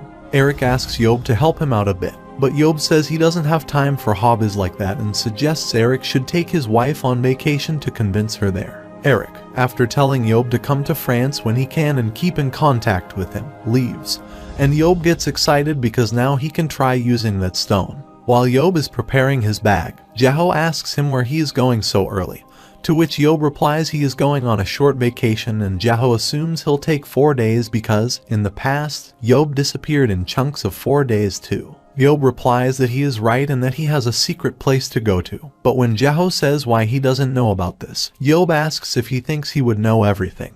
After saying he'll see Jeho in 4 days, Yeob gets on his bike and leaves for a jungle where there is a place in which he left magic stones, monster fur, and bones, special minerals, and other dungeon drops. Yeob thinks he should gather some funds to get ready for the winter trade market, so he jumps up on a mountain, opens the gates of a dungeon, and enters it. Yeob is happy to enter his secret dungeon, takes a deep breath in its air, and wonders why. When he enters a dungeon, his body feels so much clearer. Yeob thinks since returning from the final dungeon, this is the best he ever felt, and thinks if he clears a dungeon but leaves the core alone and uses a return stone, he can make an empty ghost dungeon like this one. Yeob goes to the upper floor using the stairs and thinks that after he has returned, he will always regret not being able to clear the final dungeon. But even if he goes back, he'll still choose to save the world, but he still regrets it and wishes he should have died back then. Yeob thinks it would have been a good end to a fierce and desperate life. Yeob remembers when he was a kid, a superhuman told him a secret that ordinary people don't know. Humans can never win against underworlders, and that is why when they find new superhumans, they try their best to make them stronger. Yeob replied it's not his problem, and he is only there for one reason. Dungeons are the only things that interest him. Yeob can't understand why he has to come back to life when he has just reached the perfect finale of his story because he doesn't fit in with this peaceful era. Now that he is in the dungeon, he truly understands when Eric talks about the dungeons. It feels like a distant past. That's why he thought he had grown accustomed to the present, but he misunderstood. Yeob wonders if there are any underworlders there like he sensed in France, but while he thinks it's impossible, suddenly he feels an underworlder's energy. Yeob is sure he has cleared everything here and wonders if another superhuman has found this place. But he remembers when he moved the rock at the entrance of the gate, there was no sign that anyone had passed through. Yeob thinks he doesn't have the right gear to deal with the underworld, but he takes out the spear the Moro brothers gave him and wants the underworlder to come out. Yeob wondered if he was hallucinating, but suddenly, he felt an energy wave coming from behind him. Yeob sees a single path and thinks it would be dangerous if he got attacked in the middle, but he thinks it's interesting, so he rushes to cross that path. Before closing, this dungeon was a site underworlders used as a laboratory meant to combine and alter monsters. The underworlders placed each specially altered monster into its own room, and the owner of the dungeon was at the very end. 17 years ago, Seo MoonYeob cleared the dungeon, leaving only the core behind, turning it into his own special place, and it was a perfect storage unit for a variety of treasures and drops. Yeob doesn't remember what else could be there because he pretty much put everything there, but suddenly, he realizes where the dragging sound is coming from and thinks it must be a monster that crawls on the floor like a snake or plant. Yeob, while running, wants the monster to show up whatever it is, but suddenly, he notices an attack approaching him, which he immediately dodges. Suddenly, a monster, Jardun, appears there, and Yeob is excited to see its size. Yeob can understand why he felt its presence throughout the entire place. Yeob thinks this thing must have had a feast while he was away. And in short, if he has to describe Jardun, they are the plants of underworlders. Whether it's a mineral or a stone, they eat whatever they can get to their hands. and then they convert it into aura inside their bodies. Underworlders can use a well-grown Jarden to consume mana from, and if not, they can easily use them to attack humans. Yeob wonders if he forgot about a Jarden seed because he knows he hunted Jarden while clearing the dungeon, and he was sure to search throughout the dungeon and destroy all the seeds he could. Yeob knows he always does a perfect job when clearing a dungeon, but he wonders how he left a Jarden seed. He realizes that if left unchecked, Jarden seeds consume everything in their vicinity and grow to a measurable size. Yeob thinks he really made a mistake on the off chance, so he uses Amplify on his throw ability and throws his amplified spear at Jarden, which stabs it. While running towards Jarden, Yeob uses Retrieve to get back his spear and keeps cutting Jarden's branches. Finally, he kills it with a decisive stab and hopes some underworlders left that seed here. Yeob thinks it's been 17 years since the final dungeon was closed, and even if the underworld civilization had fallen, it'd be impossible for those creatures to die that easily. Yeob is sure there would be remnants of a civilization that planned to take over the world, and he really wishes they were underworlders who left the seed. 1 hour later, Yeob kills the possibly last one of the Jarden seed, but he leaves one, which is in a bottle in his hand. Yeob doesn't understand if it would be possible for him to make a mistake, but then he decides to take a look at what is going on inside the dungeon. While checking the dungeon, Yeob sees that Jarden ate everything he left there, but he remembers there is one room that Jarden would never be able to reach, which is the chamber with the dungeon core. Since it would cause trouble if a Jarden ate the core, Yeob made sure to take some precautions. When Yeob opens its door, he sees the dungeon core is the only thing that is left, and he realizes the Jarden should not be able to get in. But his magic stones are gone. To humans, magic stones are special glowing gems, but to underworlders, they are like coal or wood. Suddenly, Yeob sees a spear similar to his inside there, and he realizes it's not been long since he got it. But suddenly he remembers it's the one he threw at an underworlder in Paris. Yeob gets happy because he is sure that his hunch is correct. An underworlder is harvesting the Jarden.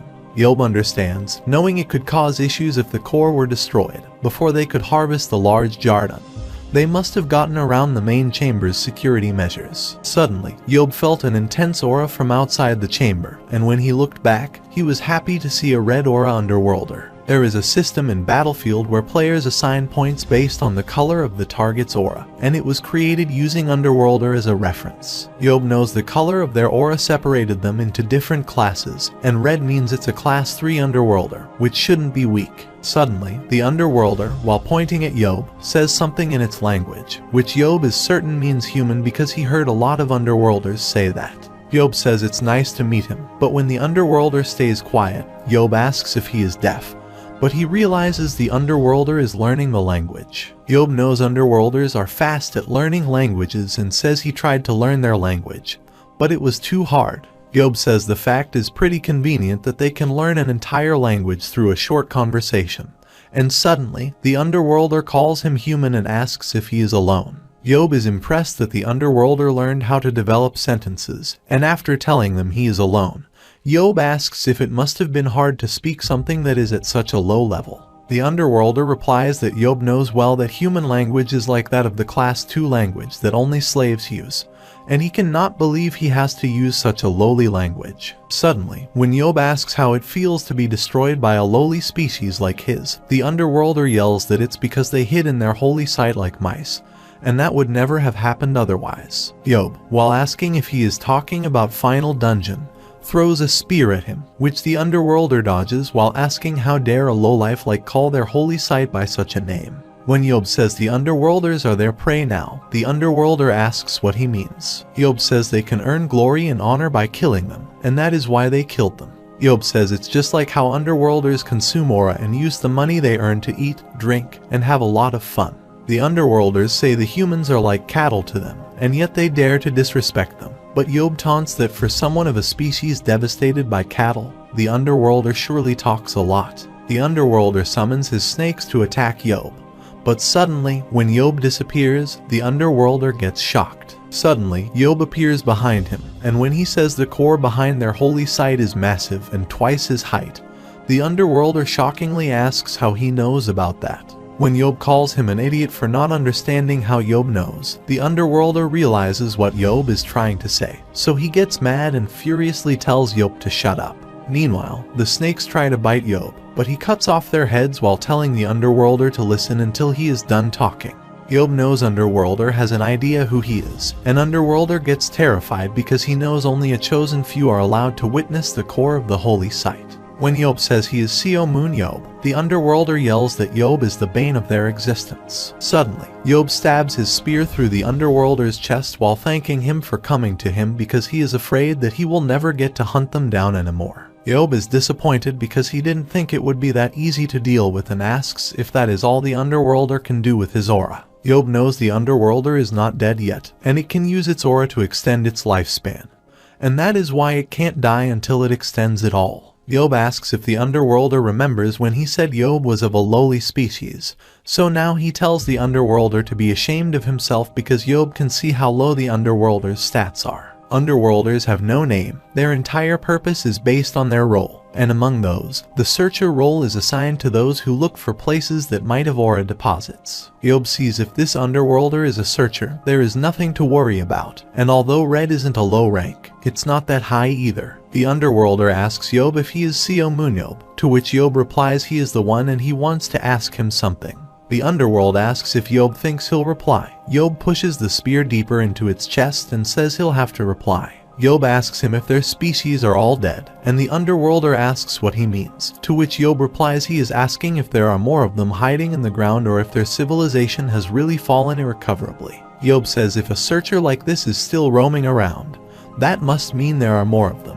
Yeob says the white one that he fought at their holy site was pretty fun, so he asks if there are any more like that. But the Underworlder can't understand who Yeob is talking about. Yeob remembers the name of the white one was High Priest. The Underworlder furiously calls Yeob lowly human and says they are ignorant because Underworlders are not done yet. The Underworlder says their great ancestors and primordial light continue to lead them, and although the High Priest who listens to their words has passed on, they continue to live under their protection. Yeob notices the Underworlder is going to self-destruct, and the Underworlder says the primordial light has issued a prophecy, and it has appeared on this land, and the prophet will lead them to the land of light. The Underworlder self-destructs, but before he completely dies, he thinks he sees their prophet and asks if he is taking him with them to the land of light. A few seconds later, the Underworlder finally dies, and Yeob wonders what was up with that Underworlder and the prophet. Yeob leaves the dungeon using the return stone and thinks he had a lot more fun than expected.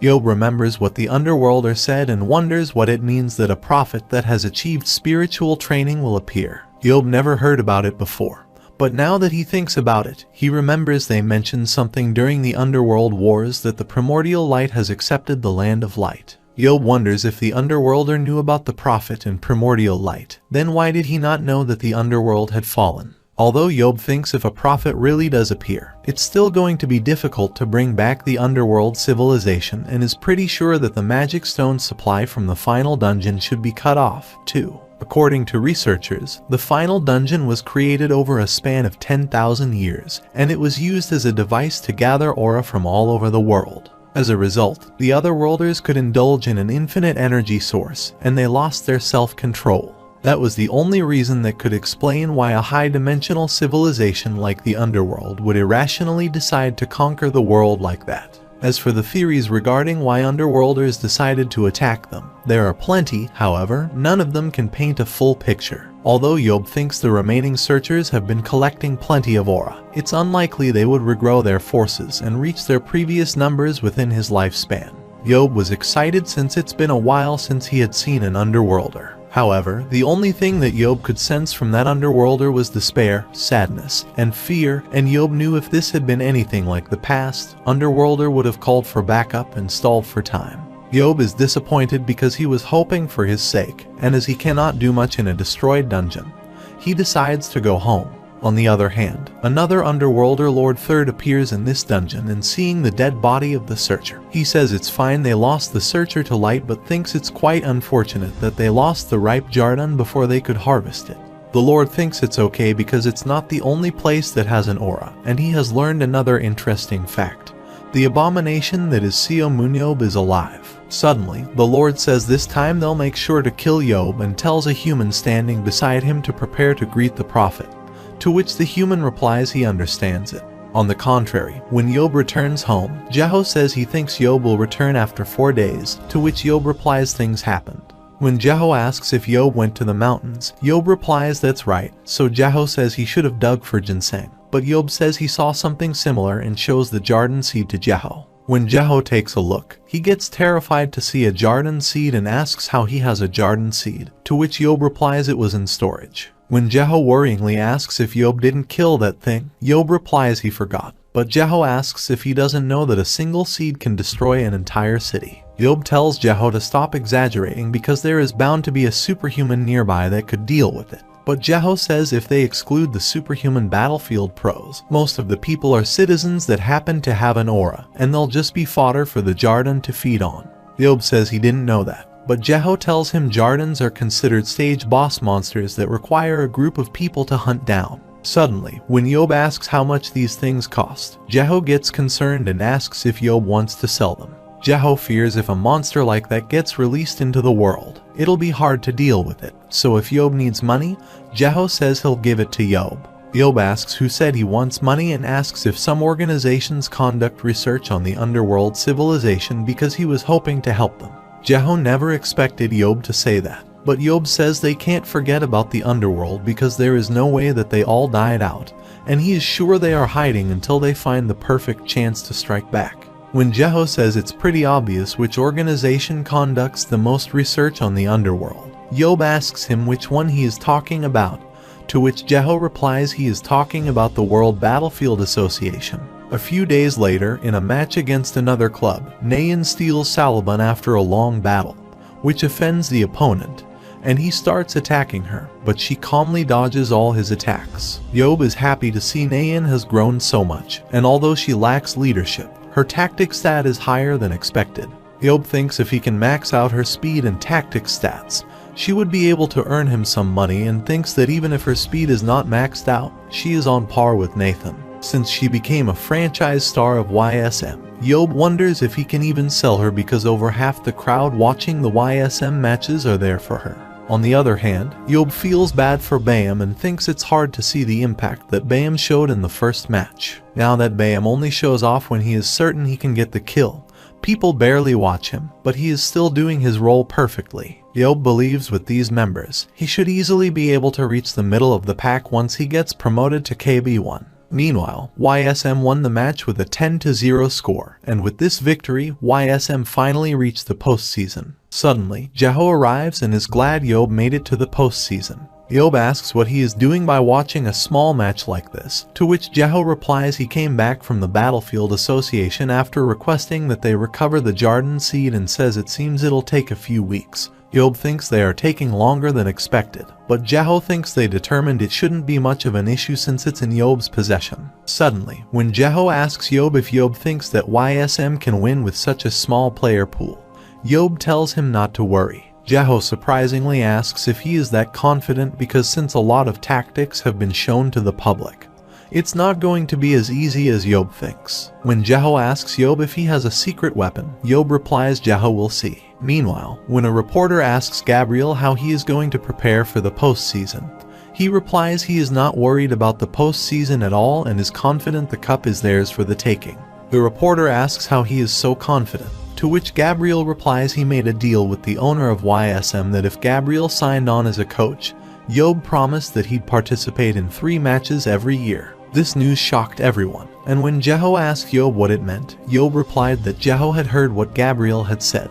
The next day, Gabriel introduces the newly recruited team member, Seo MoonYeob, and says since he doesn't have much battlefield experience, he hopes everyone will help him adjust. Yeob says it's nice to meet everyone, and as it's his official debut and he gets paid the least, he hopes they don't yell at him much. Suddenly, Yeob, in an intimidating tone, says he is sure that all of them will do their best to show him plays that will serve as great examples for him. Gabriel says Yeob will join the team starting the next match, and Yeob wishes everyone good luck, while everyone thinks the mere prospect of him being on the same team is scary. After this, Gabriel starts the briefing and says for the first round of the postseason, Their matchup is the team that placed third. In NO.1, it's the team where Naeun and Seungho's duo made their debut, and they have a history of losing to YSM when YSM uses a check strategy. Considering that, Yeob says In NO.1 has been making an effort to be wary of them and that strategy, and in the trade season, as a response to them, they recruited a new player from the youth league. Yeob knew the player was Han Seunjop because even with his analysis eyes, it was difficult for Yeob to see what Seunjop was capable of. That is why Yeob made sure to keep an eye on the matches Seunjop practiced. Yeob checks his stats, and after seeing he has a tracking superpower, Yeob understands Seunjop is recruited with the sole purpose of winning against them. Gabriel thinks Yeob is right and says although Seunjop is weak and has one ability, that ability would be devastating for their team. Gabriel says Bayam hides in shadows, and Seunho takes care of their supplies from afar, so Seunjop has been tasked with keeping track of both of them. Although Seunho utilizes his skills to complete a variety of tasks, his range of detection is limited, and it takes time to look for the enemy. On the other hand, while Han Seunjop's tracking ability is the only thing that he has, he can immediately determine where all 5 of his targets are. In the battlefield, the opponents can make decisions faster based on the information they readily have. Therefore, Gabriel thinks they can't use check strategies against them. Suddenly, Seungho says he assumes if the president is joining the team, then they are utilizing a different strategy. Seungho says since they can't check the opponents, they must play around the president, and Gabriel says instead of having Choi Youngmin escorting Seungho on his team, Yeob will be taking his place. Suddenly, Seungho asks if Gabriel is sure they can keep the strategy like this because he worries if using the big card like the president on something like this is worth it. However, Seungho is shocked when Gabriel replies that Yeob requested it himself, and Yeob says he has always wanted to try it out. Who is the greatest superhuman in the world has always been a hot topic for debate, and the top 3 professionals are not the only ones being considered. People like Gerald Walker and Chichai Lucas are potential candidates, too. This causes the media and the influencers all over the world to debate about it. However, the Korean media has no choice but to stay quiet and watch. Seo MoonYeob died 17 years ago, and Baek Jeho retired and became a coach.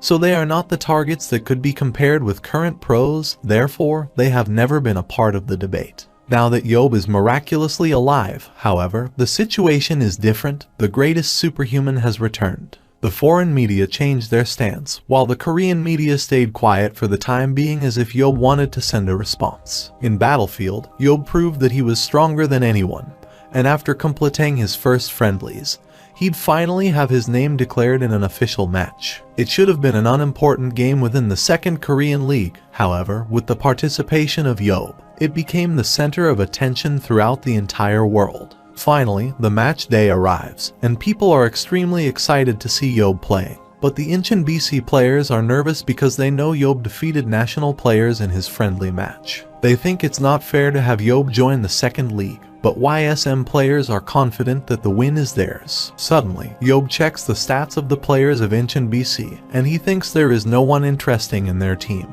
But suddenly Seunjop catches his attention. Seunjop loudly says it's nice to meet Yeob, but Yeob, while seeing his starts are all the same, tells him to talk quieter. Suddenly, when Yeob asks if Seunjop has chosen his targets, he replies he has, so Yeob asks if he is also included, to which he replies it is definite that Yeob is included. Yeob says he hopes Seunjop doesn't complain later because he has also chosen his target, and this makes Seunjop nervous. The match begins in Wizard Canyon Dungeon, and Yeob tells Seungho to do as they practiced, so when the players rush to complete their tasks, Yeob also starts getting ready. The commentators say it seems YSM is going for a check play, and they say up until now, Seungho utilized the 6-person team, but now Yeob is added instead of Choi Youngmin. There are not any monsters at spawn, so the YSM players can't earn points by hunting, so the commentator wonders what Yeob's plan is. On the other hand, In NO.1 Team 1 is hunting monsters, and Seunjop tells his team that Naeun and Bayam are heading toward Team 2.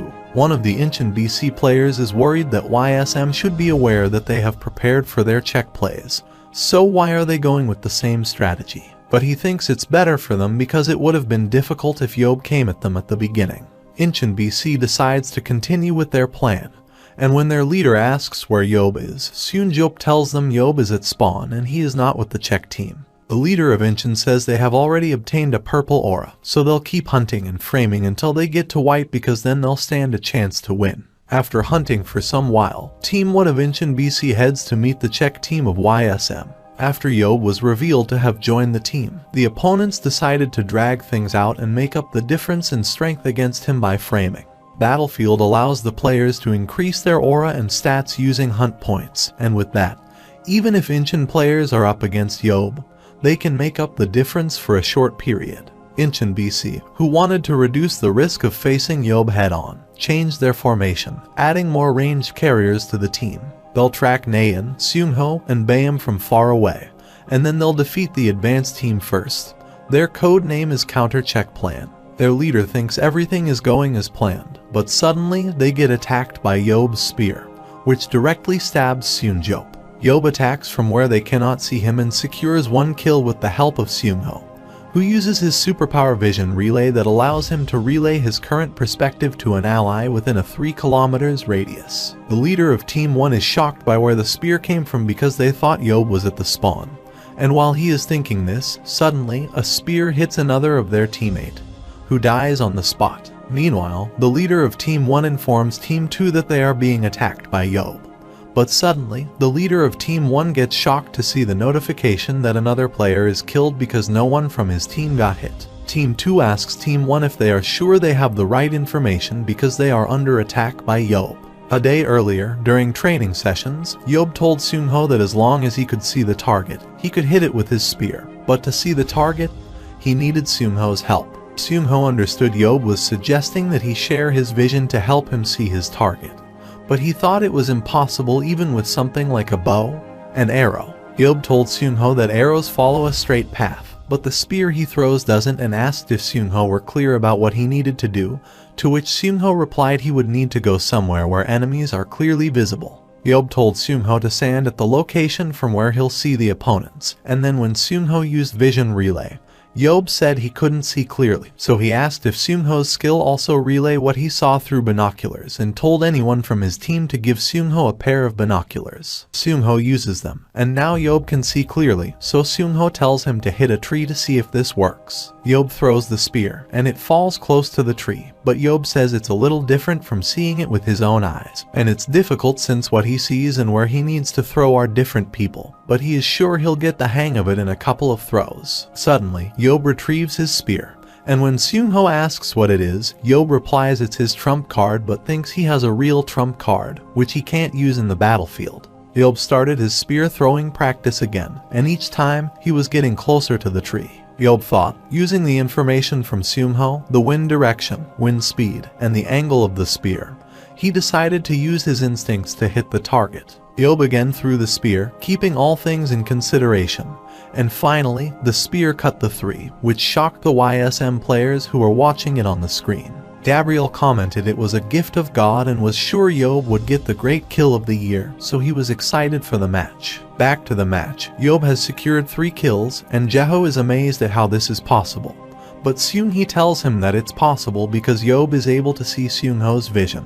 Jeho says he is aware of that, but the problem is that Yeob is throwing in directions that are completely different from what he sees. Jeho remembers he had said in past interviews that Yeob was capable of killing a monster from 2 kilometers away, and he was faced with backlash from everyone calling him a lawyer. The bibliography that Jeho wrote was created with the facts that Jeho personally experienced, such as killing a monster from 100 meters away by aiming for a 1 kilometer weak point, killing dozens of monsters blind with curses, and whatnot. From an outsider's perspective, it was filled with lies and exaggerations, and due to the controversial topics and countless praises within the book, it was deemed fictitious. The book was considered a story beak Jeho made up to honor his friend and hero, Seo MoonYeob. However, Yeob didn't lie about a single thing, and now Yeob's performance proves that everything he said was true.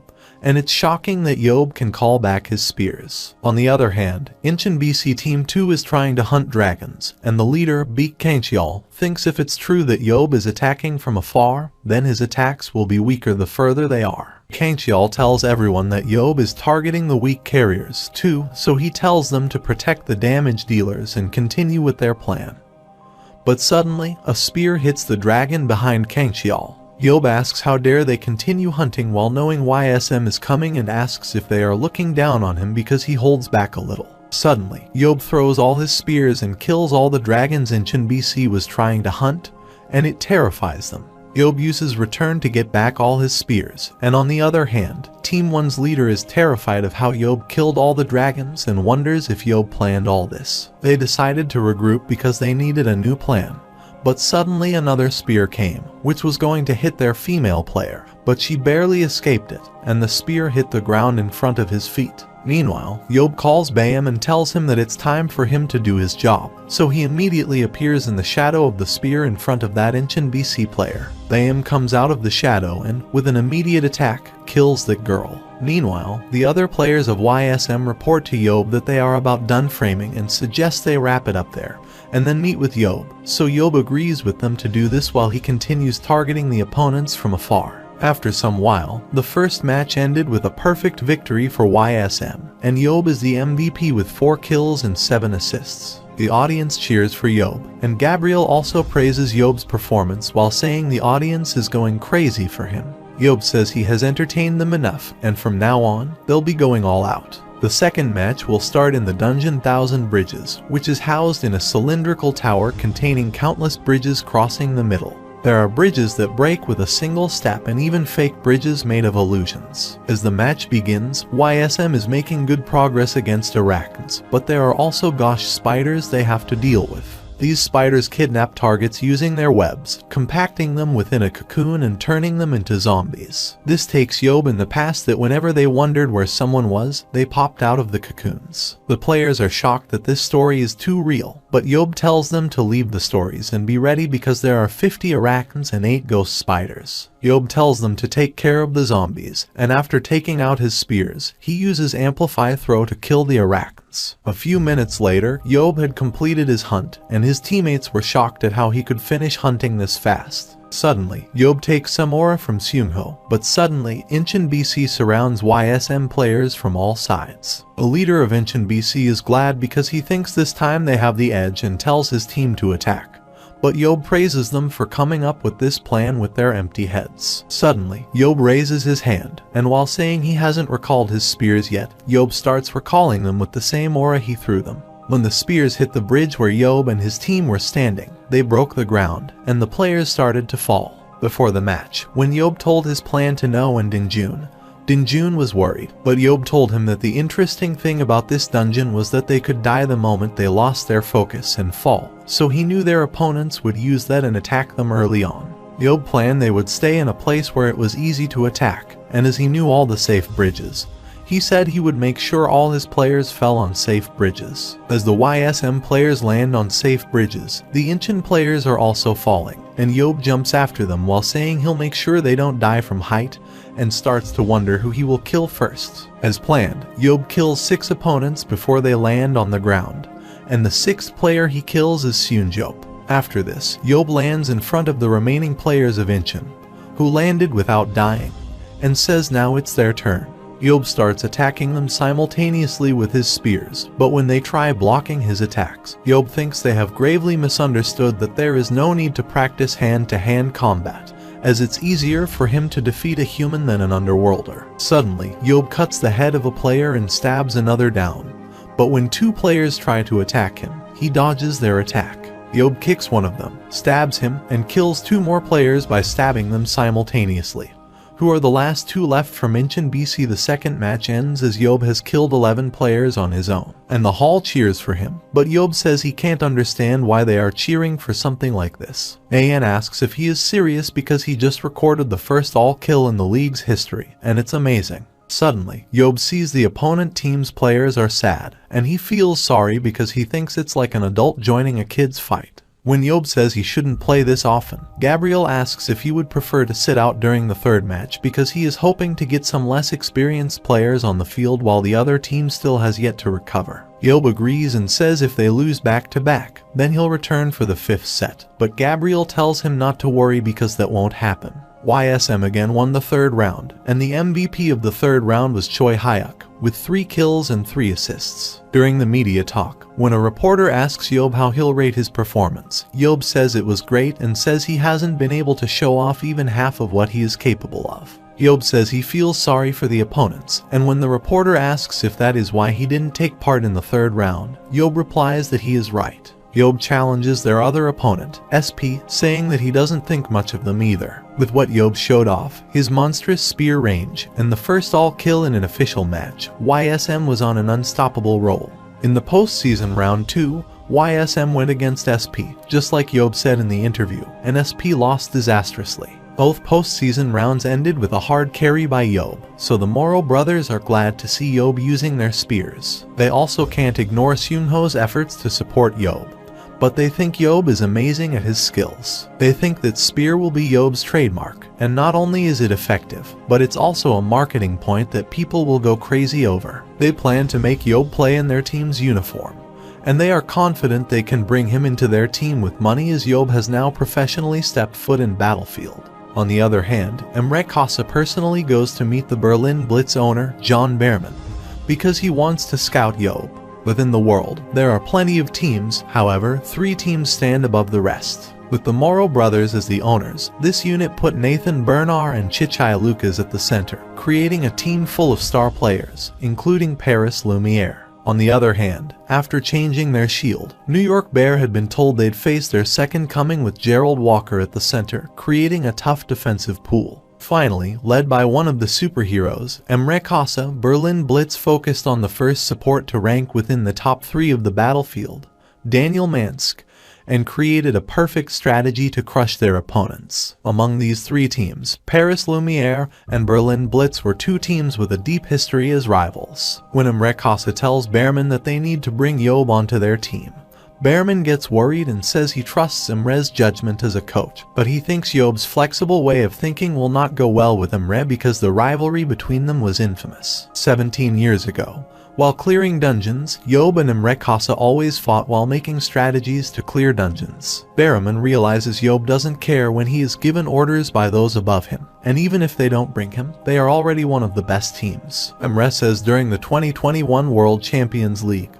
they lost to Paris Lumiere and came second in place, and during 2022, they lost again to Paris Lumiere and came in second place. Emre says up until 2020, they have rivaled Paris in victories they have acquired. But recently, however, they have been losing, so the gap between them has grown larger. Emre insists that Behrman thinks about if they lose Yeob. He thinks Yeob will go, but Behrman thinks Kasa is worrying too much. Behrman thinks Yeob only has experience in the Korean League, so it's questionable if Yeob will be able to perform in the big leagues like those of Europe. Emre believes Yeob will be the greatest even in the big leagues, and he can wager his entire career on that fact. Behrman understands Emre, and when he asks how much money he needs, Emre says if they consider they need to win against the Moro brothers in a bidding war, they need 180 million euros, but Behrman is shocked to hear this amount. A few days later, in the last match of the postseason, YSM faces Ocean Empire and wins the first round. Gabriel suggests Yeob sit out the rest of the rounds, but Yeob replies he is fine with playing in the second round. Gabriel says there is something he wants to test, and since most of their players don't have experience, they need them to build some, so Yeob agrees with Gabriel. The main difference YSM makes in the lineup is No Younghwan and Choi Hyuk. First, they switched No from the main tank to the secondary tank so that he could effectively order and protect the team from the back. On the other hand, Hyuk became the main taker after his strength reached 85, his agility and speed were fast for a tank, and he had an 81 in aura. Choi has the stats to make it on the first national team, so Gabriel leaves Choi Hyuk on the front lines and allows No to run around the back, keeping an eye out for moves and filling in the gaps within the defense. Gabriel thinks this helps them bring out their best points and says sometimes Choi Hyuk was not certain if he should attack or defend. But now that he is on the front line, he can focus on defending and looking for counterattacks. About No, Yeob thinks he has been on the team for too long, so he decides to handle things on his own, which puts pressure on him and limits his vision. Gabriel says, just like Yeob said, Seungho is good at orders too, so he asks if Yeob has some secret of identifying people, to which Yeob replies he has had to gather new teammates for each dungeon so he can tell what people are like just by looking at them. Suddenly, Dinjun tells Yeob that they have a lot of trade offers coming in, but Yeob replies they are not biting. They need to go up to the KB1 league for the contracts to get better. When Dinjun says the target for trades is Yeob, he gets shocked. Dinjun says there are rumors that foreign teams are trying to recruit him, and they have prepared 100 million at minimum. Gabriel suggests that Yeob goes to Paris because Moro's brothers will pay him a lot, but Yeob tells him to forget it as he plans to make YSM a household name.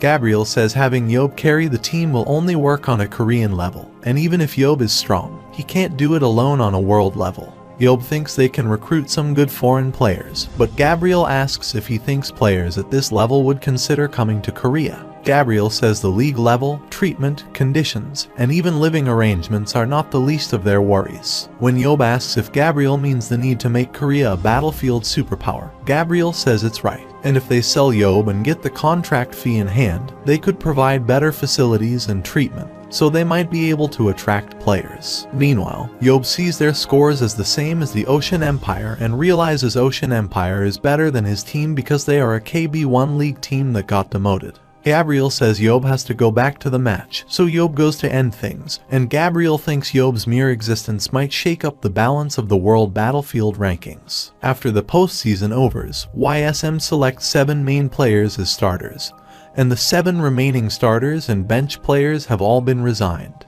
Also, 3 players went to KB2 League, 1 went to KB7, and Gabriel tells Yeob they have completed the sale of 4 players. Yeob is glad they got more than they originally paid for, and Gabriel says they need to fill in the players they sold for. When Yeob suddenly gives them the list of players he has selected, Dinjun is shocked to see the list, and when he asks if Yeob really wants to recruit them, Yeob says that is right because they are perfect for the team. A while later, Yeob is riding somewhere on his bike, and he remembers what Gabriel told him about joining Paris Lumiere, and thinks he should really go to Paris Lumiere. Yeob is confused, so he first decides to improve the strategy of YSM and thinks he can count on Gabriel because he knows what they need. First, they need a fast secondary tanker, and then as many close-range damage dealers.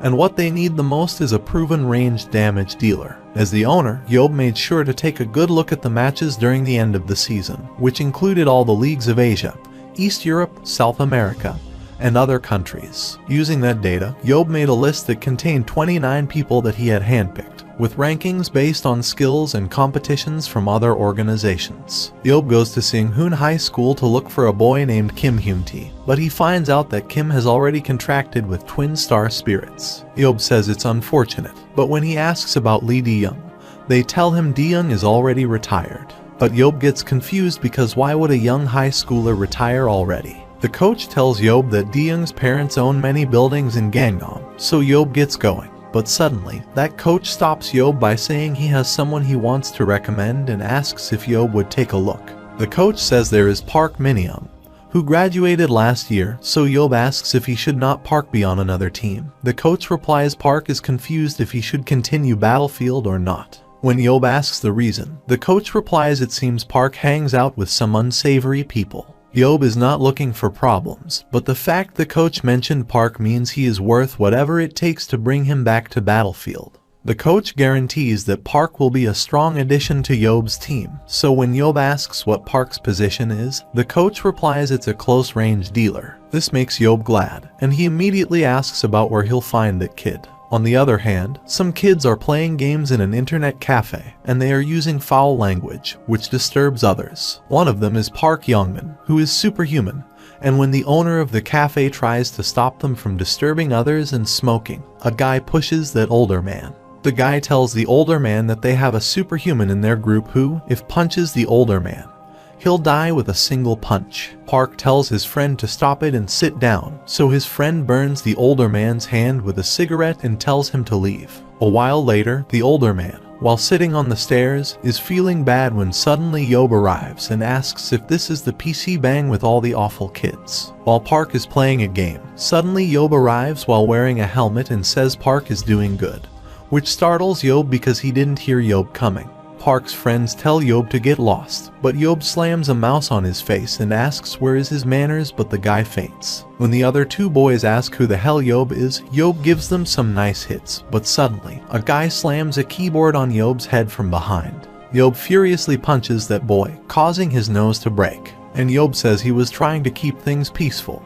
But as they hit him first, he says he is in self-defense. The boys run to attack Yeob, but suddenly Park recognizes Yeob's eyes and tells his friends to stop. But it's already too late. Yeob dodges and slaps both the boys down when they try to attack him. But after that, he takes off his helmet while telling Park that they should have a chat. Park asks how Yeob knows his name, but simultaneously, a girl is doing a live stream and showing all this to the people who are watching her stream. Yeob gives Park a few punches and says it feels good because Park is superhuman. But Park can't understand why Yeob came for him. Suddenly, he understands the coach has sent Yeob, and Yeob says it's right, but Park tells him he can't play Battlefield anymore. Yeob says they can have a serious talk later, but Park replies he doesn't have anything else to talk about anymore and hopes Yeob doesn't beat him for not playing Battlefield anymore. Yeob tells him to be polite and give him some time, but Park apologizes and tells him to go away. This makes Yeob furious, and he asks if Park wants to die by shooing him away like a fly. But Park immediately apologizes, saying that's not what he meant. Still, Yeob punches him and starts to drag Park with him, but suddenly, Yeob sees the girl who is secretly making their video, and tells her to delete it immediately. The girl tells Yeob that it's not a video, it's a live stream, which infuriates Yeob, but he asks her name, and she replies it's BJ Pretty. When Yeob asks why she is recording there, she replies she has a mission to record at a PC bang like this, and for this mission, she'll get 10,000 stars, which is worth $1,000,001. Suddenly, she receives 10,000 stars, and she is happy, but Yeob is amazed to see what's happening, so he asks if these stars are worth $1,000,000. BJ Pretty replies after taxes, it's actually worth 700,000, and Yeob thinks it's not too bad. Suddenly, she starts to celebrate after she receives another 10,000, and Yeob thinks she is crazy. But suddenly, her live stream stops. In the meantime, she receives a call and gets informed that she has been banned from streaming for 3 months, and when Yeob asks what happened, she replies the website manager banned her for 3 months for violence. Yeob tells her to give him the phone, and after getting on the call, when Yeob asks the website manager what's wrong, he replies the stream was too violent. Yeob furiously asks the manager if he thinks teaching bullies a lesson is violence and asks if he is sure he can handle the repercussions. The manager gets scared, so he immediately says that after consideration, they have decided the streamer had no intention to stream that incident. They end the warning, and Yeob says that's right, but when the manager tells him to take care to avoid violence and abusive language, Yeob immediately leaves Park's leg. The girl immediately starts her stream again. And when she tells her viewers she got unbanned because of Seo MoonYeob, the viewers are surprised to hear this. Yeob apologizes on live stream for showing violence and says he'll personally talk with Park, so they don't need to worry. Yeob tells her to turn off the stream, so she immediately does it and thanks Yeob. But Yeob tells her to leave now and says if she wants, she can come to YSM for streaming. After she leaves, Yeob asks why Park doesn't want to return to the battlefield, to which Park replies his family can barely survive on the money that he and his mother make, and his grandparents need to be cared for, too. Yeob asks if Park is serious because Yeob knows Park can make quadruple money as a pro player, but when he asks about his father, Park replies he drinks and gambles. Yeob gets more offended that Park is not working currently and smokes while his mother works, so he warns Park to choose wisely if he wants to come with Yeob and become a battlefield player, or if he wants to quit and die. Suddenly, Park loudly says he didn't quit because he wanted to, and he misses being a pro and tells Yeob that his father lit their house on fire while drunk and left to gamble. His grandparents almost died, so he had to quit becoming a pro and seeing his friends build their careers. He became jealous and angry. Suddenly, Yeob asks him why he talks too much and says he could care less about his backstory, so he asks if Park wants to join or not. Park replies he'll do it, but he has one condition and says in order to stop his dad from drinking, he requests Yeob to teach his father a lesson just like he did to him. After some time, Seo MoonYeob goes to Chungyeong High School, where he meets Kim Jinsu and sees that although his strength is lacking for a tanker, it's at least around 80. Yeob sees Jinsu's focus is capped at 91, agility at 81, and stamina at 88. Yeob thinks Jinsu is the fast secondary tanker that Coach Gabriel is looking for. Suddenly, Yeob asks what Jinsu thinks his best points are, to which Jinsu replies he was weaker. but he improved his defense through shield control, and he has pretty good technique. Yeob says he'll be sure to help Jinsu become a national representative secondary tanker and is sure Jinsu knows that the players Yeob selects all do well. When Jinsu says he'll do his best at ISM, Yeob replies he'll contact Jinsu sometime next week and leaves with the signing contract. Meanwhile, Jinsu wondered if it was a dream or reality because the only offers he had gotten were from KB 7-second teams. Suddenly, Yeob turns back and asks if Jinsu has any problems which Yeob should know about. Jinsu confusedly asks what kind of problems, to which Yeob replies that stuff like family members that need to learn a lesson. A while later, Yeob goes to the billiards hall where some elders are playing pool games, but as Yeob enters the hall, they recognize Yeob. One of the men there says he saw Yeob on the news and heard he had caused a scene in the nearby neighborhood. Yeob gladly says if they saw, then he doesn't need to explain. He suddenly asks which one of them is Park Youngmin's father. A guy there tells Park Youngmin's father that Seo MoonYeob is looking for him. When Park's father, who is drunk, gets up and says he is the father, Yeob asks if he is the one who got married and ruined his business of 5 years, but now all he does is get drunk and have fun. Suddenly, Yeob says first of all, he wants to congratulate Park Youngmin as he has become a professional battlefield player. Park's father is shocked that his son has become a professional battlefield player, and Yeob says to celebrate this, he has come to fulfill Park's wish. Everyone congratulates Park's father and asks him why he didn't tell them about this. Suddenly, when Park's father asks about what the wish is, Yeob, while taking out a wine bottle from a shopper, says it's not much. He is told to make sure Park's father never drinks again by teaching him a proper lesson. After saying this, Yeob starts beating Park Youngmin's father and breaks his head with the wine bottle. Yeob furiously says he was thinking on his way there about what he should do to prevent Park Youngmin's father from drinking. And that is when he came to the conclusion that if he used an alcohol bottle, maybe Park Youngmin's father became too scared to even pick one up afterward. Suddenly, Yeob says to the other men there that it seems like they are close to Park Youngmin's father, which means that they are fine with their friend abandoning his family for 15 years, and they support his drinking. Everyone gets worried because Yeob, in a fierce voice, says they are the same as Park Youngmin's father. Yeob says if any of them wants beating they can stay, but all of them immediately leave, and Yeob, after picking up another alcohol bottle, Yeob closes the door while saying he is 1 year older than Park Youngmin's father, so he should call him elder brother. While closing the door, Yeob tells Youngmin's father not to worry and thinks that he is going to learn a lesson from his older brother. After beating Park Youngmin's father for some while, Yeob takes him home, where his family members get worried about seeing Youngmin's father. When the grandfather asks what happened to his son, Yeob replies he had a talk on behalf of his player.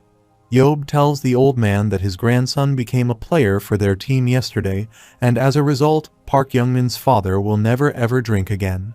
Suddenly, when Yeob says Park Youngmin's father won't gamble again, he replies he will never.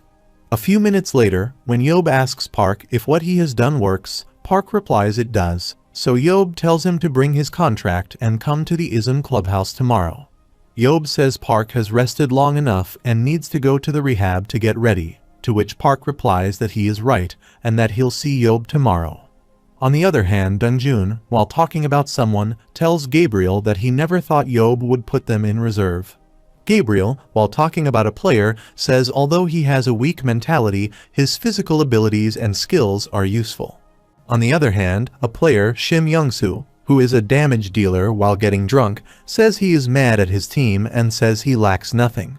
Suddenly, his friend says he is right, and that no one is better than him, but Shim gets up and heads towards the toilet. While Shim is going to the toilet, his friends tell each other that they should just play along with him, but they are worried Shim is going to do something. Shim, on his way, is telling himself that it's all because of Yeob because after Yeob took him off the national team, everything got ruined. Suddenly, Shim bumps into a masked guy and falls. After apologizing to him, that guy starts to walk away. Shim gets furious because he thinks now everyone is looking down on him, so he yells at the guy that he did it on purpose and asks if he wants to die. Suddenly, the guy turned, but Shim couldn't see his face and wondered who had let this guy into the club like that. As the masked guy asks if Young-soo is talking to him, Shim thinks the voice seems familiar, and suddenly, the guy takes off his mask, saying he wonders how long it's been since someone has tried to fight him. Young-soo is shocked to see it's Yeob, and he starts wondering why Yeob is there and why he hides his identity like this. When Shim says Yeob is doing this on purpose, Yeob says he can hear the gears turning in Shim's head, but he tells him to forget it and punches him down. Suddenly, Shim's friends arrive there, and Yeob tells them that he is taking Shim with him, so he asks if they have any problem. A while ago, Yeob, sitting in his office, got a call from an unknown number. When he took the call, the person on the other side said he was the vice president of the Korean Battlefield Association Shim Tae-ho. When Yeob asks what the vice president is calling him for, Tae-ho says he has called for his son and is sure Yeob is already aware of this. However, Yeob asks how he would know about Shim Tae-ho's son. Yeob immediately remembers that Shim Young-soo is Tae-ho's son. Tae-ho says Yeob does know about his son, and although it's private information, his son seems to be causing issues among his teammates.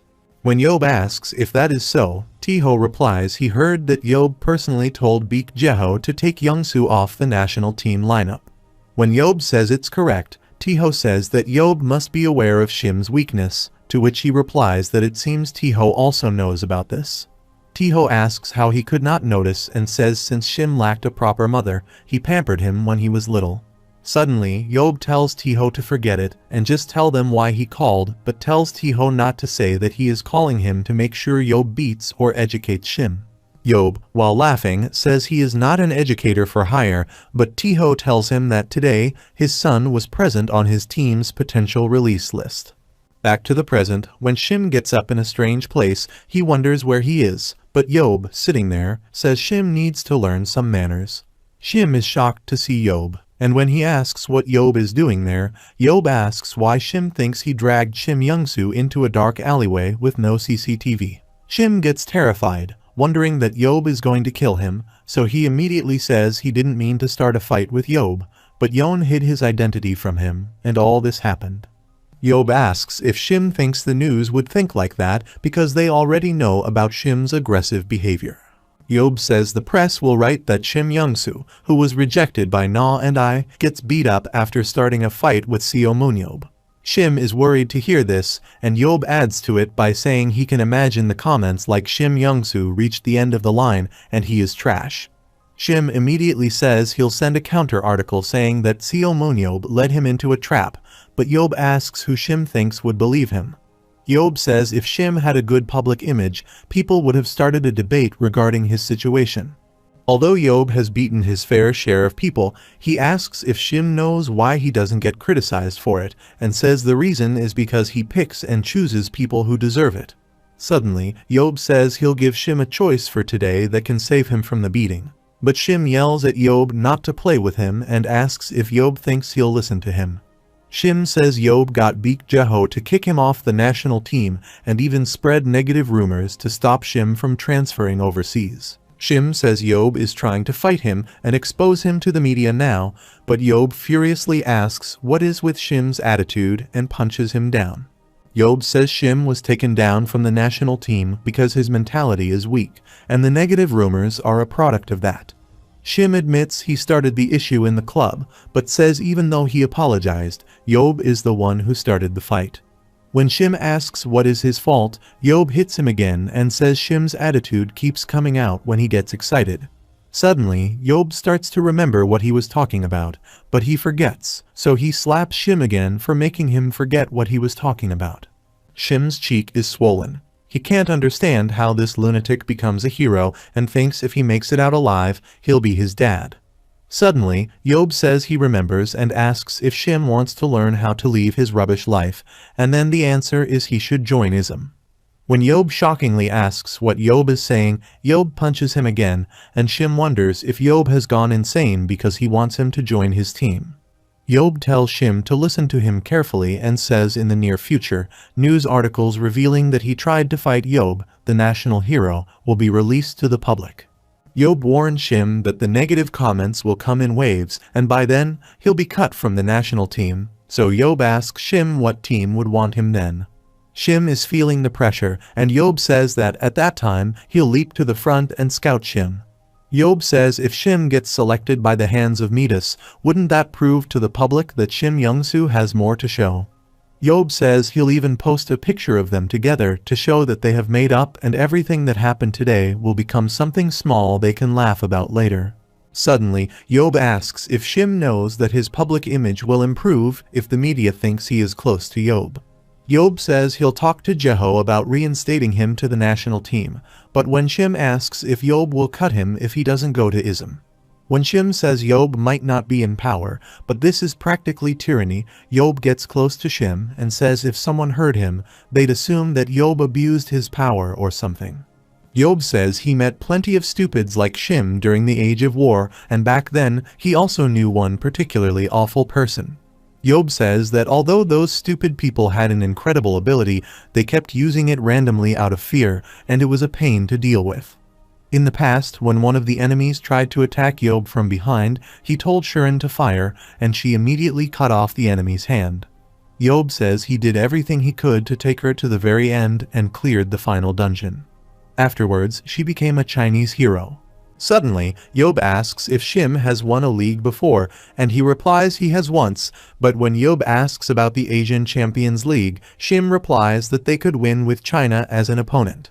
When Yeob asks about the World Champions League and World Cup, Shim replies it's hard even just to make it out of the group stages. Yeob says this will be possible with him because, unlike all of them, he is not useless and gives Shim time until tomorrow as his last chance. The following day, when Shim talks to his father, Teho tells him to go to ISM. But Shim shockingly asks his father if he is not the one who hates Yeob, to which Teho replies why would he? Shim says his father voted against Jeho as the coach, and that is why he thought his father hated the 7 heroes, but Teho asks who would dare to hate the savior of the world. Teho says the reason he opposed Baek Jeho as the national team coach was that he didn't want to taint a hero's honor with the people's criticism. Teho says there is also the fact that Jeho has not yet proved himself as a coach, but Yeob has already proven himself, and he was the one who vouched for Jeho. Teho says although Jeho's skills as a leader are still questionable, the fact that Yeob is incredibly involved with the team because of Jeho is amazing for them. Teho tells his son to go to ISM because Yeob is the real thing, and on top of that, coach Gabriel Sana is there. Teho knows Gabriel is a proven coach that their association would have loved to have but could never attain. However, Shim says Yeob hates him, and Teho replies that Yeob didn't have a good relationship with Shirin and Emre Kasa. Teho says, however, that they all cleared the final dungeon together, and Yeob risked his life for them. When Teho says Yeob worked with and raised plenty of superhumans across the world, Shim turns speechless. On the other hand, Yeob visits the Future Hyper's clubhouse, and after telling their team leader, Park Cheolho, that he will cut to chase because he doesn't like to talk much, Yeob tells him to give Shim Young-soo for 10 billion won. Park immediately yells that he cannot do that, but Yeob tells him to stop the nonsense and agree on 10 billion won. Park says they received an offer for 30 billion won from a Middle Eastern team, but Yeob says those teams always offer insane initial amounts with no intention of actually fulfilling them. Also, Yeob knows Shim hated the idea of going to the Middle East. When Park says 10 billion is too low, Yeob asks if he should come back after Shim has been cut from the national team, because, at that point, even a billion would be too much to offer. Park says there is no way they can negotiate like this, so he tells Yeob to come back with a reasonable offer. But Yeob, with a straight face, replies he has no choice. Yeob asks Park if the owner of his team is the president of the Murray Group and tells him to call them. 7 years ago, at Murray Hotel's banquet, Yeob was drinking when there was a guy forcing a girl to go to a private place. Yeob was looking at the wine bottle on the table behind the guy, forcing the girl, so Yeob immediately rushed towards the bottle, pushing the guy away. Yeob picks up the bottle and starts drinking while the guards rush to help that guy, but he tells them to get off him, and he gets up himself. That guy furiously asked if Yeob knew him, but Yeob asked who he was, to which the guards told Yeob that this boy was the grandson of the president of the Murray Group. The boy said if he revealed what Yeob did to him, Yeob wouldn't be able to lay a foot in Korea, but Yeob furiously grabbed that kid's face and told him that he was Seo MoonYeob, an orphan. Park remembers that after capturing the vice president, Yeob held him hostage and made them donate 500 billion won to save the children. After that, the vice president would get nervous even if they even mentioned the word Seo. And Park knows he cannot let Yeob meet the vice president, so he says he understands Yeob. Simultaneously, Yeob says that since he feels a little bad, he'll only take half the amount off for an offer of 5 billion won and tells Park to sign the papers. A few weeks later, in the ISM clubhouse, Dongjun is having a conversation with the 3 new players while Gabriel and Yeob are watching them. Gabriel says it's not bad, and although Kim Jin-soo is a little lackluster in terms of physicality, his shield control is pretty good. Gabriel thinks if it was the other way around, it would take a lot of time to develop those skills, but since the problem is just physical, they can help Jin-soo with some simple training. Yeob also agrees that since the kid is nice and hardworking, he should be able to improve quickly. Moreover, when it comes to Park Youngmin, Gabriel says he is not sure what he should be looking out for, and Yeob says it's because Park has been resting for an entire year. Yeob says they'll need to push him a lot, and he'll become a high-ranking close-range dealer soon enough. Gabriel says if that is what Yeob claims, then he is sure Yeob is right and says he'll keep track of Park's growth. Gabriel thinks other than Shim Young-soo, they don't have any players who are ready at this point, so he thinks they need more immediate help. Yeob says there is no one noteworthy in Korea because all the decent ones have been scouted already. Yeob tried looking among the current players, but they are either too expensive or they have no potential for growth, and Gabriel understands it. Yeob thinks they need to hire some foreign players, to which Gabriel replies since they still have time this trade season, he'll be waiting for some news. At night, Hyein arrives back from Paris, and when Yeob asks what she is doing there, she replies she is on vacation. When Hyein asks if Uncle Yeob misses her, he replies he misses her a little, and Hyein says if he is honest, then she'll take him to Paris with her. As Yeob asks if it is because she is still not used to the new team, Hyein asks what he means because she is perfectly adjusted. Hyein says although she is not on rotation, she plays a lot and gets a lot of points. According to the local media, she is a pretty successful addition, and since it's the world's greatest battlefield club, Paris Lumiere, she is still not good enough to be selected as a regular starter. Therefore, in situations where the team needs to change its strategy, she joins the team as a joker card to change the pace. Yeob is amazed to see that she has grown a lot, and is beyond the level of Korean battlefield teams. Yeob sees her strength increase in 6 stages, going from 72 to 78, stamina rose to 75 from 67, and with her insanely high leadership stat, she could be a leader anywhere she goes. Yeob wonders if Hyein will learn more strategy and how much longer it'll take her to become world-class. Suddenly, when Hyein asks what Yeob is staring at, he apologizes because he thought she was an idiot, but she is stronger in practice. Meanwhile, Jeho arrives, and Yeob immediately checks his stats, which show that Jeho's leadership is 51 and tactics are 63. When Jeho asks why Yeobis is looking at him like that, Yeob replies there is no reason, and he is just disappointed that Jeho has reached his limit. Yeob thinks maybe he should just fire Jeho and hire Hyein as the coach. A few minutes later, while having dinner, when Jeho says Yeob is doing a lot of scouting and even bought Shim Young-soo, Yeob replies that the vice president asked for his help with Shim. Suddenly, Jeho asks when Yeob is going to take Shim off the national team. Yeob replies if it wasn't for his ego, he would be a decent addition to the team. Yeob says since stuff like personalities and egos don't change easily, he'll just have to beat Shim whenever he sees fit. Jeho says then hell, just leave Shin on the roster for now, and Yeob says it's right. When Jeho asks if Yeob is done scouting, Yeob replies he still needs 1 or 2 more players, so they are looking abroad. Yeob says there is no one noteworthy in the country and it wasn't like this before, so he asks what happened to the standard of the people there. Jeho replies that all the noteworthy superhumans left the country early on, and after that Korea was not able to produce any stars. Yeob says since it's only been 10 years since the battlefield was established, it'll take some time for the problem to resolve itself naturally.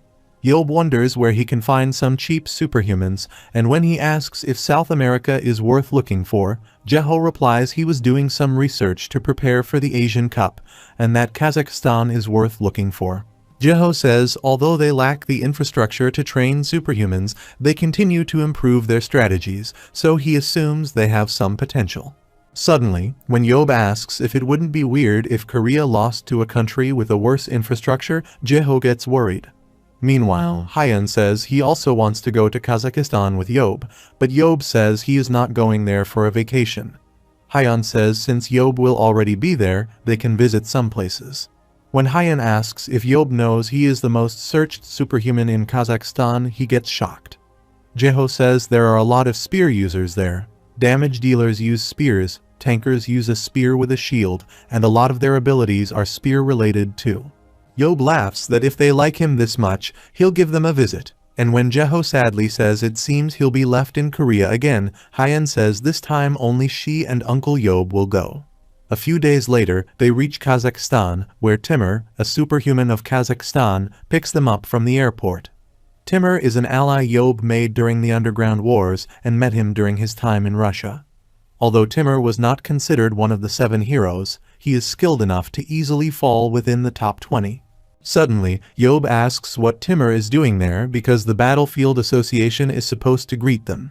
Timur replies he is the Battlefield Association president. This shocked Yeob, and when he asked if the association didn't have any employees, Timur replied he came because he heard Yeob would be there. When Timur asks what Yeob is there for, Yeob replies he is there to scout.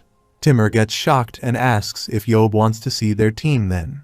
After some while, Timur takes them to meet the team and is sure it won't impress Yeob, but says they are a fine team.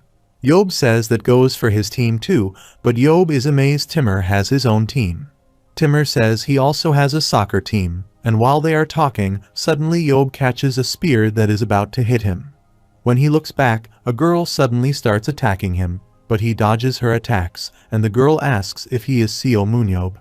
The girl tells him she is Sania Akhmatov and requests that he would have a duel with her.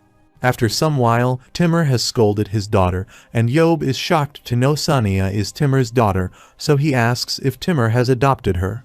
Timur knows Yeob has always liked saying mean things without thinking and says Sania is his real daughter, but Yeob thinks this doesn't make sense. Yeob says how he is supposed to believe that someone who looks like that is Timur's daughter, to which Timur replies that Sania has her mother's look and his strong build. Yeob asks if people could choose which genes to get from their parents like this, and when Timur asks if Jeho's daughter is like that too, Yeob replies that it is true that Seonghee's genes helped a lot. Suddenly, Yeob uses eyes of analysis on Sania and is amazed to see her stats because out of all female superhumans, she is the closest to Shuren. Yeob thinks Sania's potential is greater than Hyun's, and other than a handful of monsters like Nathan and Shichai, Sania has the talent to be on par with, if not greater, than some superstars. When Yeob asks what position she is in, Sania replies she is a tank, so Yeob says if she wants to spar with him, she should bring her gear. After some time, they both enter the testing field, and while looking at Sania's posture, Yeob wonders where he has seen it before. He realizes she is copying his style. Yeob can see a big fan in her. Suddenly, Sania throws a spear at Yeob, but he immediately dodges it and thinks her throws are faster despite her lack of throwing skill. Yeob thinks she is using her muscle strength, and since her stat strength was 72, with muscle strengthening, it should be at 101. Yeob thinks since she can throw using a strength stat higher than the max limit of 100, even without a throwing skill, it's pretty strong. While Yeob wonders if she can reach her strength limit of 87, meaning that she could get to 122 with muscle strengthening, Sania uses instant movement to attack him, but he starts blocking her attacks. Yeob realizes she is good at close range, but when he tries to attack her, she immediately steps back instead of dodging it. Yeob knows she would do that because her shield control is lacking, but since Tanker is tasked with the blocking of attacks, they are usually more skilled at using their shield than their weapon. There are 2 reasons why Yeob uses a shield. The first is utilizing his skills to predict the opponent's attacks because he has the confidence to block everything with a small shield. Second, while he is more agile compared to some tankers, his truth analysis shows that he is lacking in strength compared to others. Thus, Seo MoonYeob's weapon composition is not ideal, and this was the conclusion that Yeob arrived at through personal experience and knowledge. Yeob thinks there is a reason why this style wouldn't suit the kid, and since her strength is high, they could use her as a tanker as long as she practices using her shield. Yeob thinks her spirit and agility are too great to be wasted on serving as a traditional tanker, and having her continue to practice his style would put her muscle-strengthening skill to waste. Yeob thinks if Sania continues her professional career as a tanker, it would take too long for her to reach her potential, and it would be better for her to change positions. Yeob plans to start off slowly and beat her to a pulp, so he rushes to stab her, but she blocks his attack by making Yeob's spear fall. Yeob immediately slams her down and is going to hit her face, but stops and says he is sure she knows he held back. Yeob wins and Timur, while laughing, says it's just like he expected, but when he asks how his daughter is, Yeob replies she has talent. Simultaneously, Timur tells his daughter not to be said because Yeob thinks she is not bad, but when Yeob asks if she learned that style from her father, Sania replies he is right. Sania was recommended as a tank for her strength and suggested to fight in Yeob's style. Meanwhile, Timur says he is the best in his country to turn to when it comes to learning how to fight like Yeob, but Yeob is offended, and he can't believe this. Yeob tells Sania that when he uses the shield and spear, his strength is evenly dispersed, and Sania knows about this, so he explains that this style doesn't focus its strength on a single side. Yeob says this style focuses on dodging and countering rather than head-on offense. Yeob tells her that just now, it seemed like she enhanced her strength in order to attack or defend because she focused too much. However, her body stiffened, which made it difficult to transition between offense and defense. Yeob makes it clear that with Sania's current style, she won't be able to reach her full potential. Yeob suggests she should throw away the shield and use 2 spears to become a close-range dealer, because that way, she would be able to use her strength and agility to the fullest. While Yeob is saying if she changes her position and comes to his team, he can help her to grow, she immediately refuses. Yeob is shocked to hear that she doesn't want to listen to his great advice, and this makes him furious, which Timur realizes, so he immediately tells Yeob to calm down and ask what is so wrong with the style that his daughter uses. Yeob says Sania's style is wasteful, and she can't take advantage of her good abilities, but Timur nervously replies that his daughter's speed is good too. Timur says when it comes to being a tanker that utilizes agility, speed, and strength, Yeob is the best for her to learn from. Yeob says that is why he wants her as a close-range dealer with 2 spears instead of a tanker. Yeob says she could easily get killed if she uses both hands, so he asks why she should drop that in favor of carrying a shield. Suddenly, Timur says Yeob still doesn't understand women and says Yeob is a role model to tankers, but Yeob furiously kicks Timur's knee and asks what it has to do with women. Timur tells Yeob that Sania lived 18 years trying to be like Yeob, so he requests Yeob not to crush her dreams. Yeob says he understands it, but as he is going to say something, he gets shocked that Sania is just 18. Yeob thinks if she managed to reach this level at 18, she could easily be worth 100 billion in the future. Suddenly, Yeob tells Sania that he'll take responsibility and asks if she wants to come to Korea with him, but this shocks Haein and she gets emotional. Seo MoonYeob departed Kazakhstan, and his every move captured the attention of the entire world. While big clubs all across the globe were lovingly calling out to him with insane offers, rumors that his management team was reviewing them, and the news of him leaving the country spread all over social media. Thus, Seo MoonYeob's foreign transfer story gained more traction, and around the time when people's curiosity peaked at Incheon International Airport arrivals when Yeob arrived, the media bombarded him with questions. The media asks if it's true that Yeob is entering the European League and which one he is going to choose. Yeob replies that it is 100% a rumor. Meanwhile, Sania also comes out of the airport, and Yeob says he still has some stuff to take care of here. Back when they were in Kazakhstan, Sania refused Yeob's offer because she heard that the big leagues sent Yeob love calls, so she asked why she would go to Korea when he wasn't there. Sania said when it comes to international performance, their countries were the same, so she said it would make more sense to use her dad's connection to Europe and go there. Yeob thought he would agree with her, so he wondered what to do. He thought if he went to Europe for a couple of years and got paid, he would be able to use that money for everything. Yeob knew Sania would be worth €1,000,000 in the near future, so he wondered if he should go with the offer he had, or if he should invest in the future of another player. The answer was clear. He wouldn't go to Europe, so he said he'd take her responsibility, and if he did go, he'd take her with him. Sania agrees after hearing this, and Yeob tells all this to Jeho. He is shocked, but when he asks why Hyen doesn't come back, Yeob replies that Hyen said she had something urgent to take care of in France. This makes Jeho worried about why Hyen left like this, and he wonders what Yeob does, but he also doesn't want to know. The next day, Yeob takes Sania to the clubhouse, where she introduces her to the spearmanship instructor Maxim Blanco, whom Coach Gabriel brought from France. Maxim says hello to Sania in French, but Yeob translates for him, and Maxim says he is pretty picky, so she better be worth his time after making him come to this small country.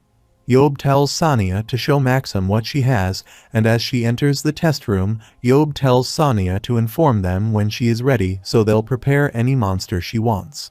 Before Sania starts, she says she needs to ask a question. What was the monster that Yeob defeated when he first entered the battlefield?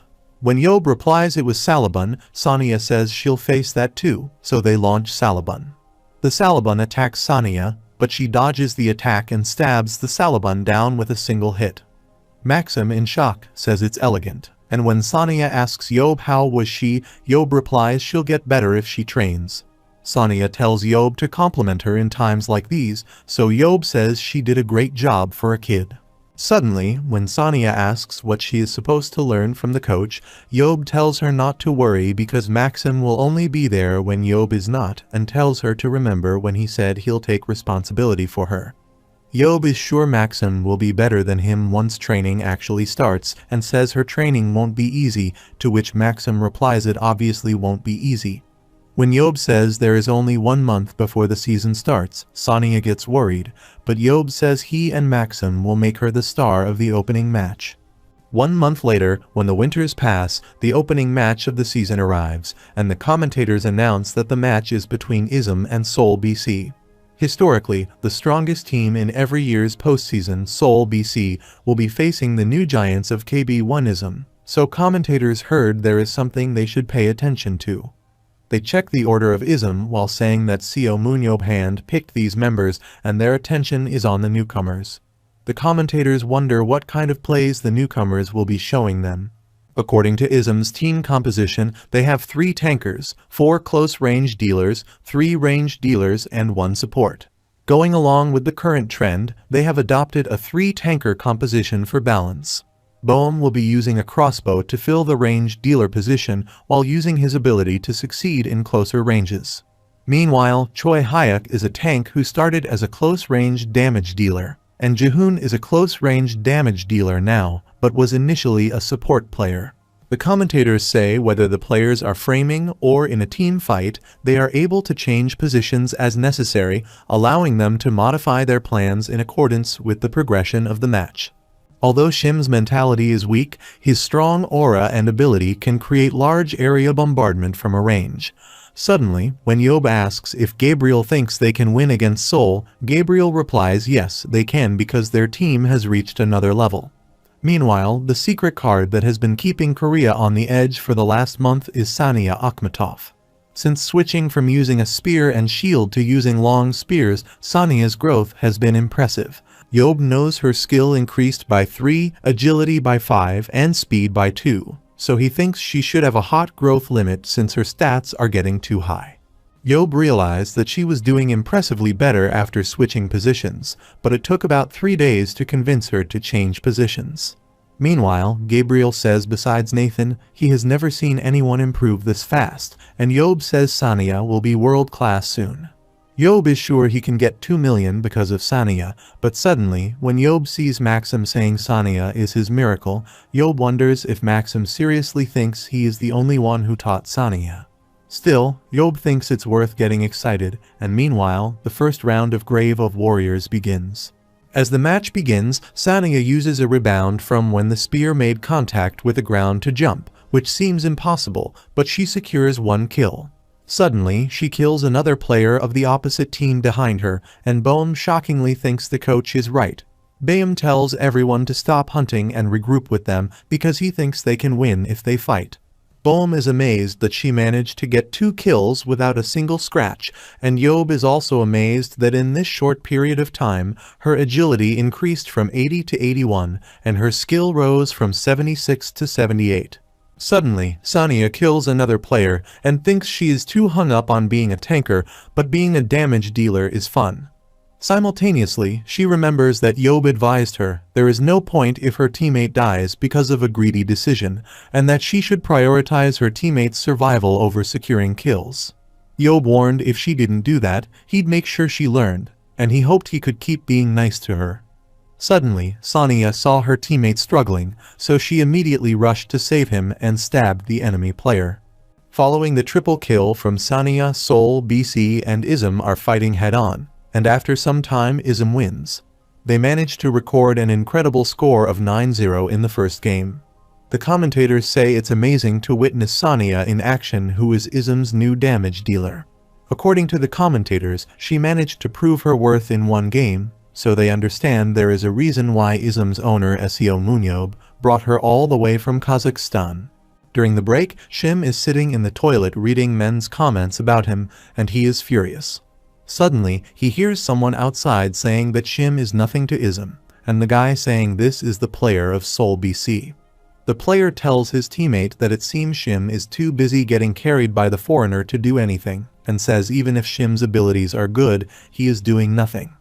The other player says if someone else has this ability, they could write history. The Sol players start praising Sania while Shim is hearing all this, but when they say they like that, Shim has no choice but to shut up. Shim's anger reaches its limit, and he immediately comes out yelling, "What did they just say?" One of the players gets worried, but the other player tells his teammate not to worry because he thinks they might be able to use Shim's temper for their gain. The player asks Shim what is the matter, and if they say something wrong, while thinking if Shim causes a scene there, he'll be forced to sit out. Shim furiously starts to walk toward them, but suddenly, they hear the sound of a flush from a toilet next to the one Shim came out. Suddenly, the guy inside opened the door and hit Shim's face, and the guy was Yeob. The Sol BC players are worried about seeing Yeob, and Yeob says he was using the toilet when he heard something interesting. Yeob says he was wondering how Shim would react to it, but he asked if they were done because he was hoping there would be more. Suddenly, the Sol players apologize, so Yeob says if that is it, then it's unfortunate, but he tells Shim to apologize to the Sol players. This shocks Shim, and when he asks why he should apologize because Sol players started it, Yeob furiously replies he is sure they had enough of a reason to trash talk Shim, because why else would Shim have to listen to people trashing him in the middle of the match? Shim refuses to apologize, but Yeob immediately pushes his head down and apologizes to them while talking like Shim for allowing his attitude to get in the way. The Sol players are confused to see this, but Yeob says all is good. Then they'll go and get ready for the next game, but before leaving, Yeob tells those Sol players to know that they got lucky today. Yeob says Shim is still on probation, which is why he let them off easily, and after saying there won't be next time, Yeob leaves. Before the next round, No instructs the team that, just like in the first game, they'll have a check team focused on Sania and a hunt team focused on different roles. No says this match is just a chance for Yeob and Gabriel to test out Sania's capabilities, but thanks to that, it's also a chance to determine if their main tactics and orders will work in KB1. No says they have enough opportunities to test out new skills, but simultaneously, Shim is feeling mad at those players, and he can see them laughing at him from their benches, so he plans to make them pay. The next round is in the ant nest dungeon, which is used by underworlders to conduct experiments on gigantified and agitated battleground ants. In its large tunnels, smaller rooms filled with ants exist, and at the very end, the boss monster, the queen ant, will call for more ants when it senses danger. Upon entering the ant nest, this dungeon requires players to kill each individual ant, so the commentators are excited to see what each team will show them. The second round starts and the Czech team of Ism is on the move, which includes Lee Nayan, Yoonbom, Seunho, Choi Hyuk, and Sania. Now that the Czech team is gone, No tells the hunting team, which includes No, Shim, Jinsu, Park, Jahoon, and Choi Jeongmin, to get to work. A large group of ants approaches the hunting team, but they immediately eliminate all the ants. After hunting them down, No says the hunting process is much faster, and it may be because they have new damage dealers. No tells the hunting team to move on to the next section, but suddenly one of the team members says Shim is missing. Meanwhile, Shim is rushing towards those soul guys to prove his point, but suddenly he gets a call from No, which he mutes. No is furious that Shim cut the communication and hopes Shim is ready for the talk after the match. No tell the team to continue hunting now because they need to clear the areas first. Then, minutes later, Shim finds soul players, but he wonders why there are only soul players in that area because his Czech team should have gotten there first. Shim Young-soo was planning on meeting up with the Czech team and throwing explosives from a safe distance, but as the Czech team was not there yet, so he had to change his plans. Shim thinks he has not been found yet, so he is sure someone will get hit and thinks he'll run away when it gets too dangerous. Suddenly, Shim attacks the enemies with his fire attack and wonders how many of the enemies got hit. The enemies knew Shim came alone, so they got in a defensive position while Shim was furious that they expected it and nobody got hit. They start attacking Shim, and the one who made Shim's fun says Shim is too obvious because he couldn't ignore some taunts and came there alone. The soul players start shooting at Shim, and dodging the attacks is becoming difficult for him, so he also starts attacking them but fails to hit them.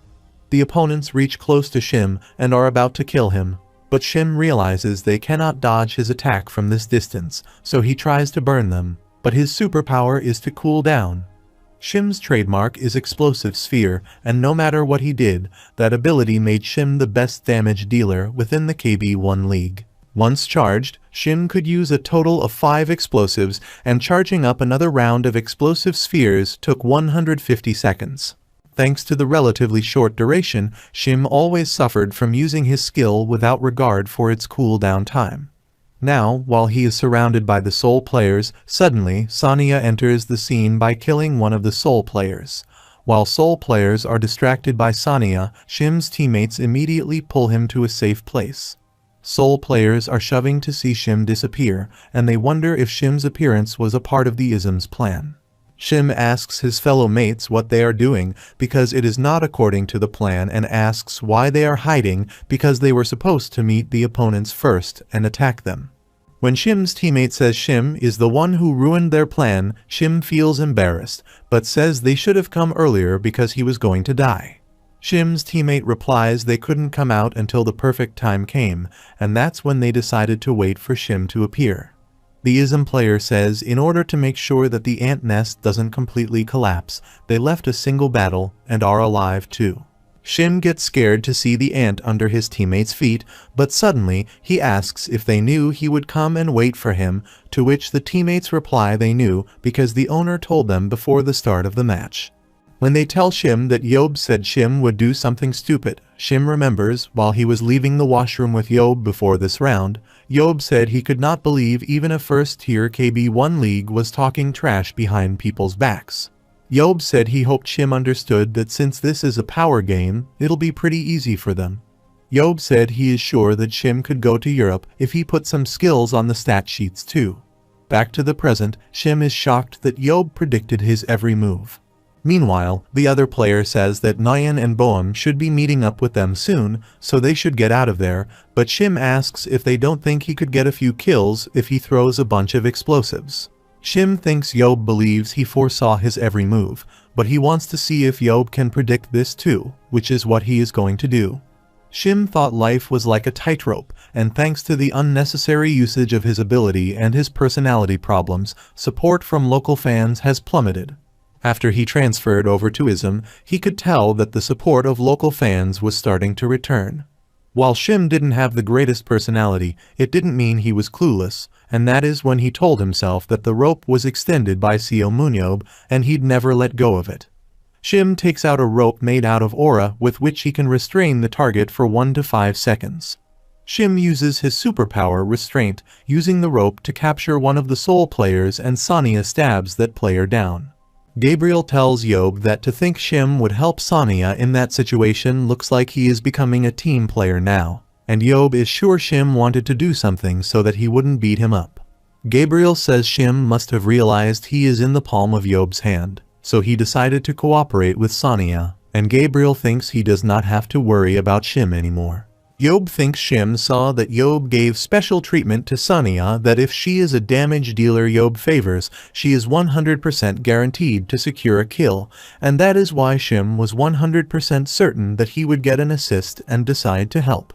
Gabriel says everyone wants to perform, and no matter what Shim's goal may be, he'll be of help to the team as long as he performs his role.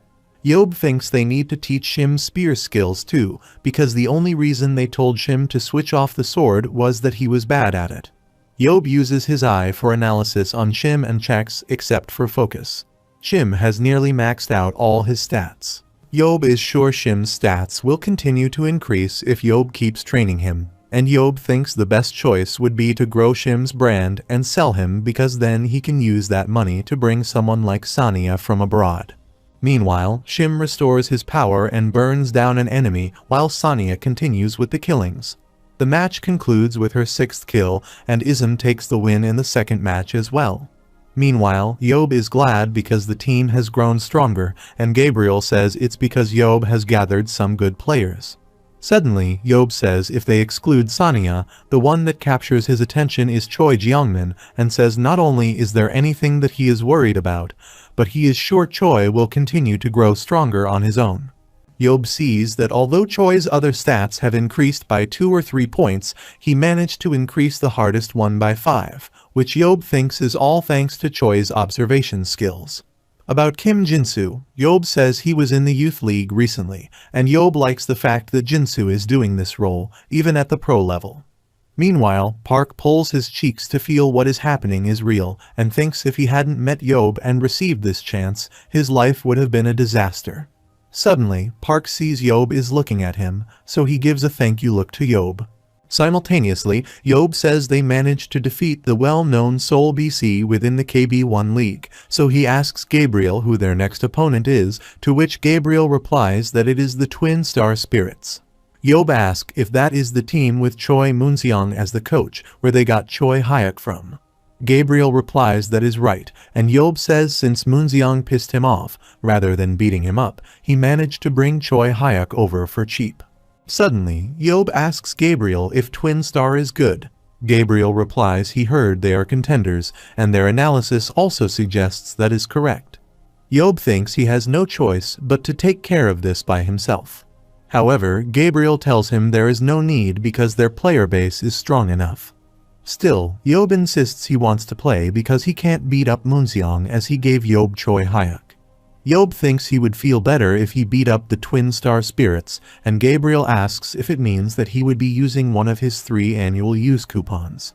Yeob says he'll make an exception against Twin Star, but when Gabriel asks if it includes the postseason, Yeob replies it does include it. Gabriel is amazed, but he is wood. This will make it too easy for him, but he also thinks it is lovely.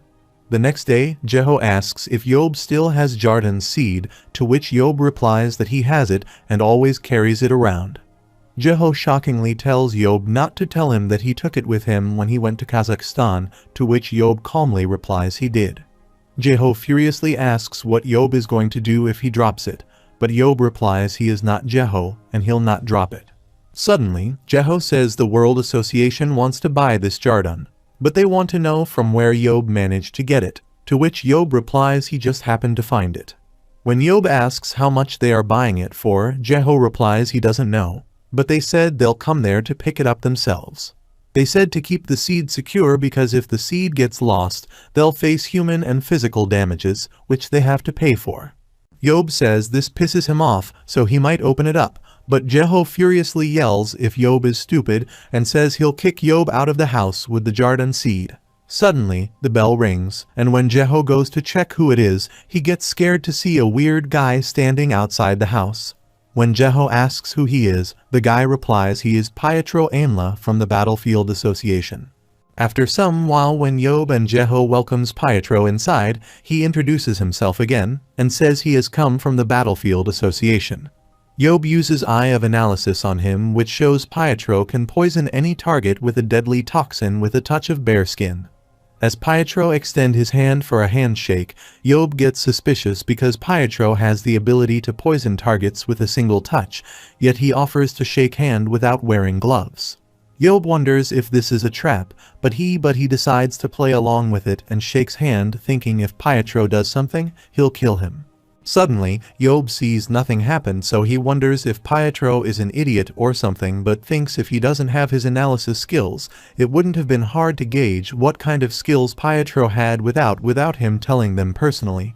While Jeho is talking with Pietro, Yob is thinking about something which bothers him, so he asks if Pietro is a battlefield pro by any chance. Pietro immediately replies he is not, but he has experience exploring dungeons during the underground wars, but it's been a long time since then. However, Yob wonders if this is true, then why does Pietro's stats are maxed?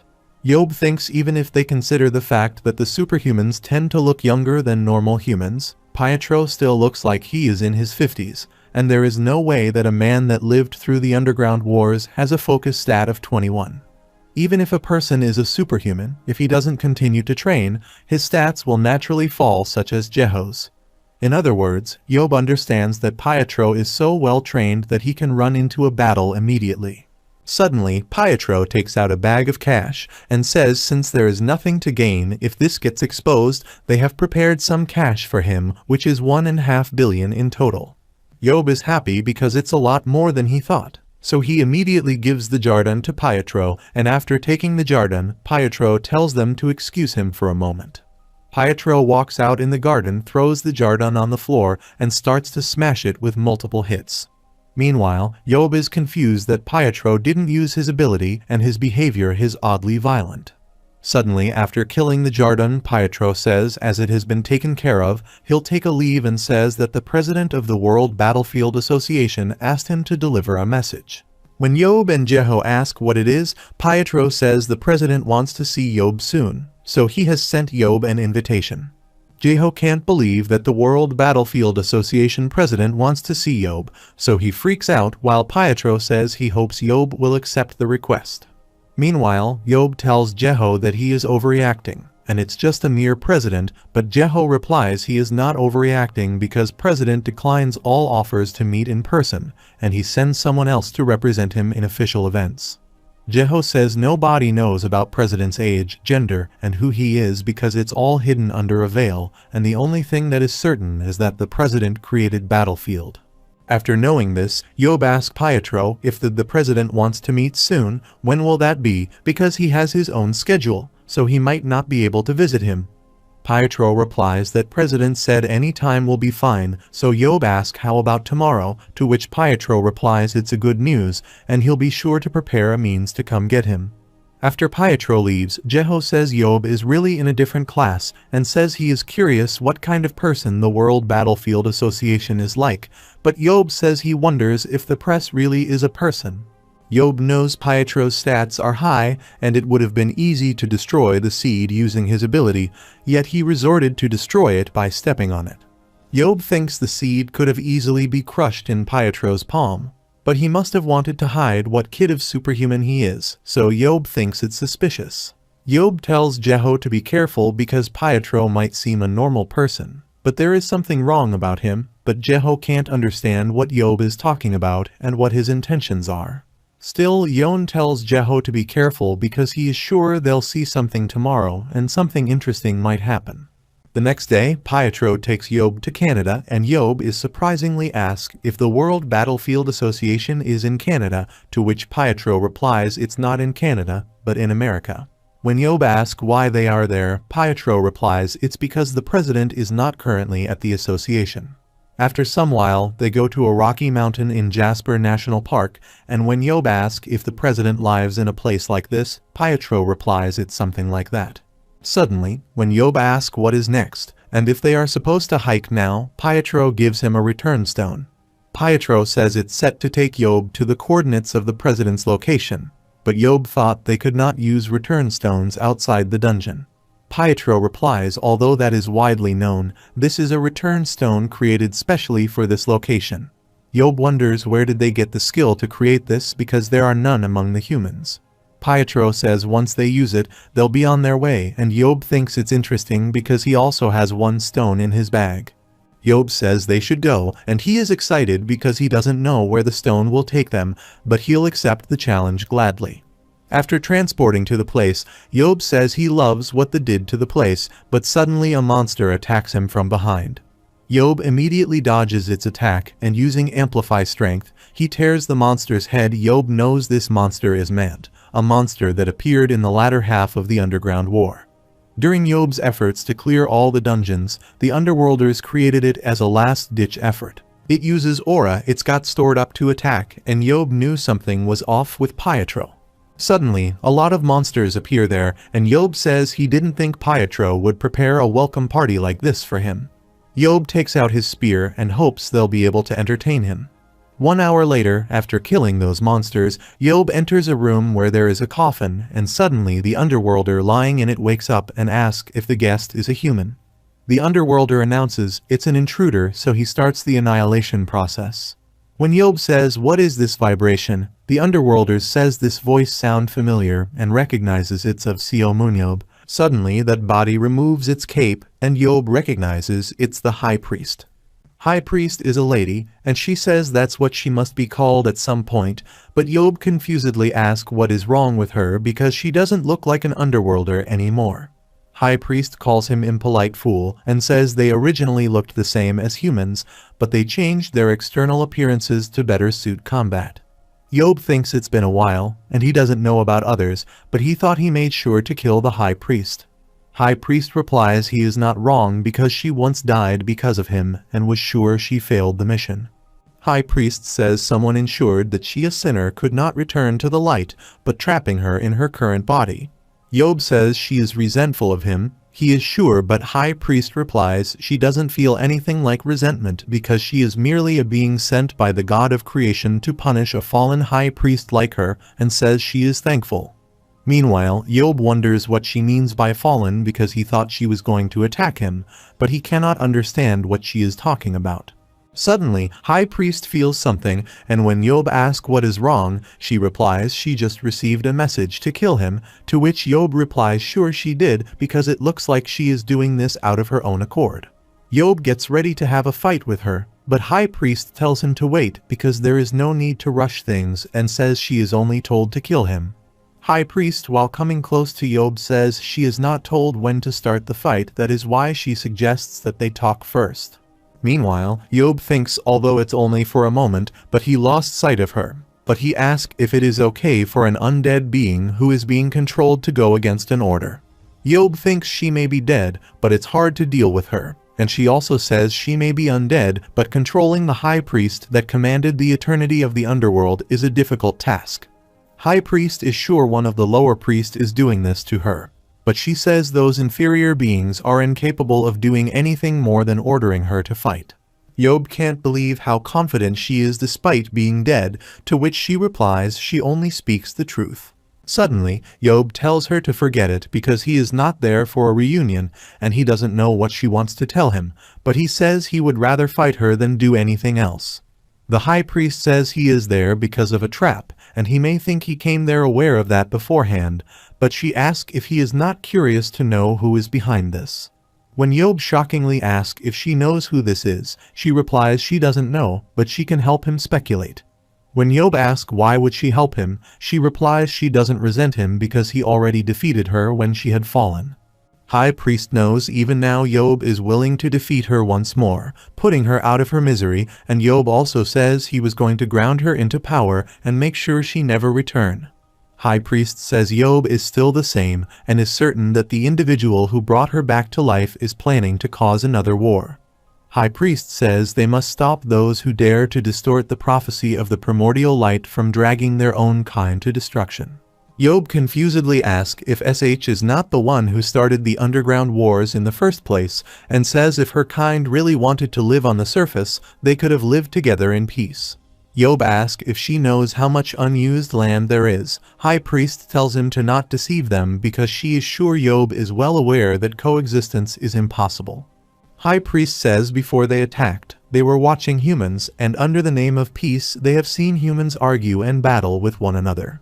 High Priest says just because someone is born differently or gas a different skin color, and just because one has something and others don't, the underworlders have seen humans kill each other. High Priest says the underworlders cannot use the aura beneath the sun, but although they can use the aura once the sun sets, that only applies to very selective few. High Priest says it's not just the sun, it's also the moon that reflects the sun's light and the bright stars in the sky, all of that are dangerous to them. High Priest says they are too weak under the sun and humans are too dangerous. That is why the underworlders created those monsters to defeat the humans who endanger their existence. High Priest says when the monsters emerged onto the surface and used their aura, the underworlders never thought that superhumans like Yob would be created. Suddenly, Yob says he doesn't care because all the underworlders care about is human extinction, so he asks why all of them started appearing and who brought them. High Priest says in order to explain that, they need to talk about the origins of the underworld, and as he starts to explain, Yob tells her to stop and summarize it in 3 lines. High Priest says when the underworlders die, they become spirits, and when they earn the title of the priest, they can hear the voices of spirits. The greater the title, the longer they can converse with spirits, and for her as High Priest, she can communicate with the oldest spirit, the primordial light. High Priest says everything started because of the primordial light's prophecy. Suddenly, when Yob says a prophet who has reached spiritual awakening has appeared, and the prophet will lead them to the land of light, High Priest asks if Yob is aware of it. Yob replies he heard it from one of the underworlders he defeated. Back in the days, High Priest thought she was the prophet and thought was the only one suited to be prophet. The other commander, the king, tried to stop her, but it was useless because she had grown much stronger after she became the High Priest. High Priest says the power balance between the king and the priests had fallen apart. High Priest says if she recall about her past, she was too blinded by her own appearance, and that must have been the beginning of the end. High Priest interfered the prophecy as she pleased and ignored everything else, that is why they attacked the surface. High Priest says it was to reach the land of light, and in the end, after her own kind was decimated, she died. Suddenly, Yob says it means everything is because of her greed, and thinks the war led too many people experiencing hell, but for him it was a saving grace. Yob thinks no matter what others say, he cannot bring himself to hate the underworlders. Suddenly, when Yob asks what about the person who revived her, she replies she is sure the remaining elderly members still follow the prophecy. High Priest says the one who trapped her in this body, the one who called Yob there, and the ones trying to cause another war, the senior members of the clergy are Yob's new enemies. Yob is surprised to think they still exist, and there are enough of them. High Priest says those members have gathered the remnants of their kind and are strong enough to command her. Meanwhile, Yob thinks since he defeated the High Priest, they should be easy to deal with, so he asks how can he find them. Yob says since he is considered a hero that risked his life to save this world, doesn't High Priest thinks he has to do something before the underworlders manage to cause any damage. High Priest says this makes sense, and if Yob defeat her, the orders of other underworlders will be released as well. High Priest says the moment she returns to her original form, she'll use whatever strength she has left to help Yob track the underworlders. Yob immediately agrees because that is what he likes to hear, and High Priest says it looks like they need to start fighting because she is at her limit, resisting their orders. Suddenly, High Priest starts the fight while saying with all the orders she is receiving, she has no choice but to go all out, but she requests him to not die but defeat her. Yob tells her to better be careful of what she wished for and says he'll send her back to her grave with a single stroke. High Priest says she may be in this pitiful form, but she doesn't think Yob has an attack capable of killing her, but Yob replies that was back then. High Priest calls her attack using the spirit of ancestors while they are much weaker after she fell, but says they should be more than enough to crush Yob. High Priest says it's an era bombardment, and Yob says it's been a while since he has seen it. When Yob asks if the number of these attacks has decreased, she replies it'll still be plenty enough for him and launches attacks at Yob. High Priest thinks she has attacked strongly, and unlike the holy site, this place has not many places to dodge, but suddenly Yob appears from the dust and thanks her for worrying about him. Yob amplified his immortal skill to avoid her attacks and now reminds her that he said she is the one going to the grave. High Priest is shocked to see that how can a human spiritualize their body. High Priest gets mad that how dare a foolish human spiritualize in front of her, but she commends him for reaching a state unattainable to humans. High Priest says her attack will affect him even in his spiritual form, which makes Yeob worried. He decides to release his next move. Suddenly, High Priest tells Yeob to wait since spiritual attacks will also prove fatal against her, so she tells Yeob to stay as he is. When Yeob asks what the hell she wants him to do, High Priest tells him to avoid her attack and do whatever he can to attack her just like the past. Yeob irritatingly says he is going in and starts attacking her, but she calls spirits to attack Yeob. Yeob knows her moves, so he dodges her attacks while thinking it's nothing compared to the final dungeon. As Yeob gets close to stab her, she thinks he is fast, so she immediately creates a barrier around her, but Yeob manages to stab her leg through the barrier. Yeob doesn't have much time left, and he has to end things quickly, so he immediately breaks her barrier and stabs through her hand, due to which all her spells breaks.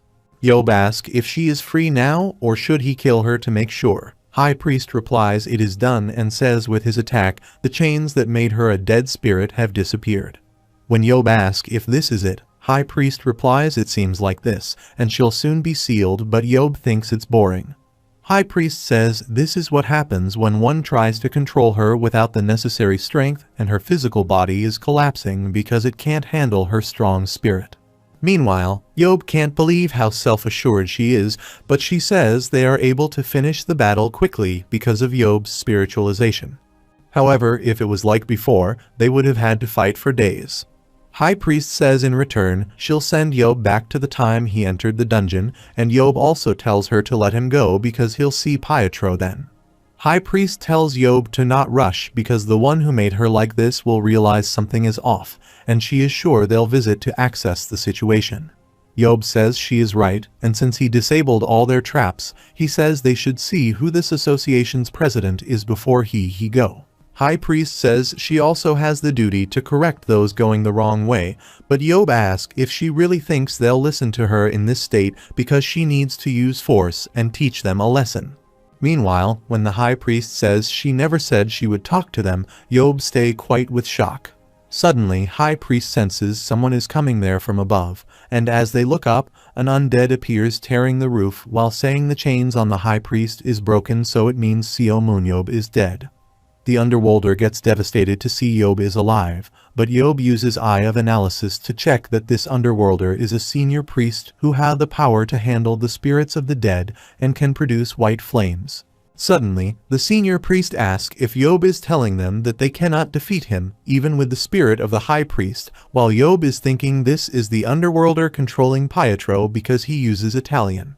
Yeob replies to the senior priest that he already killed High Priest 17 years ago. So he asks if the Underworlder really thinks High Priest stands a chance in this state, but High Priest tells Yeob that he is going too far. Meanwhile, Senior Priest says he cannot believe this, but Yeob thanks them for the warm welcome and tells High Priest that it looks like he needs to teach her underling a lesson, to which she agrees. Suddenly, Yeob gets into the spiritualization state, which shocks the Senior Priest because he cannot understand how a human can reach this state. Senior Priest immediately runs away, which infuriates Yeob, so he asks High Priest if she is going to let him run away like that, which embarrasses her, so she immediately brings Senior Priest back with her power. High Priest ties the Senior Priest and asks if he thought she would let him run away. When she asks if it was his plan, the High Priest tries to run away, but she traps him while saying she didn't give him permission to leave. Meanwhile, the senior priest asks why she is doing this and why she is taking a human side, to which she replies she is not doing this to side with humans. High Priest reminds that she told them before to not covet what they cannot control, but the senior priest yells how dare she lecture him when she is undead. Senior Priest asks if she still thinks she is their leader because he call her the High Priest, but she asks how a bright being like him falls so far. Senior Priest calls her a fake prophet and asks how dare she talk down to him. Suddenly, Senior Priest yells they have found the real prophet, not a fake like her. After some while, Yeob and High Priest has beaten the Underworlder badly, but he asks if they think violence would make him talk. Senior Priest says he'll never tell them about the prophet, so he tells them to kill him and end his life. Suddenly, Yob asks High Priest is beating the Underworlder up will shut him up, and he immediately punches the Underworlder which faints him.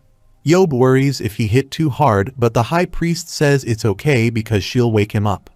High Priest tightens the grip around the Underworlder, making him scream in pain, and says they should see how many times they have to repeat this before this Underworlder talks. When the High Priest asks again who this prophet is, the Underworlder replies the first high-ranked priest is the new prophet and High Priest now. When High Priest shockingly asks if he is saying the first can hear the voice of the primordial light, the Underworlder replies that is correct and asks why the first would lie about the primordial light. High Priest says odds are it's a lie, not a misunderstanding, and that is equally dangerous. High Priest says when she started the war with the world above, she was no longer able to hear the voice of the primordial light, so she thinks there is no way the primordial light would choose to talk to the first and start the war. The Underworlder tells High Priest to shut up, but she says the first has ambitions, and he claiming to be the new High Priest on his own would be pointless. High Priest says on the off chance that the first can really hear a voice, that would have to be someone else playing a trick on him. Suddenly, when High Priest asks the senior priest whose voice he hears, and whose voice did he believe belonged to the primordial light, the senior priest replies she is the fake prophet who dares to speak blasphemy against their order and says they'll not fail like she had before. Simultaneously, Yob gets mad at his attitude and punches him into the wall, which makes the senior priest furious, so he says he'll take them down with him and begins his self-destruction. Yob immediately takes out the return stone and asks the high priest if it is not dangerous, to which she replies Yob to leave the senior priest be. Suddenly, high priest with a snap disappears the senior priest in the air, which shocks Yob where that underworlder is gone. High priest says it's nothing, and she just send the senior priest somewhere else to self-destruct. High priest says now that they are done, she'll send him back to where he came from, but when Yob asks what about her, she replies, even if she stay, she'll be used for other means. High priest says she'll destroy herself to ensure that she can no longer be brought back as an undead.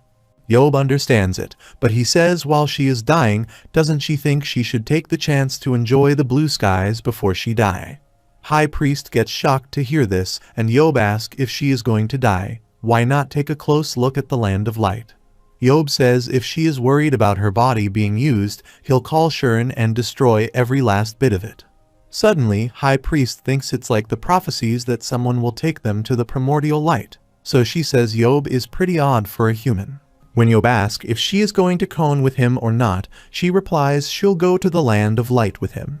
On the other hand, Pietro is glad he managed to force Yob into the dungeon and thinks it's easier than he thought.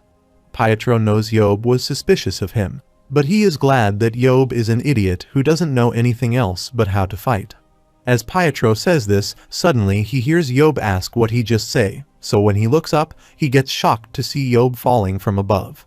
Yob punches Pietro down, but when Pietro asks how this is possible, Yob asks if Pietro thinks he is the only one with a return stone. Yob says it's like he cleared the dungeon and come back and says the high priest that was ordering Pietro, he killed him.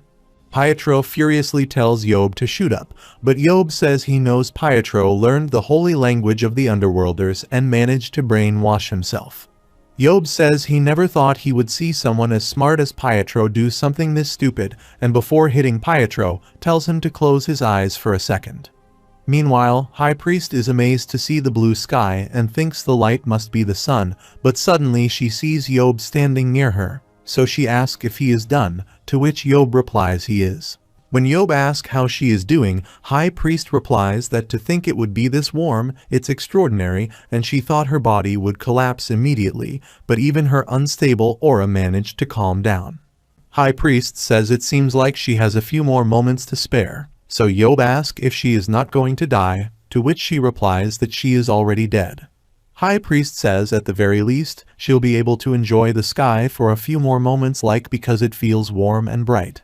Yob tells her it's the sun, but she tells Yob to get out of her way because he is ruining her view. Suddenly, when Yob asks why she is floating in the air, she replies she is unable to move her body anymore, she can't use her aura under the sun, and it's getting much harder for her to talk.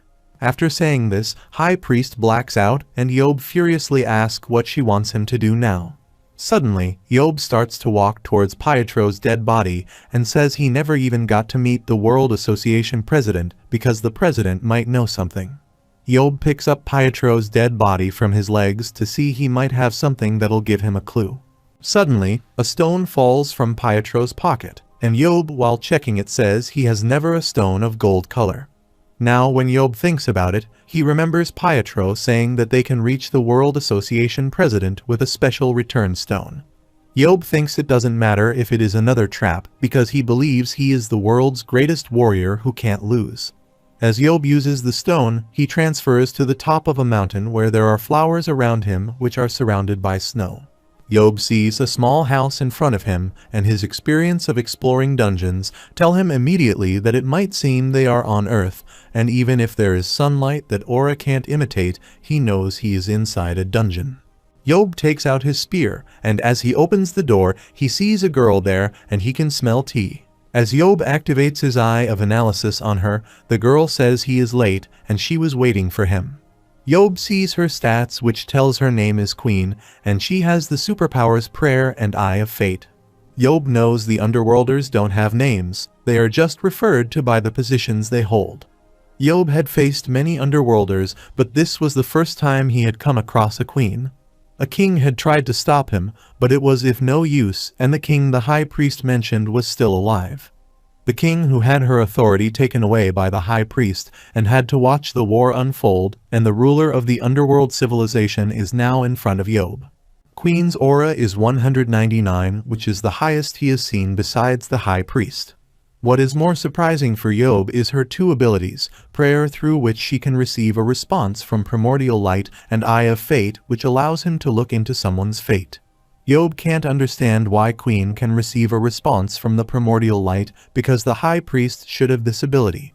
Yob heard that the high priest hasn't been able to hear the voice of the primordial light ever since invading the surface.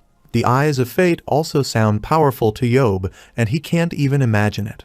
Suddenly, the queen tells Yob to have a seat and says Yob must have seen what abilities she has using analysis. Yob is shocked that she knows about analysis, even though he has never mentioned it to anyone. When Yob shockingly asks if she can his abilities with the Eye of Fate, she replies that's right and says she has been waiting for Yob. When Yob asks what she means, Queen asks Yob how does he think he was able to make it out of the final dungeon. When Queen says she sent Yob to the surface, Yob gets shocked that an underworlder saved him. Queen says it's true that he earned the immortality ability from the battle himself. However, if it was not for her, he would have been trapped in the crack of space and time forever. Yob thinks it's ridiculous, and there is no way because he destroyed their shrine and killed her compatriots. Yob thinks there is no reason for her to save him, but Queen says when she first saw him at the crumbling shrine, she read his fate which said he was the savior. It was hard for the Queen to accept that he would be their savior when he had once destroyed their everything.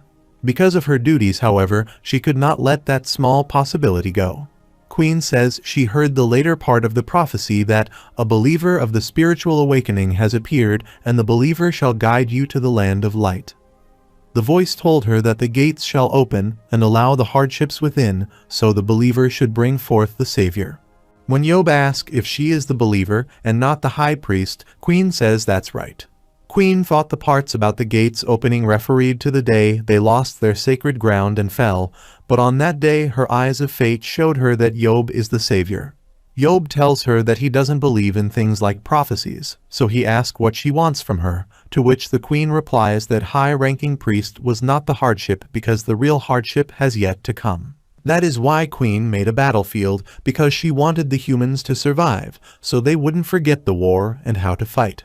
Meanwhile, Yob thinks that there is the king left alone on the surface, after having lost all his citizens, and a woman trying to save the species that extinguished her kind, which is very different from the image he had of the Underworlders. Yob says he doesn't believe in stupid prophecies, but since he is indebted to her, he says he'll cooperate a bit. Queen thanks Yob, but she asks how did he get there alone because she sent Pietro to get him. After some while, High Priest wakes up in the place where Yob and Queen is, and she immediately asks if she is in a dungeon. Simultaneously, Queen says High Priest has grown stronger than before, and when High Priest tries to reply, Yob puts his hand on her mouth, stopping her from talking, and asks Queen how long she has known Pietro. Queen replies Pietro helped him despite knowing she is an underworlder, and she was able to trust him because of the worshipper title. When Yeob asks if Queen can do the brainwashing of the high-ranked priest, she replies it's impossible when they know the language of the divine. Suddenly, High Priest removes Yeob's hand from her mouth and says Queen doesn't used to have such powers before, to which Queen replies she can now hear the primordial light. Queen says 2 years before the sacred ground fell she obtained those powers. High Priest asks why the Queen kept it a secret, but then she realizes Queen could not reveal that because High Priest was insane at that time and she could have killed Queen. High Priest apologizes because she was a sinner and wasn't even a proper High Priest. High Priest knows in the end she fell, and the primordial light also turned on her, which is all her fault. Meanwhile, Yeob also teases her that it's all her fault, but she tells him to not interrupt her and says she genuinely wants to cooperate with him. High Priest says she an idea what the real hardship could be and says before the 7 humans arrived to their sacred grounds, she tried to listen to the voice of the primordial light. High Priest prayed very deeply, she was very close to becoming a soul and almost reached close to the primordial light, when a voice asked if she was searching for him. The voice told her to follow it, and it sounded like the voice of someone who just died.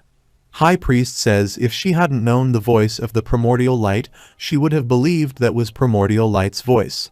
The voice came from very far away, and it felt like it was desperately trying to reach where she was, but its energy was also very old and evil.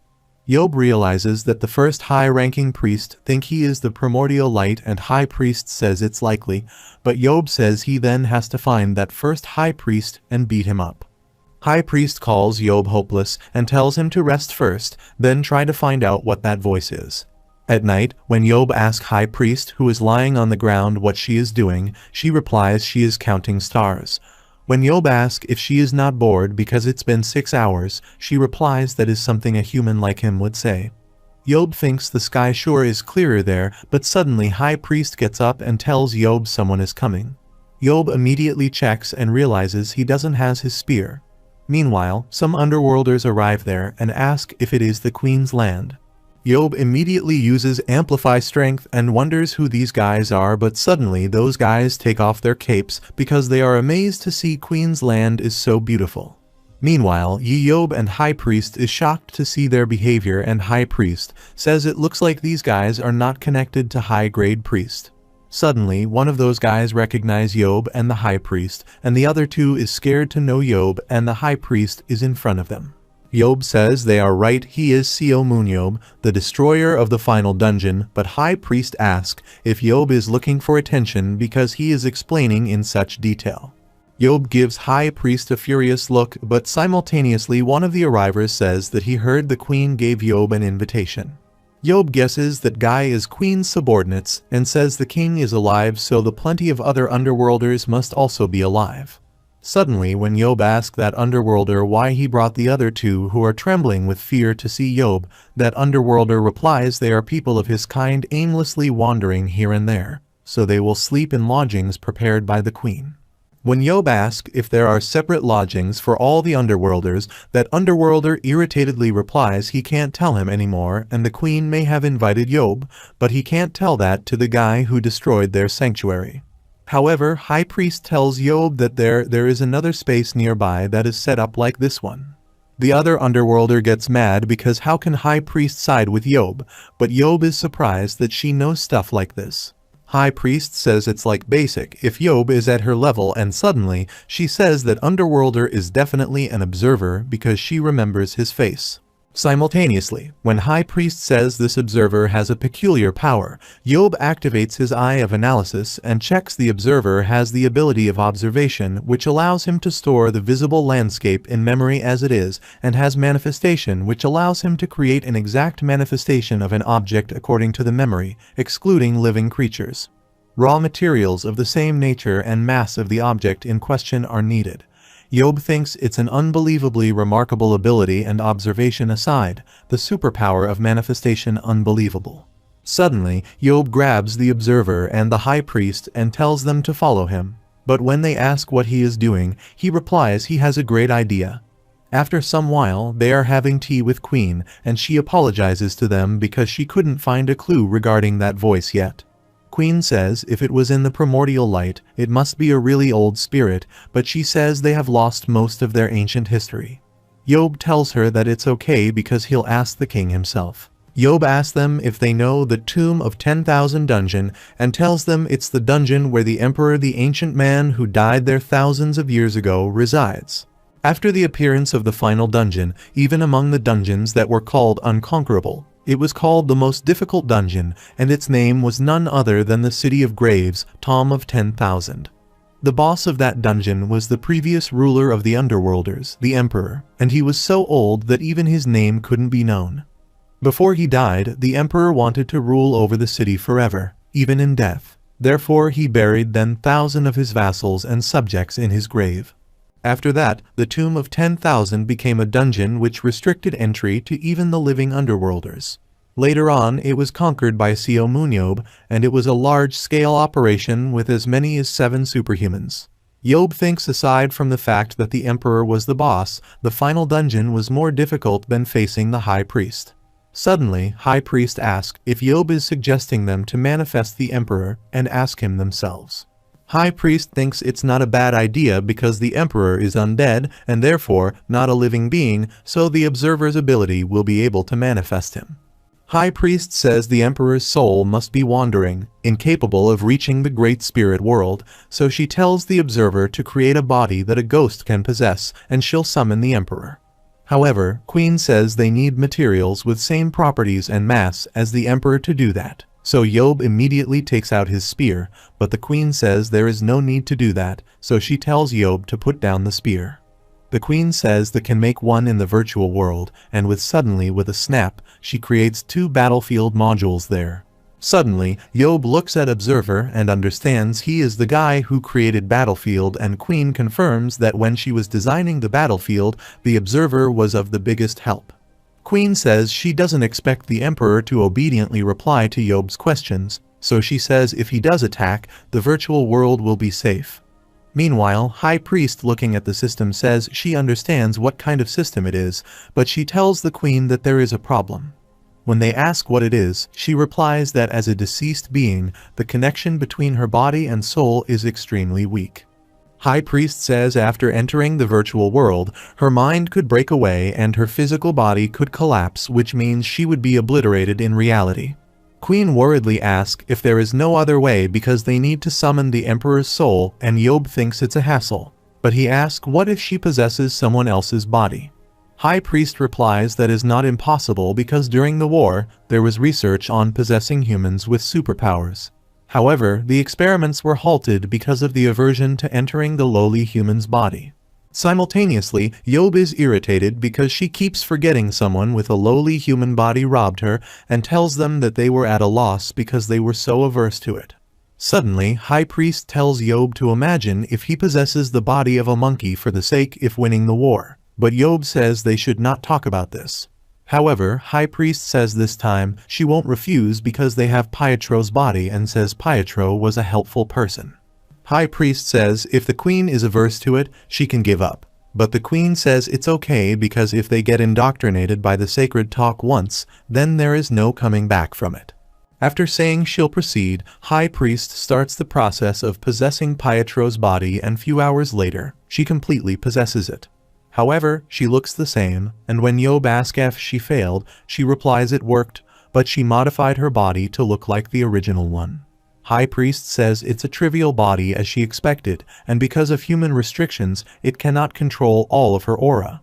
She can't believe a great grand priest like her has been reduced to a mere human.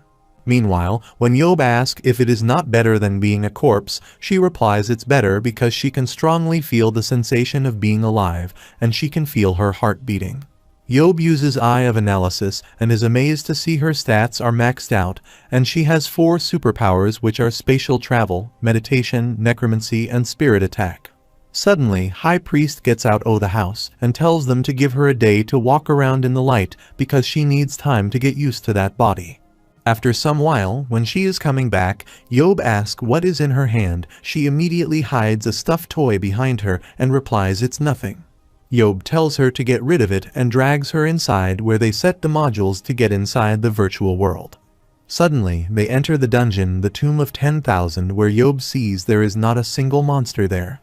High Priest suggests there is no need to go as far as to manifest them too, and Queen, while communicating them from outside, also says she is right. Queen says since they don't manifest any other monsters other than the Emperor, they can just enter the boss room. Queen tells them to be careful because the Emperor refused to be a great spirit and wished for eternal life. He was so full of malice and arrogance that he killed 10,000 of his own people. Queen says if the Emperor doesn't reply to their attempts at conversation, then she'll leave it to Yeob. Queen says she changed Yeob's avatar so he can use spirit manifestation, so Yeob gladly asks if she is telling him to fight all he want. Queen wishes them a safe trip, so they proceed, and Yeob asks High Priest if she thinks the two of them can win against the Emperor because he is strong as hell.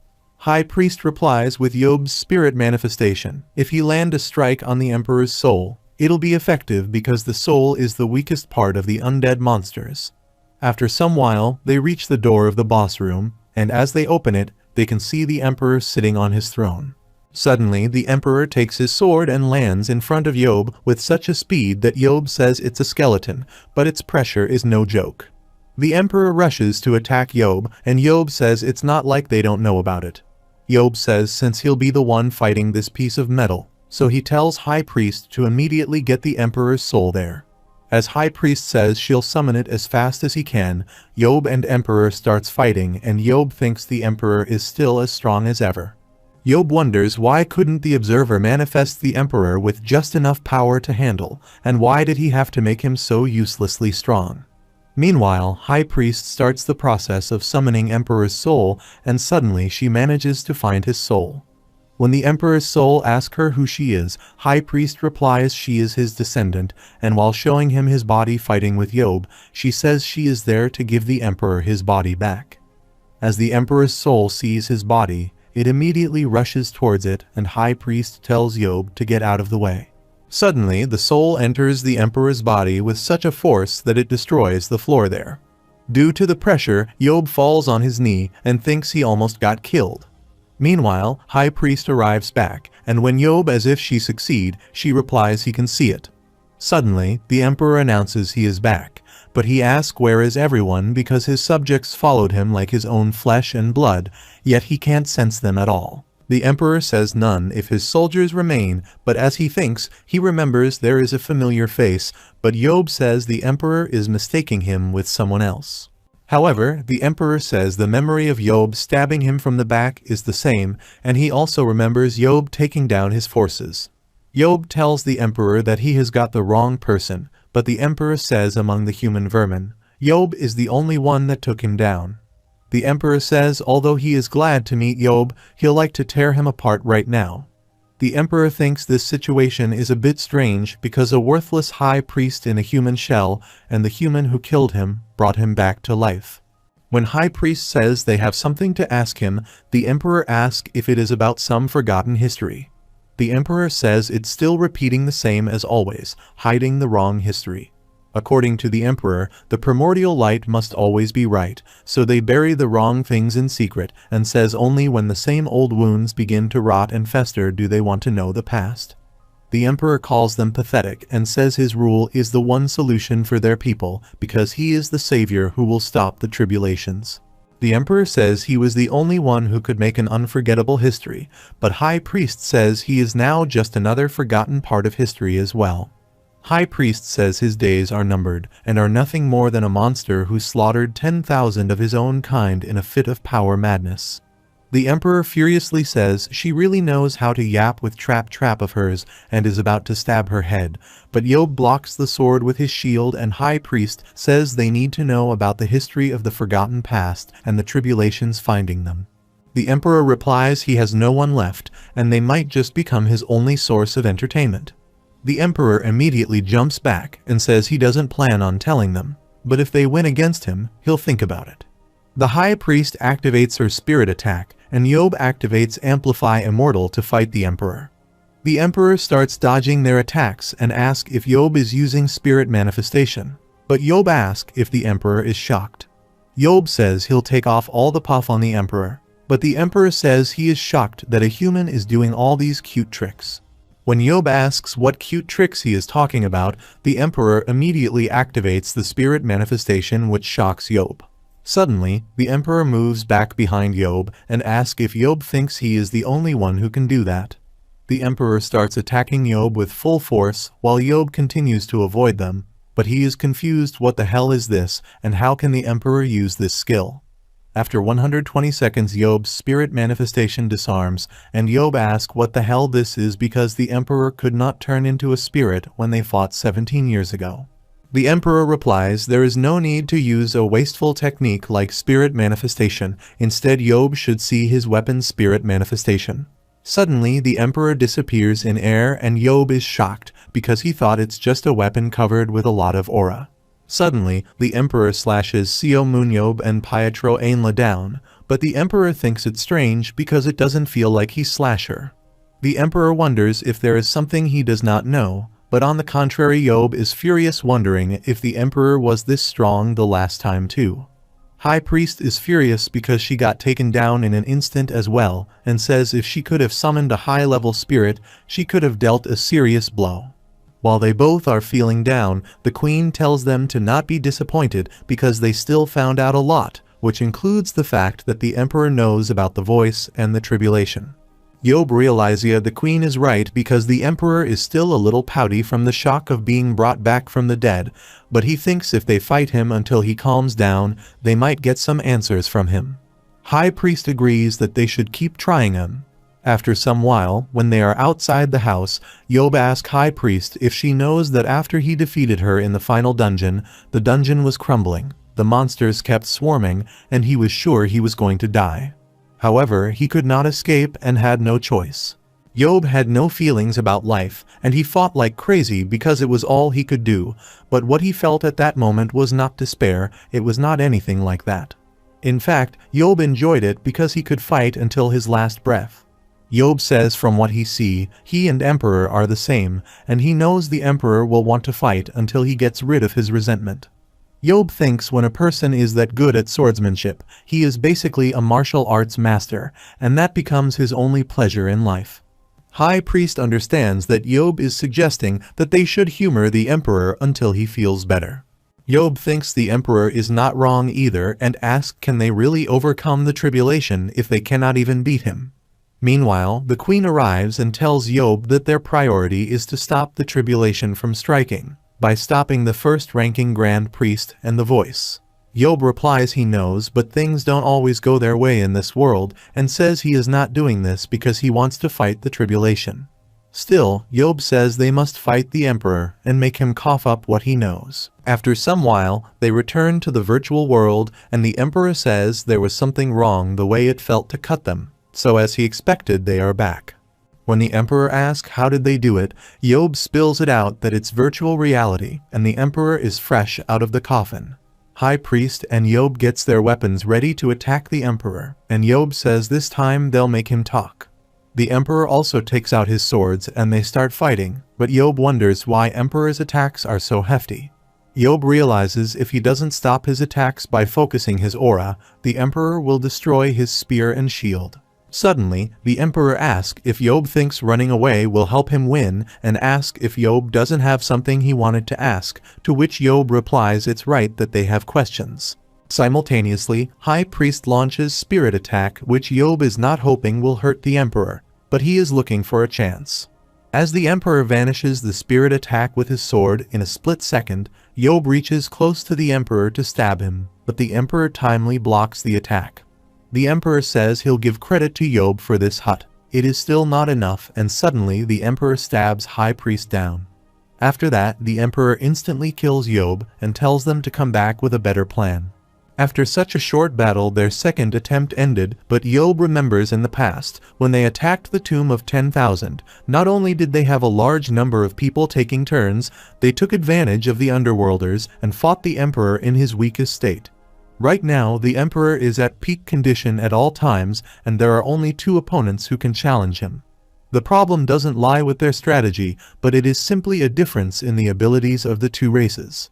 This difference was extreme. Still they continued their attempts, but they continuously failed, and after the 6th attempt, Yeob gets irritated.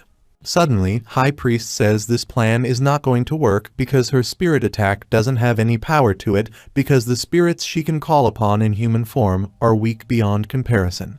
When High Priest asks Yeob if he is listening, Yeob asks her if he can copy weapon spirit manifestation, to which High Priest replies she doesn't know. When Yeob says isn't it a common skill among the underworlders, High Priest replies they definitely know more than him about spirit manifestation. However, they don't use weapons, so it is also her first time seeing something like that. But when she suggests Yeob to ask the Emperor himself, Yeob gets shocked. When Yeob asks if she really thinks the Emperor will tell him something like that just because he asked, she reminds that he himself said that the Emperor would want to go all out when fighting. When High Priest tells Yeob to think about what he'll do in the Emperor's shoes, Yeob starts wondering and says she has a point. In the 7th attempt, when Emperor is ready to fight, Yeob throws his shield while cursing the Emperor. When the Emperor asks what Yeob is doing, and has he lost all restraint because he couldn't defeat him, Yeob furiously replies he hasn't, but he asks how the Emperor is doing that. The Emperor says Yeob is amusing, and asks if Yeob wants him to teach him. Yeob replies that is right because it is not even a fight. But the Emperor reminds Yeob is lasting longer and longer. So ask, don't he think he'll figure out if he work a little harder? Yeob amplifies spirit and tells the Emperor to not tell if he doesn't want. Suddenly the Emperor tells Yeob to throw that spear away, so he immediately does that, but says it's out of the blue. The Emperor says now that Yeob has thrown it away, it's no longer a part of Yeob's spirit body. When Yeob says it's because the spear needs to touch his body to be a part of the spirit body, the Emperor says his ability has the same logic as this. The Emperor tells Yeob to think about that phenomenon in reverse, make the spear into the spirit body, and then separate his body from that spirit body. The Emperor says this is it, but even if Yeob knows how to use spirit weapon manifestation, he won't learn it overnight. Suddenly, Yeob picks up his spear and asks if the Emperor is not making it up. The Emperor replies Yeob is dissatisfied, even if he tell him, and says foolish people are quick to forget someone's good grace. Yeob turning back to normal says he cannot figure it out, and the Emperor standing near him, while saying it's all a know-how, kills Yeob again. Before vanishing, Yeob furiously tells the Emperor to wait, but the Emperor says he has told everything there is to know. The Emperor is looking forward to whether Yeob can break out of the shell, and says it'll be a while before next battle. After returning, Yeob starts with partial spirit manifestation and decides that he'll narrow the range of the spirit manifestation from the tip of his toes.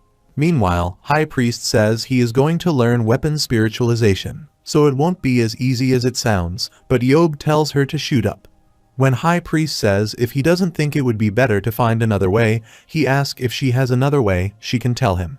Yeob thought about bringing superhumans to win like 17 years ago, but the Emperor told them a tip to try weapon spiritualization, so if they ganged up on him and he loses, he wouldn't speak.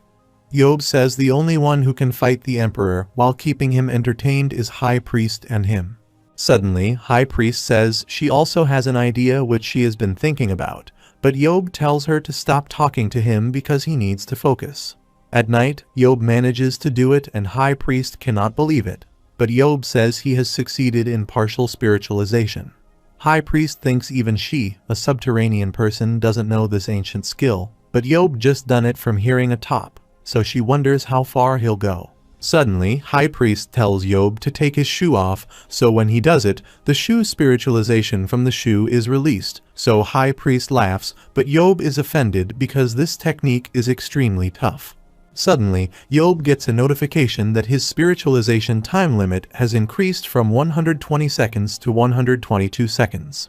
Yeob wonders if his hold time increase as his aura capacity increases, so he thinks if he focused the spiritualization on his weapon, the aura usage would decrease, meaning he can use spiritualization for longer. Yeob is glad he is making progress, so he starts practicing more while his spiritualization time limit continues to increase. 1 week later, when they go back to the virtual tomb of 10,000, the Emperor says Yeob took some time this time. When the Emperor asks how long it has been, High Priest replies it's been a week, so the Emperor asks if he has lived for too long because he never thought the time would feel so numb. The emperor, while walking towards them, asks, since when time feels so worthless. Yeob thinks the emperor is having a reality check and thinks if he cannot hear anything and the emperor dies, he'll kill him. Suddenly, Yeob says that is why the emperor should have lived a reasonable amount, so Yeob didn't have to see him like this. Meanwhile, the emperor starts laughing because he sees that Yeob has finally succeeded in learning spiritual weapons manifestation, so he tells them to entertain him. The 8th trial begins and High Priest tells Yeob to just hold on for 10 minutes, but Yeob knows he can even last for 30 minutes. Yeob starts attacking, but the emperor, while blocking his attacks, says the Yeob has grown. Meanwhile, High Priest sees they are actually fighting, and she knows in weapon Seo MoonYeob is as skilled as the emperor. However, for 1 week Seo MoonYeob is not the only one that trained for this fight, so High Priest summons the soldiers who died unfairly to Emperor to come out. The soldiers' souls chant that they'll kill in power, so they tell High Priest to set them free. While Emperor is shocked to see them, Yeob immediately manages to stab him and High Priest releases the soldiers' spirits while saying they are not that skilled, they are vengeful spirits full of resentment towards the Emperor. High Priest tells the Emperor to feel the wrath of his own people who cannot rest in peace even in death. While the Emperor is watching the spirits approaching him, Yeob attacks him again, and the one of the Emperor's sword falls from his hand. The Emperor is sure something is different this time, but he says this changes nothings and he starts slashing the spirits. The Emperor rushes to kill the caster of the spirits first and High Priest thinks it's too late to avoid the attack, but suddenly Yeob pushes her away to save her. Yeob also tries to block the attack with his spear and shield, but they break, and the Emperor says it's all useless because no matter what they try, it'll not be enough to beat him. The Emperor says even if Yeob learns weapon spiritualization or bring the spirits of the past people, it's impossible to beat him. The Emperor says he is the only one who can stop the tribulations and asks what could they weaklings do. The Emperor says they can't even defeat him, let alone tribulations, they are not enough. The Emperor says they and their world is over, but Yeob asks if he thinks he is the only one who can stop the tribulations. Yeob says it's not true and the Emperor just want to believe it that way because he is trying to kill everyone that can do it instead of him. Suddenly, a spirit appears behind the Emperor and calls him Emperor and Father, so he immediately looks back with a shock. The spirit says it tried to be like the Emperor that can stop the tribulations, but he asks why the Emperor would kill his own son. The spirit asks what sin he committed and blames his father that he wanted to enjoy the authority forever. Suddenly, Yeob picks up the end of his spear and immediately stabs the Emperor's neck from behind. Yeob tells the Emperor to tell him before he die and calls him loser of a savior. Yeob immediately gets down from the Emperor's back, and the Emperor says Yeob finally did it, so he'll tell him about the tribulations and about the Forsaken World. The Emperor says a long time ago there lived their ancestors who were powerful and great, but not wise because they fought among themselves to prove that their group was the greatest of all. Endless wars raged beneath the earth because of this, and after leading civilization to its prime time, they used the remaining huge amount of aura to form countless strong and even more dangerous monsters. Then the strengthened monsters no longer follow their master's orders, and so the ancestors erased the history, trapping the countless monsters that rebelled against them in a dimension they couldn't escape. Numerous monsters preyed on each other, and thinking it would perish on its own, that dimension was neglected. The Emperor says after all of the hunting and praying, that is the Forsaken World. High Priest says since they thought it would get destroyed on its own, they naturally didn't tell the future generations about this. The Emperor says that world didn't perish on its own, and even after being trapped in there, the monsters preyed on each other and bred and grew together. At some point, the dimension they were trapped in became full of them, and over tens of thousands of years, they evolved as their kind hunted and preyed on each other. Then one day, after continuous progress, becoming stronger and stronger, a monster was born, and that was probably the first monster to become intelligent. That monster was none other than H. Warren, which is also known as Tribulation. H. Warren grew weary of the Forsaken World, and he found out that the gates were locked tight. H. Warren broke through and attacked with an army of monsters, but the Emperor fought to stop that from happening. H. Warren had not fully grew yet, but he grew at an unbelievable fast pace, and on top of that, H. Warren learned a lot from their fight. The Emperor managed to push them into the Forsaken World and barricade the gates. They were creatures born to fight each other, so Warren lost his purpose as he was forsaken and pushed back into that empty, deserted space. The Emperor says if those that fought in that battle ever set foot there again, even he has no idea what he would do. The Emperor says that method has nothing to do with him since he is dead, and he could only gain the title Savior solely because of weapon spirit embodiment. However, that was because even in the Emperor's time, no one else was capable of doing it. The Emperor says now it's Yeob's turn, and he'll have to become even more stronger. After they return from the virtual world, the Queen says it's terrifying because they failed to completely get rid of such a strong Emperor, yet he is telling Yeob to become stronger. Queen knows now they are going to trick the high-ranking priests into reopening the door. When Yeob asks High Priest that how different she thinks the ancient monsters are compared to the monsters she make, High Priest replies the resemblance would depend on the purpose of their creation. The first could be killing, and the second could be collection. High Priest says the important thing is to kill the creature before it becomes too powerful, and to harvest the auras it collects. High Priest says when creating monsters, they don't give them intelligence so that they can collect aura, but not use it. Yeob says it means Warren guy surpassed all the limits he mentioned, and High Priest replies that he is right, that the ancestors deliberately took off those restraints, because to win, they would have done anything, but they were unaware that it would end up biting them. Yeob realizes he needs to be at least at the Emperor's level to even be able to fight those monsters. When Yeob thought the final dungeon was over, and he would have to watch soap operas for the rest of his life, finally some new content came in his life. The Queen says they first need to stop the high-ranking priest from opening the gates of the Forsaken World, so they'll have to track down the first High Priest and find out where he is. The Queen asks if they find them, will Yeob lend them their support as he has today? Yeob replies he'll come there whenever the battle breaks out, because it seems like he is the savior after all. When Yeob asks where they are going to start the search from, and if it's from the dungeon he met High Priest the other day, she replies she already searched that place, and there are no traces because a high-level priest could have easily wiped their traces. Suddenly, Yeob remembers he met an underworlder before that too in his secret dungeon, and the reason he came there in first place was to get Jardan seeds from there. Yeob remembers his name was Searcher since his aura was in red color, and he probably was not someone important.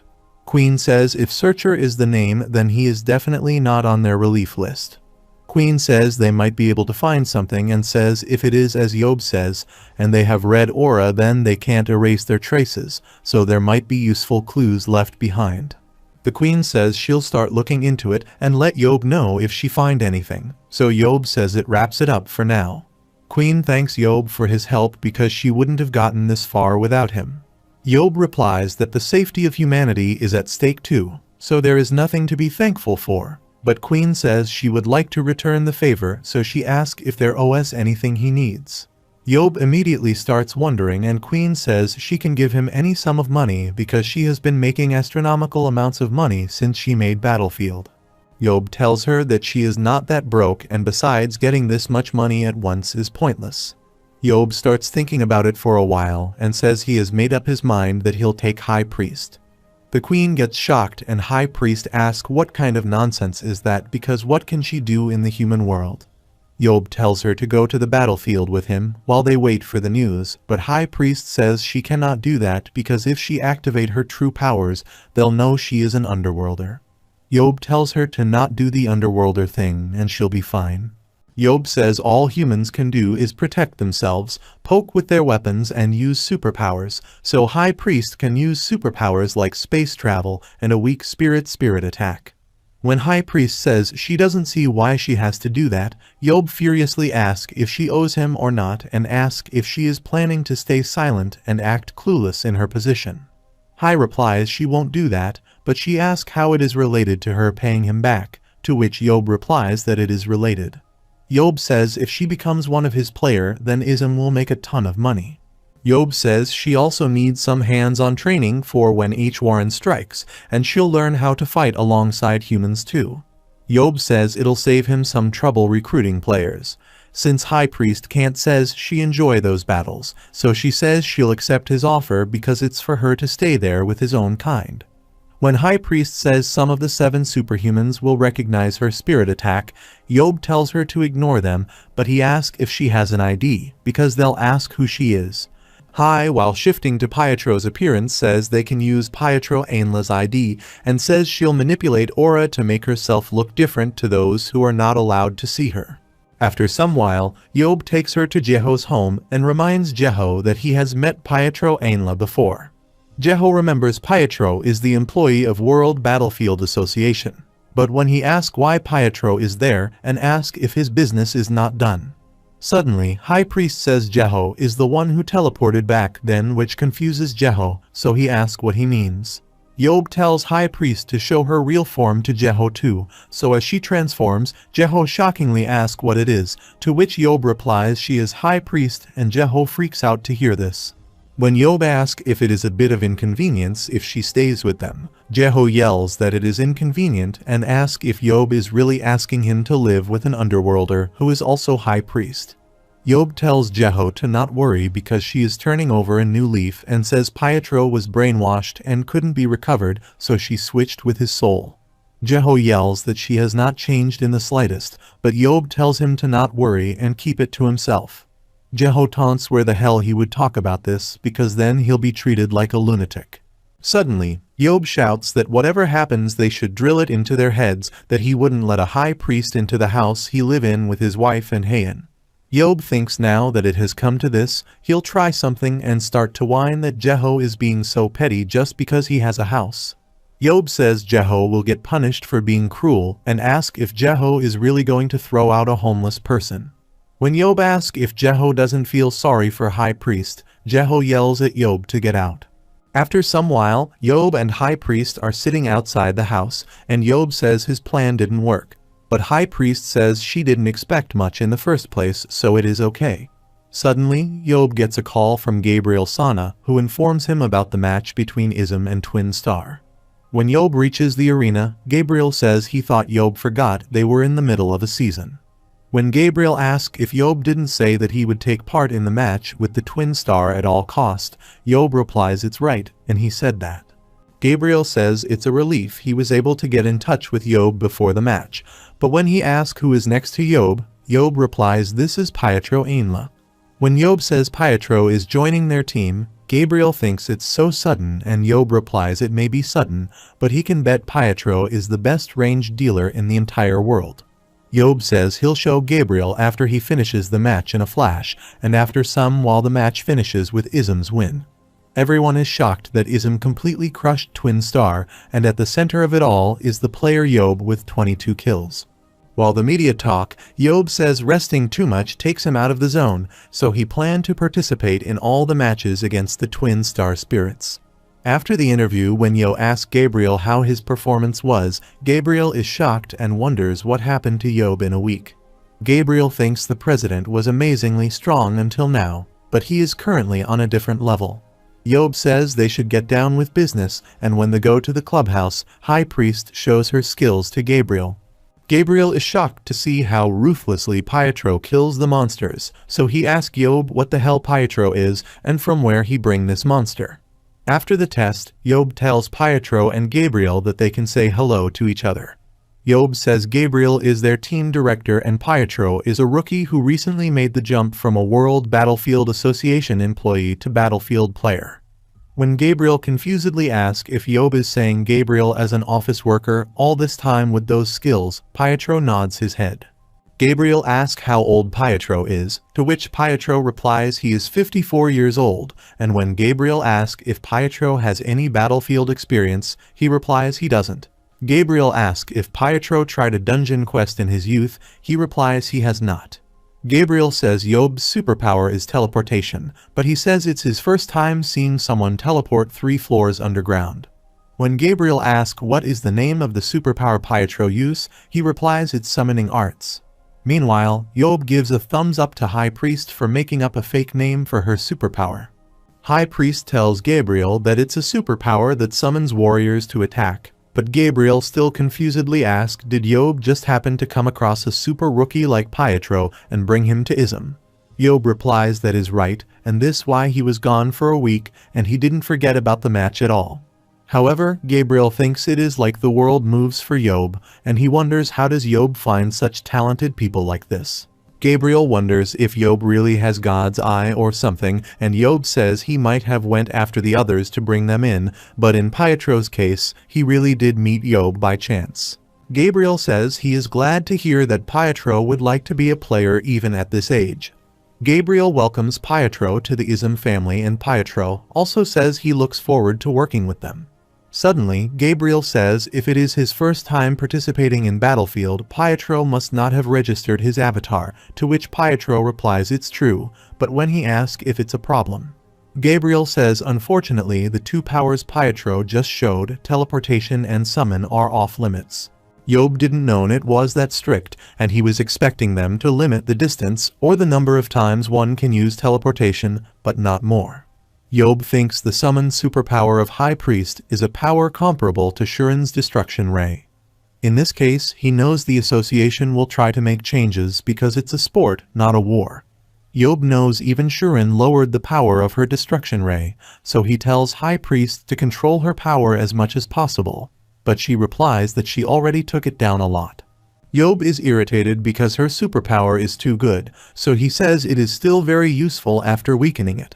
Gabriel says it'll take some time to register Pietro's avatar, so Yeob says they can tell the association's chairman to let them cut their line. Yeob immediately goes to meet the chairman, and when the chairman asks what he wants, Yeob replies they are registering the avatar of a new player, so he requests the chairman to let them cut in line. The chairman gets mad that he is coming to the Battlefield Association office so shamelessly with an illegal request. When Yeob asks if the chairman has a problem with that, the chairman furiously replies he has a problem. The chairman, while showing the newspaper which has the news that Yeob solely killed all the players in the recent match, asks if Yeob wants him to get into this problem. Yeob says he doesn't care about this and says chairman is the one who told him to participate in Battlefield. The chairman irritatingly says it's okay and he'll look into the avatar matter. Suddenly, the chairman says there is another matter, and when Yeob asks what it is, chairman replies there is a match offer from UK. When Yeob asks if it is a fight between the national players, the chairman replies yes it is, so Yeob asks what they want from him. When the chairman starts to reply, Yeob interrupts him saying it is obvious that they want him to represent the country, and chairman says that is the condition of the match to take place. When Yeob says he doesn't want to, the chairman says there are not many chances to have a match with a strong team like the one in the UK. However, Yeob replies they already had one with the S, to which the chairman replies that's because Yeob was there for that as well. Meanwhile, when Yeob asks why he would run for the national team if he has nothing to gain from it, but suddenly he realizes one if the top 3 players is from UK. Yeob knows a player named Roy or Rosa from the English team, so he asks the chairman if that player is also joining, to which the chairman replies he is. Yeob is irritated because he really doesn't want to be a national player, but he wants to stop that H. Warren guy, so he has to check the level of top 3 superhumans these days. When Yeob asks if there is anything else the chairman can do for him, the chairman says he knows ISM has started to hire foreign mercenaries, so he tells Yeob that they are offering to help Yeob recruit players if he stopped by the UK after the nationals. Yeob thinks he doesn't know where he'll use guys who play PvP, but he thinks in the time of emergency, they'll be better than nothing. Yeob agrees to participate, but says he'll take the tactical command. On the other hand, a superhuman is watching Yeob's match videos and sees Yeob deliberately barges into the enemy territory. That superhuman thinks Yeob is really awesome, so he can't use Snowstorm in a situation like that in the match and thinks Yeob is tactical with no wasted moves. The superhumans reads the article written against Yeob with malicious intent and says all starts are a victim of media, especially those that cannot stand injustice like Yeob. This superhuman is Roy Mayer, who is the top 3 in World Battlefield, and he is really looking forward to meet Yeob. A week before the match, in the Korean national team clubhouse, Yeob meets the players with Jeho. Suddenly, Choi Hyuk and Bohm arrive there, and when Yeob checks their stats, he thinks Choi doesn't have the stats to advance to the first league without his ability. However, Yeob thinks Bohm managed to make it to the national team and grew quite well. Yeob is happy to see Boehm, but when Boehm asks what's with Yeob's pleased smile, Yeob replies he is seeing how the guy who whined he'd study grew up to be a battlefield national team member. Boehm gets shy and says it was long ago, but when Yeob says Boehm did a great job getting there and they should shake hands in honor of that, Boehm emotionally grabs Yeob's hand. Yeob thinks Boehm's ability is useful, but his stats other than focus are below 70, so it won't work in leagues beyond this. Yeob thinks it's about time to sell Boehm off, but suddenly he asks where Shim Youngsoo is, to which Hyuk replies Shim is in the break room. Yeob tells Hyuk to tell the players to gather in the conference room, so when they gather, Jeho says they are going to start their strategy meeting for the game against England. Meanwhile, Shim is worried because he knows Yeob is there, but he is worried and wishes Yeob won't make a huge fuss about how Shim didn't go to see Yeob. Suddenly, Shim sees Yeob sitting 2 seats away from him, so he gets terrified when Yeob gives him a terrifying look. Simultaneously, Hyeon arrives there and tauntingly asks why Yeob called her for such an important match because he should have called a good player with his great judgment. When Yeob asks where he could find a better close-range dealer than her, she gets flattered and replies she knows she is the only one Yeob can depend on.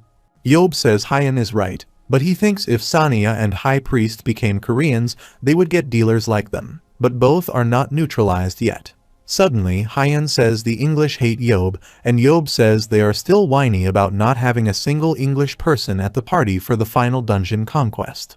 Yeob remembers he called the English player Zach Brand useless back in the day, and Hyeon says there were tons of articles cursing Yeob out 17 years ago. Hyeon says the UK not winning even once against France in national competitions made it even worse.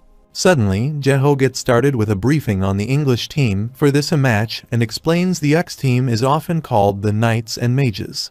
Unlike the current trend of decreasing tankers and long-distance dealers and adding in close-range dealers, having 4 strong tankers with 2 close-range and 5 long-distance dealers in the back is a unique combo. Jeho says their frontline tankers play the game using hand-to-hand combat with huge tankers, and that is why those guys are called the Knights in shining armor. The rear is a close-range dealer formation, and all of them are superhumans with range-type magic abilities.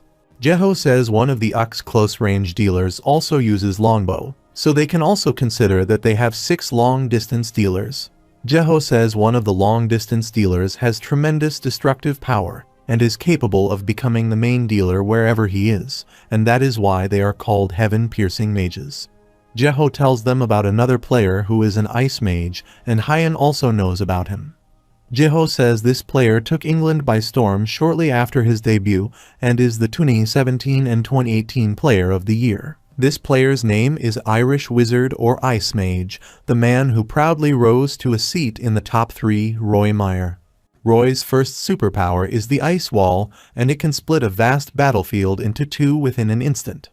Jeho says if anyone gets stuck in the ice wall, rising from floor to ceiling, that person is dead. Roy's second superpower is Blizzard, and although it cannot distinguish between friend and foe, it can slow down everything and cause massive damage if used to attack. Jeho tells his team that they must watch out for the Absolute Zero technique, which can freeze a target by narrowing down the range of the Blizzard skill. Roy's last superpower, Frozen Seal, seals a target within ice for 20 seconds. The ice doesn't shatter upon any attack, and even Roy Meyer himself can't disarm it. Jeho says that depending on the situation, the opponents could either use it for defense or to seal Yeob for 20 seconds and go all out. Yeob thinks this guy has a bunch of crazy cheating abilities just lined up one after another, and objectively speaking, their team has no chance against them. But that is what the opponents think. However, Yeob wonders how he can crush them. The following day at Incheon Airport, the English team arrives, and Yeob, while watching their arrival news, checks their stats and thinks those lunatics are extremely strong. Yeob says they cannot win against them, so he tells Jeho to do the planning. Suddenly, Yeob says he is kidding and says the opponents have at least got to be at this level for it to be any fun. Roy's superpowers were awakened in a snow fight with his elder brother, and that moment in the snow when he thought he would freeze to death was when the Irish Wizard was born. Following this, Roy became a top battlefield player, and he celebrated freedom from his thuggish brother. However, it turns out his celebration was a bit premature, and Roy could not believe his teammates were making so much fuss right up until the press conference. Roy thinks no matter where he goes in the country, the guys are all the same. Ignorant, battle-crazed muscle-head freaks. Roy is disappointed because his own team, the La Warriors, was eager to have Gerald Walker of the New York Bears join the team.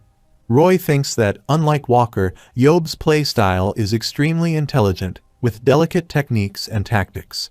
Roy thinks of Yeob as the intellectual of his dreams, and while he is watching Yeob's match videos, he gets a call from his brother Robert Meyer.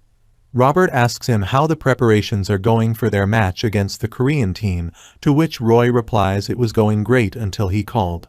Robert says Roy must be nervous because a fierce man like Robert, Yeob, is his opponent.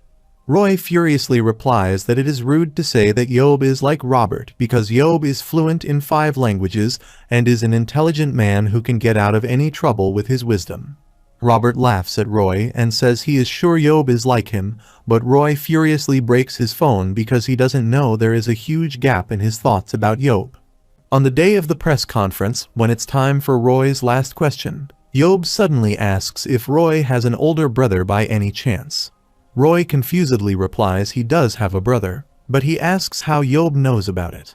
Yeob says he is not trying to pick a fight, but he can read faces, and when he asks if Roy got awakened while getting beaten up by his brother, Roy feels destroyed because he realizes Yeob has a great face for bullying, and the words of his elder brother pop up in his mind.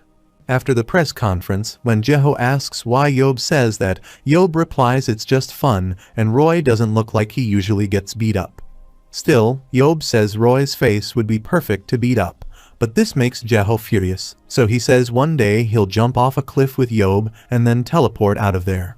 Yeob thinks he tried provoking Roy, but it didn't shake him up all that much after all. Yeob knows Roy's close-range stats are not that great, but the problem is he has 96 aura alongside his abilities. Yeob thinks just one of Roy's superpowers is enough to make him royalty, but he has 3 of them. And that kind of superpower can't be described with words. Yeob thinks Roy is a literal wizard behind a wall who cannot be shaken up even if someone tries to attack him mentally. Yeob is sure Roy has a plan ready for close-range fights as well. At this rate, Yeob thinks it's a 2 versus 0 fight or 2 versus 1 at best. Suddenly, when Jeho asks what Yeob is thinking, Yeob replies there has to be a way to win because there is no such thing as an invincible enemy. Jeho says it's been a long time since he saw Yeob's serious face, and it's an expression of Yeob from 17 years ago. Yeob got so engrossed in his thoughts that he could not even hear others around him, and he always made this face in front of an unconquerable dungeon. Suddenly, Yeob finds an answer and gets going, saying they should try this way. After some time, the first team to enter the arena, the United Kingdom national team, is ranked 4th in the Battlefield country rankings. Their opponent is the Korean national team, led by Seo MoonYeob, the man who saved mankind. The audience thinks even Yeob can't get the Korean team to win against England, and the commentators also say that the South Korean team is not in their usual form. The Korean team has 5 tankers, including Moon Sung-hoon, Choi Hyuk, Seo MoonYeob, Ki Woo-hyun, and Baek Ji-woon. They have 4 close-range dealers and 2 long-distance dealers, which means Korea has more tankers than England, which is a step away from the recent trend of fewer tanks. The commentators wonder if this is a change to counter the UK's strong front line. The first dungeon for this match is the Labyrinth of Dead, and the commentators can't wait to see what this new formation will show them. At the Korean team's outpost, Yeob tells the team members to do as they practice, and they are going to head to the English team's outpost. Meanwhile, the English team is fighting with the labyrinth skeletons when they get information from the scout team that the Korean team is heading towards them. Roy understands that Yeob is going for a one-time team attack on them from the beginning. Roy knows 5 tanks will slow Korea's hunting speed, so he wonders if that is why they are trying for a victory in the beginning. Suddenly, an English player says it's great the opponents are coming their way because they can wrap things up quickly and have some rest. Roy thinks a sudden fight on a complex terrain like this is too unpredictable, and they could ignore the variables if it was a weak team. But this being Yeob's strategy changes everything. Roy immediately tells everyone that they are moving to a wider space and thinks they are here to win against Korea, so they can't lose this fight because of some unpredictable variable. Roy plans to face Yeob's strategy head-on, but after some time, when both teams meet each other underground on the 25th floor, Roy is shocked to see Yeob is a tank because, previously, he was at the rear. Roy couldn't understand this formation, but he told his team to attack immediately. During the time when humans were at war with other humans, and not underworlds, there existed something called reactive armor. It was a block-shaped piece of plate armor filled with rubber, plastic, explosives, and so on. By exploding on the outside as an instantaneous reaction to the moment the missile aimed at a target, it played a protective role for the tank it was on. To neutralize this, a piece of technology called the tandem charge was developed. A small bomb was installed on top of the missile to induce the reactive armor to explode. Yeob tells his vanguard tankers to charge forward so the tandem charge's small bomb and the reactive armor's explosives would crash, creating a crack. The team follows Yeob's instructions, and their missile Yeob pierces through the tank to attack Roy. Yeob gets close to Roy and says he heard Roy has a skill that made him invincible for 20 seconds, but while stabbing Roy, he says it doesn't matter if he kills Roy before he can use it. A few days ago, in the training room, Jeho explained the formation they'd be using for the match. When Jeho said they'd have 5 tankers, one of the players asked if having 4 tankers was not considered excessive. The player said he could understand having 4 tankers because the British team has a solid lineup, but he thought their lineup of dealers would be too weak if they had 5 tanks. About that, Jeho said Yeob will explain them in detail, and Yeob said he understand that they have questions in their mind about how they can win by having one more tanker. Yeob said the point of this plan is to win in one blow early on in the game. Suddenly, Yeob asked Key what a tank's job is, to which he replied it's a position meant to guard other team members. Yeob said that is half the answer, and that is indeed one of its roles. Yeob said a tank is not just meant to protect their teammates. They also hold the line, but when Key asks what he means, Yeob replies it's like a game of hopscotch. Yeob told them that tanks create a safe zone for the team leader to fight freely, and while tanking attacks, they guard their line so it is not breached. Because once that line is breached, even the strongest dealer could die. Yeob was mad at Jeho because he had to explain such common sense things to the team, which Jeho also knew from the time of the Underworld Wars. When a player asked Yeob if he was assigning tankers to maintain their line, Yeob got frustrated because he had to explain everything to them and said they had to breach the enemy's line. Yeob thinks close-range dealers are too much like paper dolls to carry out that plan, so they'll use 2 tankers with danger per second as great as a close-range dealer. Yeob said that would be him and Choi Hayek because they switched classes from close-range dealers, so they'll be the fake tankers. During the split second, Roy was under attack, and he had 2 choices. Either freeze Yeob for 20 seconds or create an ice wall to catch Yeob. The ability released by his outstretched hand was Ice Wall, which was a chance to grab the ace. However, Roy dies after creating the ice wall because he got hit by Yeob. 1 tanker and 2 dealers had Seo MoonYeob in their line of sight. Yeob could not be aided by other team members, and he could not believe Roy had actually managed to isolate him by pushing Choi Hayek to the other side amidst all that fuss. Normally, it would have been a wise decision, but Roy overlooked one thing: the ice wall stays up for 30 seconds. Meanwhile, Hyein tells Yeob that she'll join Yeob after the teleportation cooldown is over. This fight started out at 10 versus 7 because 3 of the opponents were on Yeob's side, but it became 5 versus 5 in just a few seconds. Hyein has already secured 1 kill, and she realizes England is too strong, but she knows they can't lose there if they want to be world class. Suddenly, Hyein starts sparring with one of the opponent players, and the commentators think she is showing every bit of the skills she strengthened at Paris Lumiere. Meanwhile, another opponent player appears behind Hyein, but suddenly Yeob breaks through the ice wall because 30 seconds are taking too long. Yeob stabs the player behind Hyein in an instant, and he secures 5 kills. Simultaneously, the remaining English players are worried that Yeob killed 5 players within 30 seconds. They rush to take down Yeob, but Yeob is furious that he solely killed 5 players, including an ace, while his team only managed to kill 2 of the opponents and got 5 of their own killed. Suddenly, Yeob kills 2 more opponent players and scolds his team about how they can call themselves national players, except Haeun. Yeob warns that he'll see them all after the match and starts to kill more players.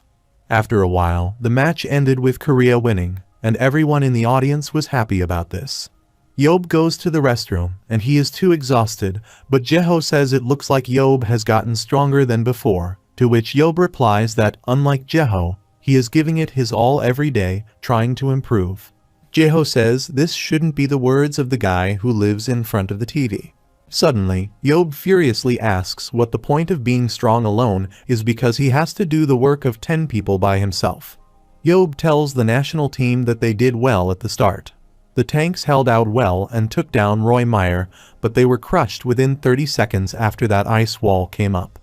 Yeob says those guys have great physicality, so it's natural for their side to face more losses. However, they cannot just get scared and stop fighting. Yeob says the opponent's line was breached, and they were all flustered, so if the Korean team had continued and taken 1 guy each, they could have taken more than 2 players. Yeob requests his teammates that if they are weak, then they should at least use their heads for God's sake. The players reply that they'll use their heads, and Jeho says the English team must be panicking now because the Knights and Mages tactic they have been using until now was completely countered by the fake tankers strategy. Still, Yeob is worried that England will be back with a counter right away, and Yeob replies they will definitely do that, but he is also planning on giving the second set anyway, which Jeho is shocked to know. Yeob says while the opponents have outstanding long-distance dealers, the Korean team will get into the fight using the fake tank strategy no matter what. Then, the opponents will cut down on the number of long-distance dealers they have and add in more close-range dealers, except for Roy Meyer. Yeob says the opponents won't replace all of their long-distance dealers at the start. Still, the Korean team has him in the second set, and even if their team gets crushed by the English team's close-range dealers, the final score will be close. Suddenly, Yeob, with an evil laugh, says that the opponents will be worried about the third set, and they'll have to do their best. Otherwise, they'll be crushed by a weak Korean team going around. Yeob says one thing is sure. If France comes in with the fake tankers strategy, England's team is finished. That's why the English will want to prove to everyone that they already have a solution to this tactic. After some time, the second round begins in Azusa's spiral cave, and the English team immediately charges at Roy's commanders. The Korean team is worried because there is no crack for them to breach. While Yeob is kicking off, a guy tells his team not to worry about getting killed this time and to fight on their own.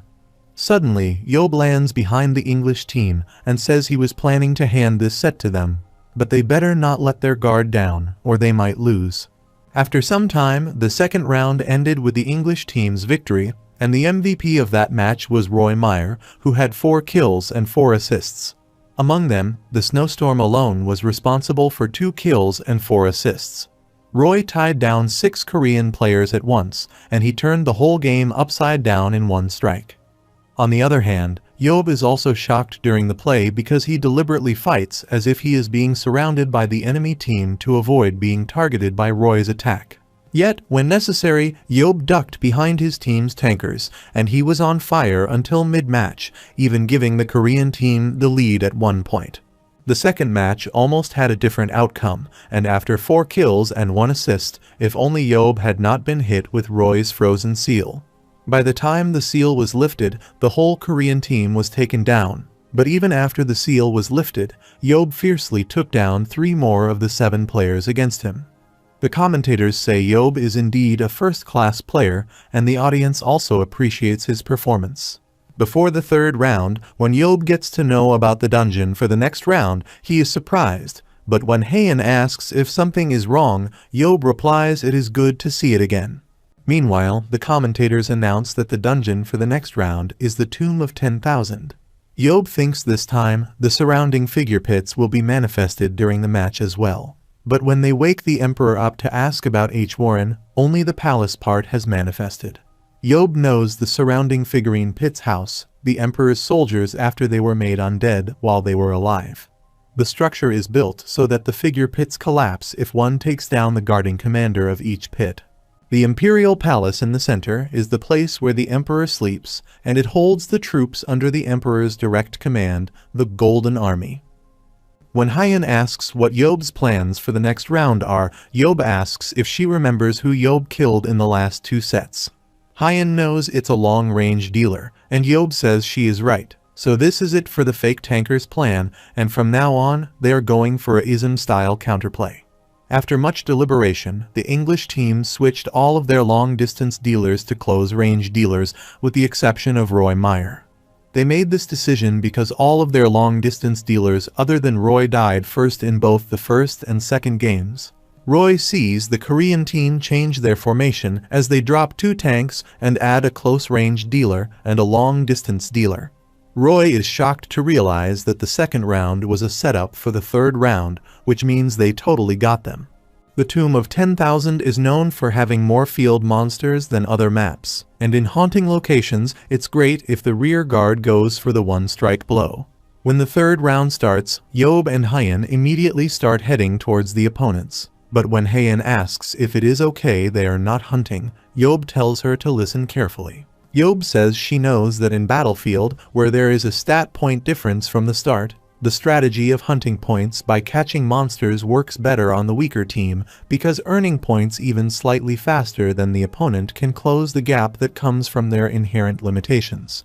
Hyeon understands that is why they are trying to buy as much time for hunting as possible, and that way they can go for a one-strike blow on a rear guard by strengthening their aura as much as possible. Hyeon, when asked if Yeob means the opponents will see their entry, split up, and start hunting, Yeob replies she is right because the opponents know the Korean team won't fight them, and with their long-distance dealers gone, it'll be hard for them to counter-attack too. Still, there is one variable, Roy, and even if Yeob takes that into account, his team can't follow through. Yeob tells Hyeon that they are the only ones who can put up a fair fight against the UK without hunting points. Yeob says they'll disrupt the English team so that their team can hunt as much as possible. Yeob says if they are against 5 of them, they'll try to stop them from afar with his spear and Hyeon's teleportation. Yeob says if they are against 4 of them, they'll look for an opening during the fight and head in, but if there is less, he'll instantly kill them. After some time, Yeob and Hyeon reach a safe location where they can see 5 opponents fighting their teammates. Yeob says for now they'll keep a check on them, but suddenly Roy kills 2 of the Korean players. Meanwhile, Roy thinks if the Korean team is back to its original formation, Yeob will be absent, heading to stop the others. Roy is determined that he won't let the Korean team land a one-strike blow at the start like before. Team 3 of Korea reports to Yeob that they are under attack by Roy, which makes Yeob furious. For a long-distance dealer to obstruct the enemy alone is unimaginable. However, Yeob predicted that the weak Korean team would split up to hunt, and that Hyeon and Yeob would leave to obstruct the English team's hunt. In other words, Roy was confident he could take down the Korean team with his abilities if Yeob wasn't there. Yeob tells Hyeon to join the main team as soon as possible and tells Team 2 and Team 4 to ignore the monsters as much as they can and run away from Roy at any cost. Meanwhile, Roy secures the 3rd kill, and Yeob says Roy sure wants a piece of him, so he'll take on that challenge. Suddenly, Yeob appears in front of the opponent's team he was keeping a check on earlier, which terrifies them, so they start to run away. Meanwhile, Roy, heading towards Team 4, wonders if they can hold out against him without Yeob there. The commentators are shocked to see it's a hunt between chasers and runners, with Roy after the Korean team and Yeob after the English team in Tomb of 10,000. Known for being a place where hunting is of great importance, an unprecedented chase has started. Suddenly, Yeob eliminates all 5 members of English Team 2, but simultaneously, Roy kills the 5th player of the Korean team. Meanwhile, Yeob tells Hyeon, who is on her way, to kill the monster on the way so others can run safely. Suddenly, Yeob gets attacked by arrows coming from nowhere, but he manages to block them and remembers they're from Gary Williams, who is the long-distance dealer who uses arrows as a weapon. Yeob knows there is a perfect hiding spot up ahead of him, but finding Gary while blocking the attacks will take too long. Yeob realizes Gary is planning to hold him there, but as Yeob takes out his other spears, he says it won't be that easy and activates the Amplify Catapult skill. When the English team asks Gary if he'll be okay because Yeob is skilled at long-distance attacks too, Gary replies he'll be fine because he will keep Yeob in check by moving from one spire to another. Gary tells his teammates to keep running and hunting when they get the chance to join him. Gary tells his team to buy time until Roy hunts down the whole Korean team and evades Yeob, even if it is for a moment. Gary is not sure how much time he can buy with Yeob as his opponent. Gary's team tells him to stop, but he tells them not to worry because he is in the blind spot. Suddenly, the team warns Gary that a spear is heading towards him, and as they tell him, the spear stabs Gary, and Yeob secures his 6th kill. Yeob threw all his spears simultaneously. That is why he managed to kill Gary and gladly says the archers always hide in the same damn place. This world is home to countless abilities, and among them, catapult is awakened quite commonly. The world's thoughts on it are that it's good for playing basketball, and it's not a power worth advancing in. This was only the case until the world met Yeob, and only 8 months into his career, when he was 18 years old, Yeob completely changed the way this superpower was viewed. Catapult's significance lies in the fact that a person can hurl the object with aura without having to assume the right posture. Additionally, with just the touch of a finger, the object would shoot toward its target at full force. However, hitting the target is a different matter. For Yeob, aiming a target was as easy as breathing, and with that, his superpower, Amplify, retrieves the spear from him, and Yeob's catapult is a total carpet bomb that he can hurl at hidden enemies until it hits. Suddenly, Yeob gets notified that Roy has also killed the 6th player of Yeob's team, so he immediately rushes toward the English team while wondering what he should do because the rest of the English team are all tankers. Yeob thinks going against all of them might be too much, and he is also low on aura since he couldn't hunt, so he goes to the Emperor's room's door and thinks of a plan. Meanwhile, the opponents discuss that they don't see any sign of Yeob following them, and they know there is no other way to get out from there, so one of them wonders if he enters the central castle while others think it's ridiculous. One of them says the Golden Army in the central castle is on a different level compared to the skeleton in the surrounding figurine pits. They are an elite undead army hand-picked by the Emperor himself, so English players wonder, even if Yeob manages to get through them, how could he take on the Emperor alone? Still, one of the English players says Seo MoonYeob is the one who conquered the Tomb of 10,000 dungeon in the first place. When Yeob enters the central castle, he sees the Golden Army and thinks the Emperor is crazy as hell.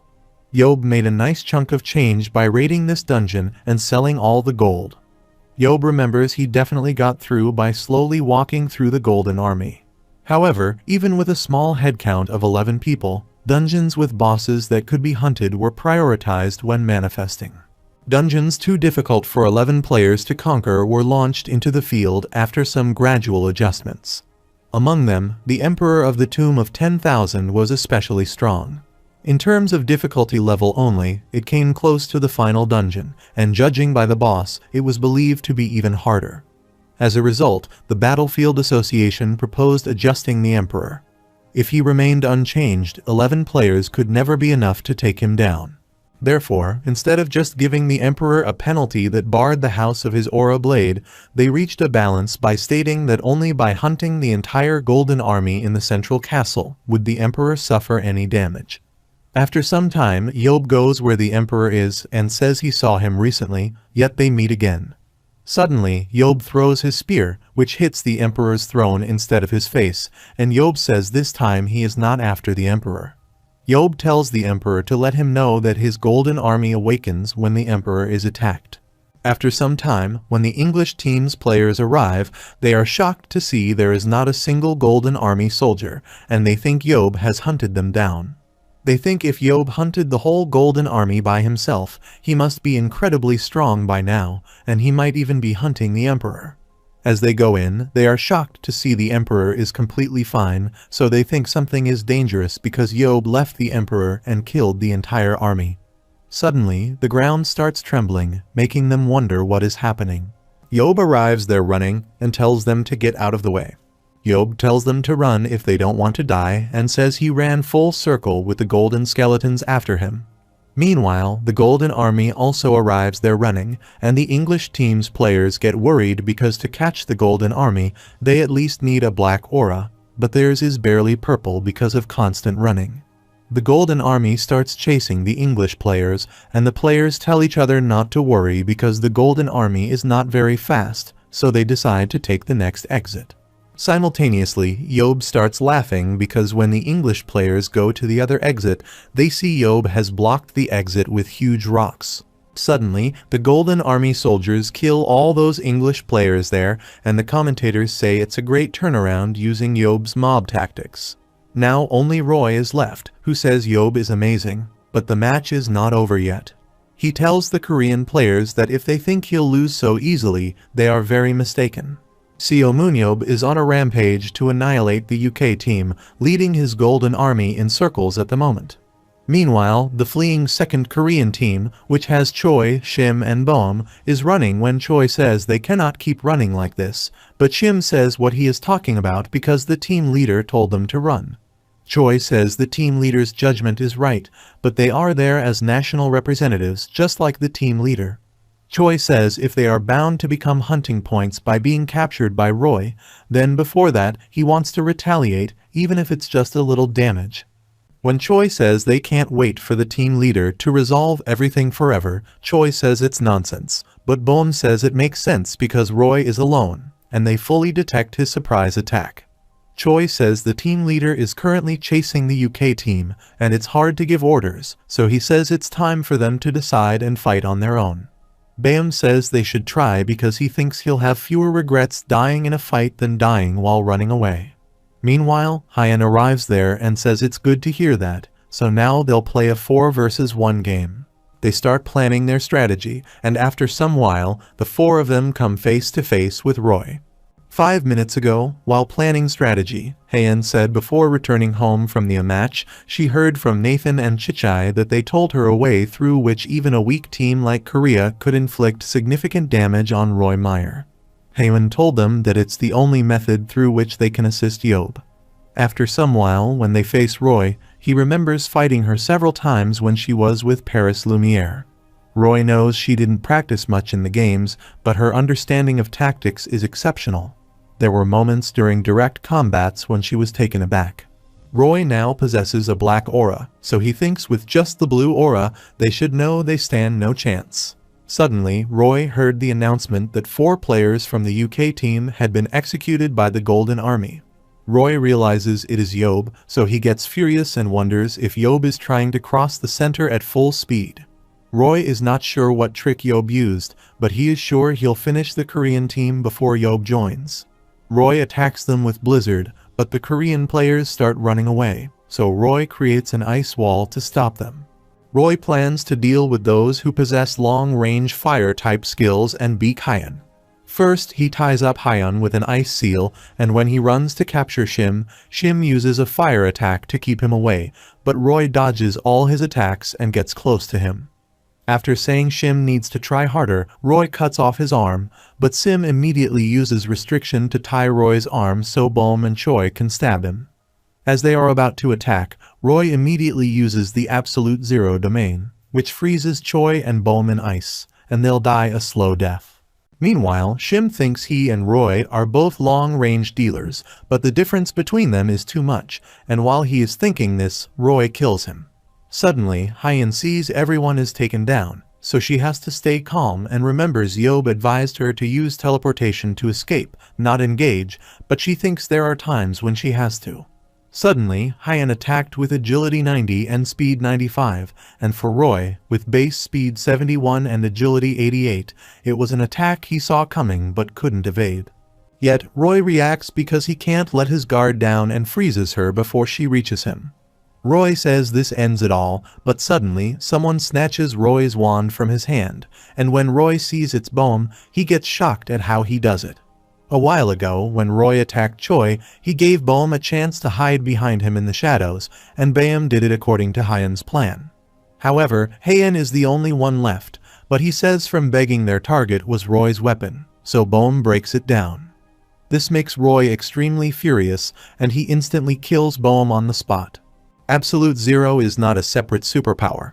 It's just a blizzard skill with a reduced area of effect that shoots a beam of cold energy under tremendous pressure, and it's similar to squeezing the end of a water hose to create a forceful stream of water. Originally, Roy didn't wield a staff because he thought he was perfect with the superpowers he had, but in a practice match against France, Roy's life took a complete change when he met Nathan. Roy was helpless against such a quick and powerful melee damage dealer, so to be more effective at melee range, he chose the weapon Ice Dragon's Fang. When Roy faced Nathan again, he unleashed Blizzard using his weapon as a medium. That was the beginning of Absolute Zero. Roy became third in the world and never lost that position, but he is not able to cast Absolute Zero without the Ice Dragon Fang, which has become a weakness for him. Suddenly, Yeob arrives there, and Roy says he is late, but Yeob says he did some hunting along the way. Roy says there is no need to talk more because it's only them there, so he decides to make the first move, which is using Blizzard. Yeob asks if this wave is all Roy has and says it's extremely cold, but he'll not just stand there and die for Roy's sake. Yeob says he'll have to waste some aura, but he'll go for the maximum output, so he amplifies his throwing ability and starts attacking Roy. Roy dodges the attacks and creates an ice wall, which Yeob breaks, and he realizes most guys wouldn't survive this blizzard. Yeob is heating his body with all the aura he can muster, but still, he can feel every bone freezing up. Suddenly, Yeob says it's a piece of cake for him, and he immediately grabs Roy to kill him, but he stops and asks how he can brag about beating a ranged dealer in a melee fight. Everyone is shocked to see Yeob withdraw his weapons when victory is right in front of him. Meanwhile, Jeho remembers Yeob pulled the same stupidity with Gerald Walker and wonders if Yeob is in teacher mode again. Meanwhile, Yeob asks Roy what happened to his Absolute Zero technique because there is no way Roy couldn't use it against Yeob. When Yeob asks if Roy can't use it without a weapon, Roy says there is no point making up an excuse now that Yeob has figured it out. When Roy accepts he can't use it without his staff, Yeob says there were guys like Roy during the war too. When Yeob asks why Roy thinks Yeob agreed to participate in the match, Roy says because he thinks it's an opportunity for a weak nation like Korea to come forward. Yeob says he doesn't know when, but a time will come when they'll need the power of the strongest, so he is there to see how capable Roy is. When Roy asks if Yeob is forming 7 heroes again, Yeob replies he can't explain it right now, but it might be something similar. Yeob says if the underworld suddenly popped up in the past, who knows if some aliens would invade them from another dimension one day. When Yeob asks if Roy thinks he can be one of the 7 heroes, Roy replies the underworld war ended a long time ago. Yeob says Roy has passing grades so far, so he asks how about an interview right now. Yeob says he is going to throw the spear straight at Roy using all his aura, and if Roy blocks it with Absolute Zero or whatever, he wins. Yeob warns Roy not to think about playing tricks with any other of his powers, or he'll kill Roy. Roy realizes Yeob is serious, so he agrees to give it a shot, and before throwing the spear, Yeob says he'll only have one chance. Roy focuses on condensing Blizzard to a single point and attacks with Absolute Zero ability. Yeob says he almost passed, and that was just a second too late, so the spear hit Roy and killed him. With this kill, the Korean team wins, and everyone in the audience is shocked to see this. A few days later, at Incheon Airport, while talking to the media, Roy says people know Yeob as a tyrant portrayed in media, reckless and self-centered, but the person he met face-to-face was a genuine hero, always considering the future, a remarkable and wise individual. Roy says even with the victory within reach, Yeob stopped his spear and helped him correct his weakness. Roy calls Yeob a true master of all superhumans and says he thinks of Yeob as the world's strongest superhuman. On the other hand, the chairman is happy that their team won against the UK, but Yeob says it's not like he saved the world, so he asks why the chairman is this happy. The chairman is happy because they never won in a match, and when the chairman asks how Yeob got stronger so suddenly, Yeob replies he doesn't know, but he does feel his body moving exceptionally well. Yeob thinks something changed while fighting the Emperor, and now the match is over. He tells the chairman that they should settle other things now, so the chairman gives him a list of players provided by the UK. A while later, Yeob, sitting in his office, checks the list of players, and most of them play in European leagues, so there are quite a few useful guys. Yeob didn't expect top-tier players like Nathan or Roy, but he does see some triple-grade A-grade players. Suddenly, Gabriel arrives, and when Yeob asks what it is, Gabriel tells Yeob that they received a notification that the ability adjustment for Pietro has been completed. The output for summoning has been set at 80%, and the spatial moment is limited to 3 kilometers, once every 3 minutes. Yeob says the restrictions seem lighter than he thought. And Gabriel says that is the trend these days because players have significantly improved since the initial days of the battlefield. Suddenly, Gabriel says there is an announcement that Shuren's penalty will also be lessened soon. Facing her disintegration beam, now enhanced from 50 to 80% output in the world camps could be quite terrifying. Gabriel says the next world champs will be a contest not just of the top 3 but the top 6. When Yeob asks if Gabriel is not overestimating a bit, he replies that Yeob's prowess was evident in the recent match against the UK, and Roy's interview was also there. Yeob replies he knows he is a top dog, and he means Gabriel is overestimating the other 5 players. Suddenly, Gabriel says, considering the players will be brought in, the club's facilities and accommodations will need significant enhancement. Yeob says that makes sense, and they are also bringing in players from the UK. So they cannot keep them in rotten conditions as they are now. The next day, Yeob tells the building team to build 1 building immediately, lay the foundations for the rest, and bring in construction materials for 4 more. When they ask if Yeob has a plan in mind, Yeob replies if they have models and materials, he knows a guy with a superpower who can replicate it quickly. Yeob says they need the prototype building to be very well made and constructed quickly. So the construction team says it's their specialty, and they'll build it in a month because they have gathered a team that has construction-related superpowers. When Yeob asks if they could shorten the time frame by recharging the construction team's aura, they reply it is possible, so Yeob says they should aim to build a villa in just 2 weeks. After some time, Yeob tells his team that from now on, every player in their club will live in a luxurious 150 square meter villa. The players are shocked when Yeob says it's 1 house per player and they can bring their families or live alone. Yeob says they can build a convenience store in the clubhouse, so the players don't have to drive an hour just to go to the convenience store. The most surprising thing is that the club will organize a dedicated player management team and provide housekeeping and facilities staff as well. Suddenly, Seung-ho says everything is great, but why is Yeob holding him? Yeob immediately puts a safety helmet on his head and announces that Seung-ho has agreed to contribute to the construction. Yeob tells them that people with construction-related superpowers have agreed to work, so if his team just recharges their aura, they can build faster. Yeob tells Seung-ho to work hard for the next 2 weeks, but when Seung-ho asks about the league, Yeob bribes him by saying he can have a penthouse, a sports car, and a doubled salary. Seung-ho tells them to call him a construction king from now on, and later, when the news that Seung-ho will take a break from the league matches for a while and focus on building the players' accommodations was posted on ISM's official site, an explosion of voices erupted on the ISM's fan message board. Currently, while ISM is maintaining its position at the top of KB1, the key figure in their restraint strategy and one of the pillars of their excitement, Seung-ho, was taken out, making league matches dull, and fans questioned why. However, the public's fury boiling with rage took a surprising turn in just a few days. It was ISM's secret weapon, ISM's grand victory. It was all due to Pietro Ainla's participation in achieving a solo all-kill. The MVP interview was the real show stealer, in which he said his goal was to win the world championship. Upon those words, the prestigious teams around the world began to react, and they started to show their interest in Pietro.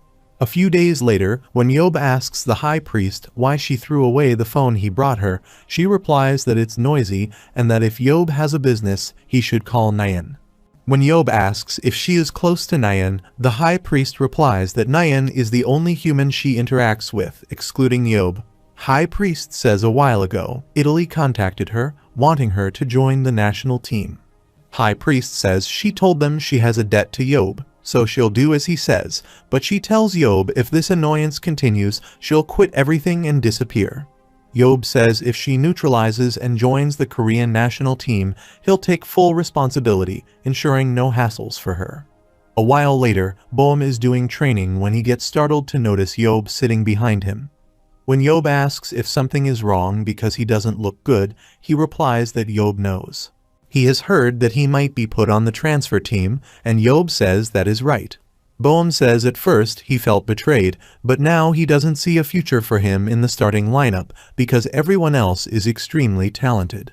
When he asks if Yeob can give him one more chance, Yeob says he knows what he is going to say, so Boeum asks if he can transfer to another team, and if Yeob thinks he could make it as a starter on another team. Yeob replies it all depends on what he does, but Yeob says as Boeum made it to the national team, he didn't raise Boeum to fall short anywhere. When Boeum asks if his growth is going to be tough, Yeob says it's going to be difficult to experience significant growth beyond this point. Boeum says Yeob is not outright saying Boeum won't make a starting lineup, but he says he'll follow what Yeob is saying and says it implies that while it may be hard for him to grow more as a player, if he continues to work hard, he can still shine on the field. Boeum says he'll work hard to earn more money, raise his value, and for the last time shake hands with Yeob. A few days later, the live streamer Pretty Nari goes to Ism's clubhouse, where she tells her viewers that she is going live because it's the official promotional shoot for the one who is about to end this season soon, Ism's newly built premises. Nori says she is thankful to them for canceling the suspension from the PC Cafe incident, but they even blew up her stream and sponsored her.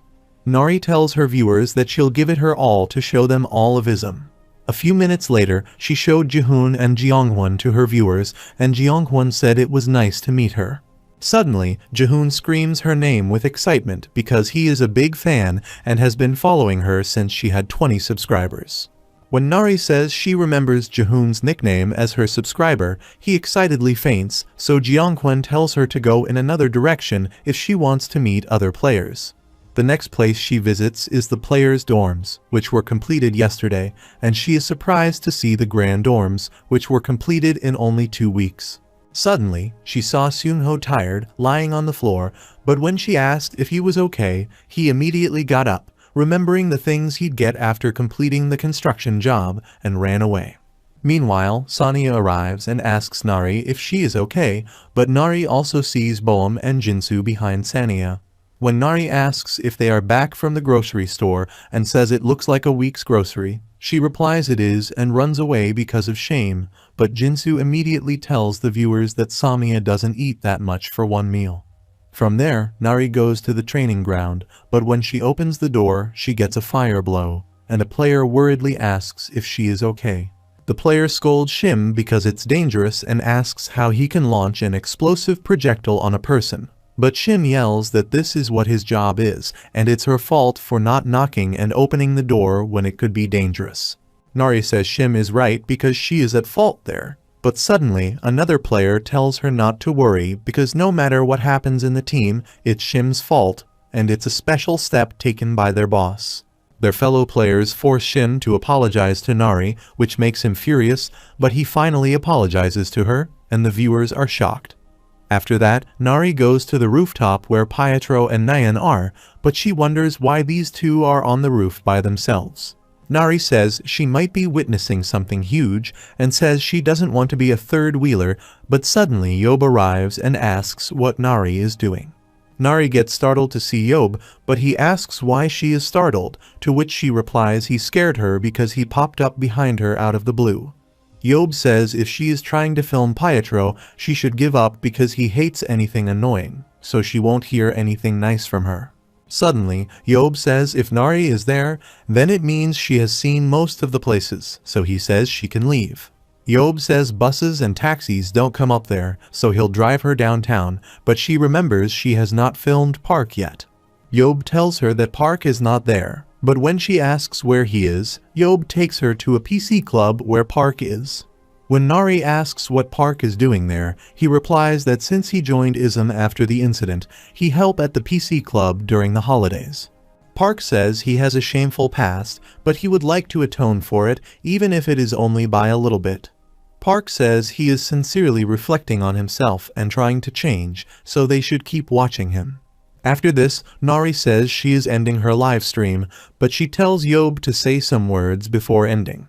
Suddenly, Yeob says he is going to the UK to recruit new members, and he'll make sure to recruit someone well. So they should stay tuned. Nari gets shocked, and Yeob realizes he should have kept it confidential because the media exploded after that statement. After that day, Nari's subscribers skyrocketed, and she also got permission to do a mukbang with Sania. The ism was bombarded with phone calls and interview requests, but the staff replied that they couldn't reveal who the recruit was and Yeob's destination. Leaving the ism's phones on fire, and with the cooperation of the World Battlefield Association, Yeob secretly entered the UK through teleportation. Yeob is irritated because he returned after much trouble 17 years later, so he was planning on having fun but ended up taking up heavy duties. Yeob has decided who he is going to bring her. He plans to have some fun and wears recognition-distrusting glasses created by underworlders on the order of the Queen to blur one's face. It is a similar principle to how High Priest disguised herself as Pietro by distorting light using aura.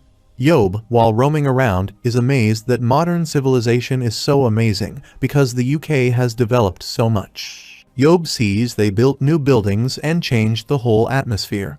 Suddenly, Yeob sees a mugger on a bicycle running away by snatching an old woman's purse. The mugger tells Yeob to get out of his way, but Yeob is excited about this entertainment and is about to stop him when someone throws a bench at the mugger. The mugger falls, and Yeob hands the purse to the old lady, who thanks him. Suddenly, Gary Williams, sleeping on a bench nearby, gets up, saying there is never a quiet moment in this city. Yeob recognizes Gary, but he asks Yeob who he is and if he is a Battlefield fan. Yeob takes off his glasses and says it's nice to meet him, which shocks Gary, but he takes Yeob home and asks what is going on. Yeob says he figured he would look around a bit and then come to him, but who knew he would meet Gary on the way. When Yeob asks if this is fate, Gary asks what he means, to which Yeob replies he is looking for a mercenary. Gary says he heard about it, but he didn't think Yeob would be in England. Suddenly, Gary asks if Yeob is trying to recruit him, and Yeob replies that it's right.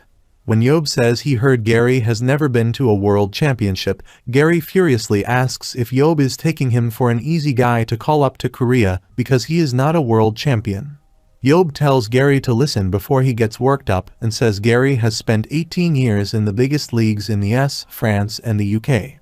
Despite that, there wasn't a world championship in cards for Gary because none of the teams he played for made it to the world championships. Yeob says it's possible Gary doesn't want to come to Korea, a country that is worse than the UK's second division league. Yeob asks Gary to honestly tell him that if he doesn't want to go to the world championship, Gary thinks ISM is certain to make it. Gary says the ticket to the world championship is given, but he asks why Yeob is trying to recruit him. Yeob thinks the monster goes beyond the last dungeon, according to the Emperor, and he knows if he dies fighting him, it will be over for him. However, to pick out people capable of preparing to go against H. Warren, Yeob says he must encounter and experience fighting them one by one. Yeob thinks that calls for a level that is at least capable of advancing to the World's Championship. Yeob tells him that he is recruiting him for a victory in the World Championship. Gary says he understands Yeob's confidence and strength, but the World Championship is not a stage Yeob messes around. However, he says if Yeob is aiming for victory, then why not Yeob recruit players who have experience in the World Championship? Gary is worried that his skills might drop before the World Championship, but Yeob asks him what made Walker decide to wear a small shield, what inspired Nathan to build up his strength and rack up legendary kill points, and what made Roy use absolute zero without a weapon. Yeob says there are a lot more of these tiny events, but that should be enough explanation. Yeob says Korea has him, and as long as he is there, his athlete's skills will never drop. When Yeob asks if Gary will not come to his team, Gary asks a last question. Does Yeob think he can improve? Yeob replies that as a melee dealer, Gary only used his bow as a secondary weapon, so he is thinking of making him a ranged dealer. Gary shockingly asks what he is talking about because he has an ability that strengthens his body upon entering a dungeon. Yeob sees the details of Gary's superpowers through the eye of analysis that his skills are amazing, and he is sure no one has realized until now that Gary could raise his stats more if he becomes a ranged dealer. Yeob says from now on, Gary will be a ranged dealer who can cover up for melee dealers in case of emergency. During last winter's transfer season, Imre Kasa was anticipating a transfer fee of 180 million euros for Yeob. While it was not a small amount, Imre thought Yeob was capable of bringing in that money. He was talked about as a legendary savior, but there were no tangible results at that time, so they thought of it as the last chance to snatch up the bedazzling gold before his actual value was realized. However, the 180 million transfer fee for Yeob would be doubled exactly after the South Korea-England match. MRE could not believe that Yeob turned down that much of the transfer fee, but his club owner told Emre to calm down because they had at least brought in someone who could compete with him. Meanwhile, Shirin, while arriving, hears that and says that now that the death rays restrictions have been lifted, she'll be the first player to take down Yeob.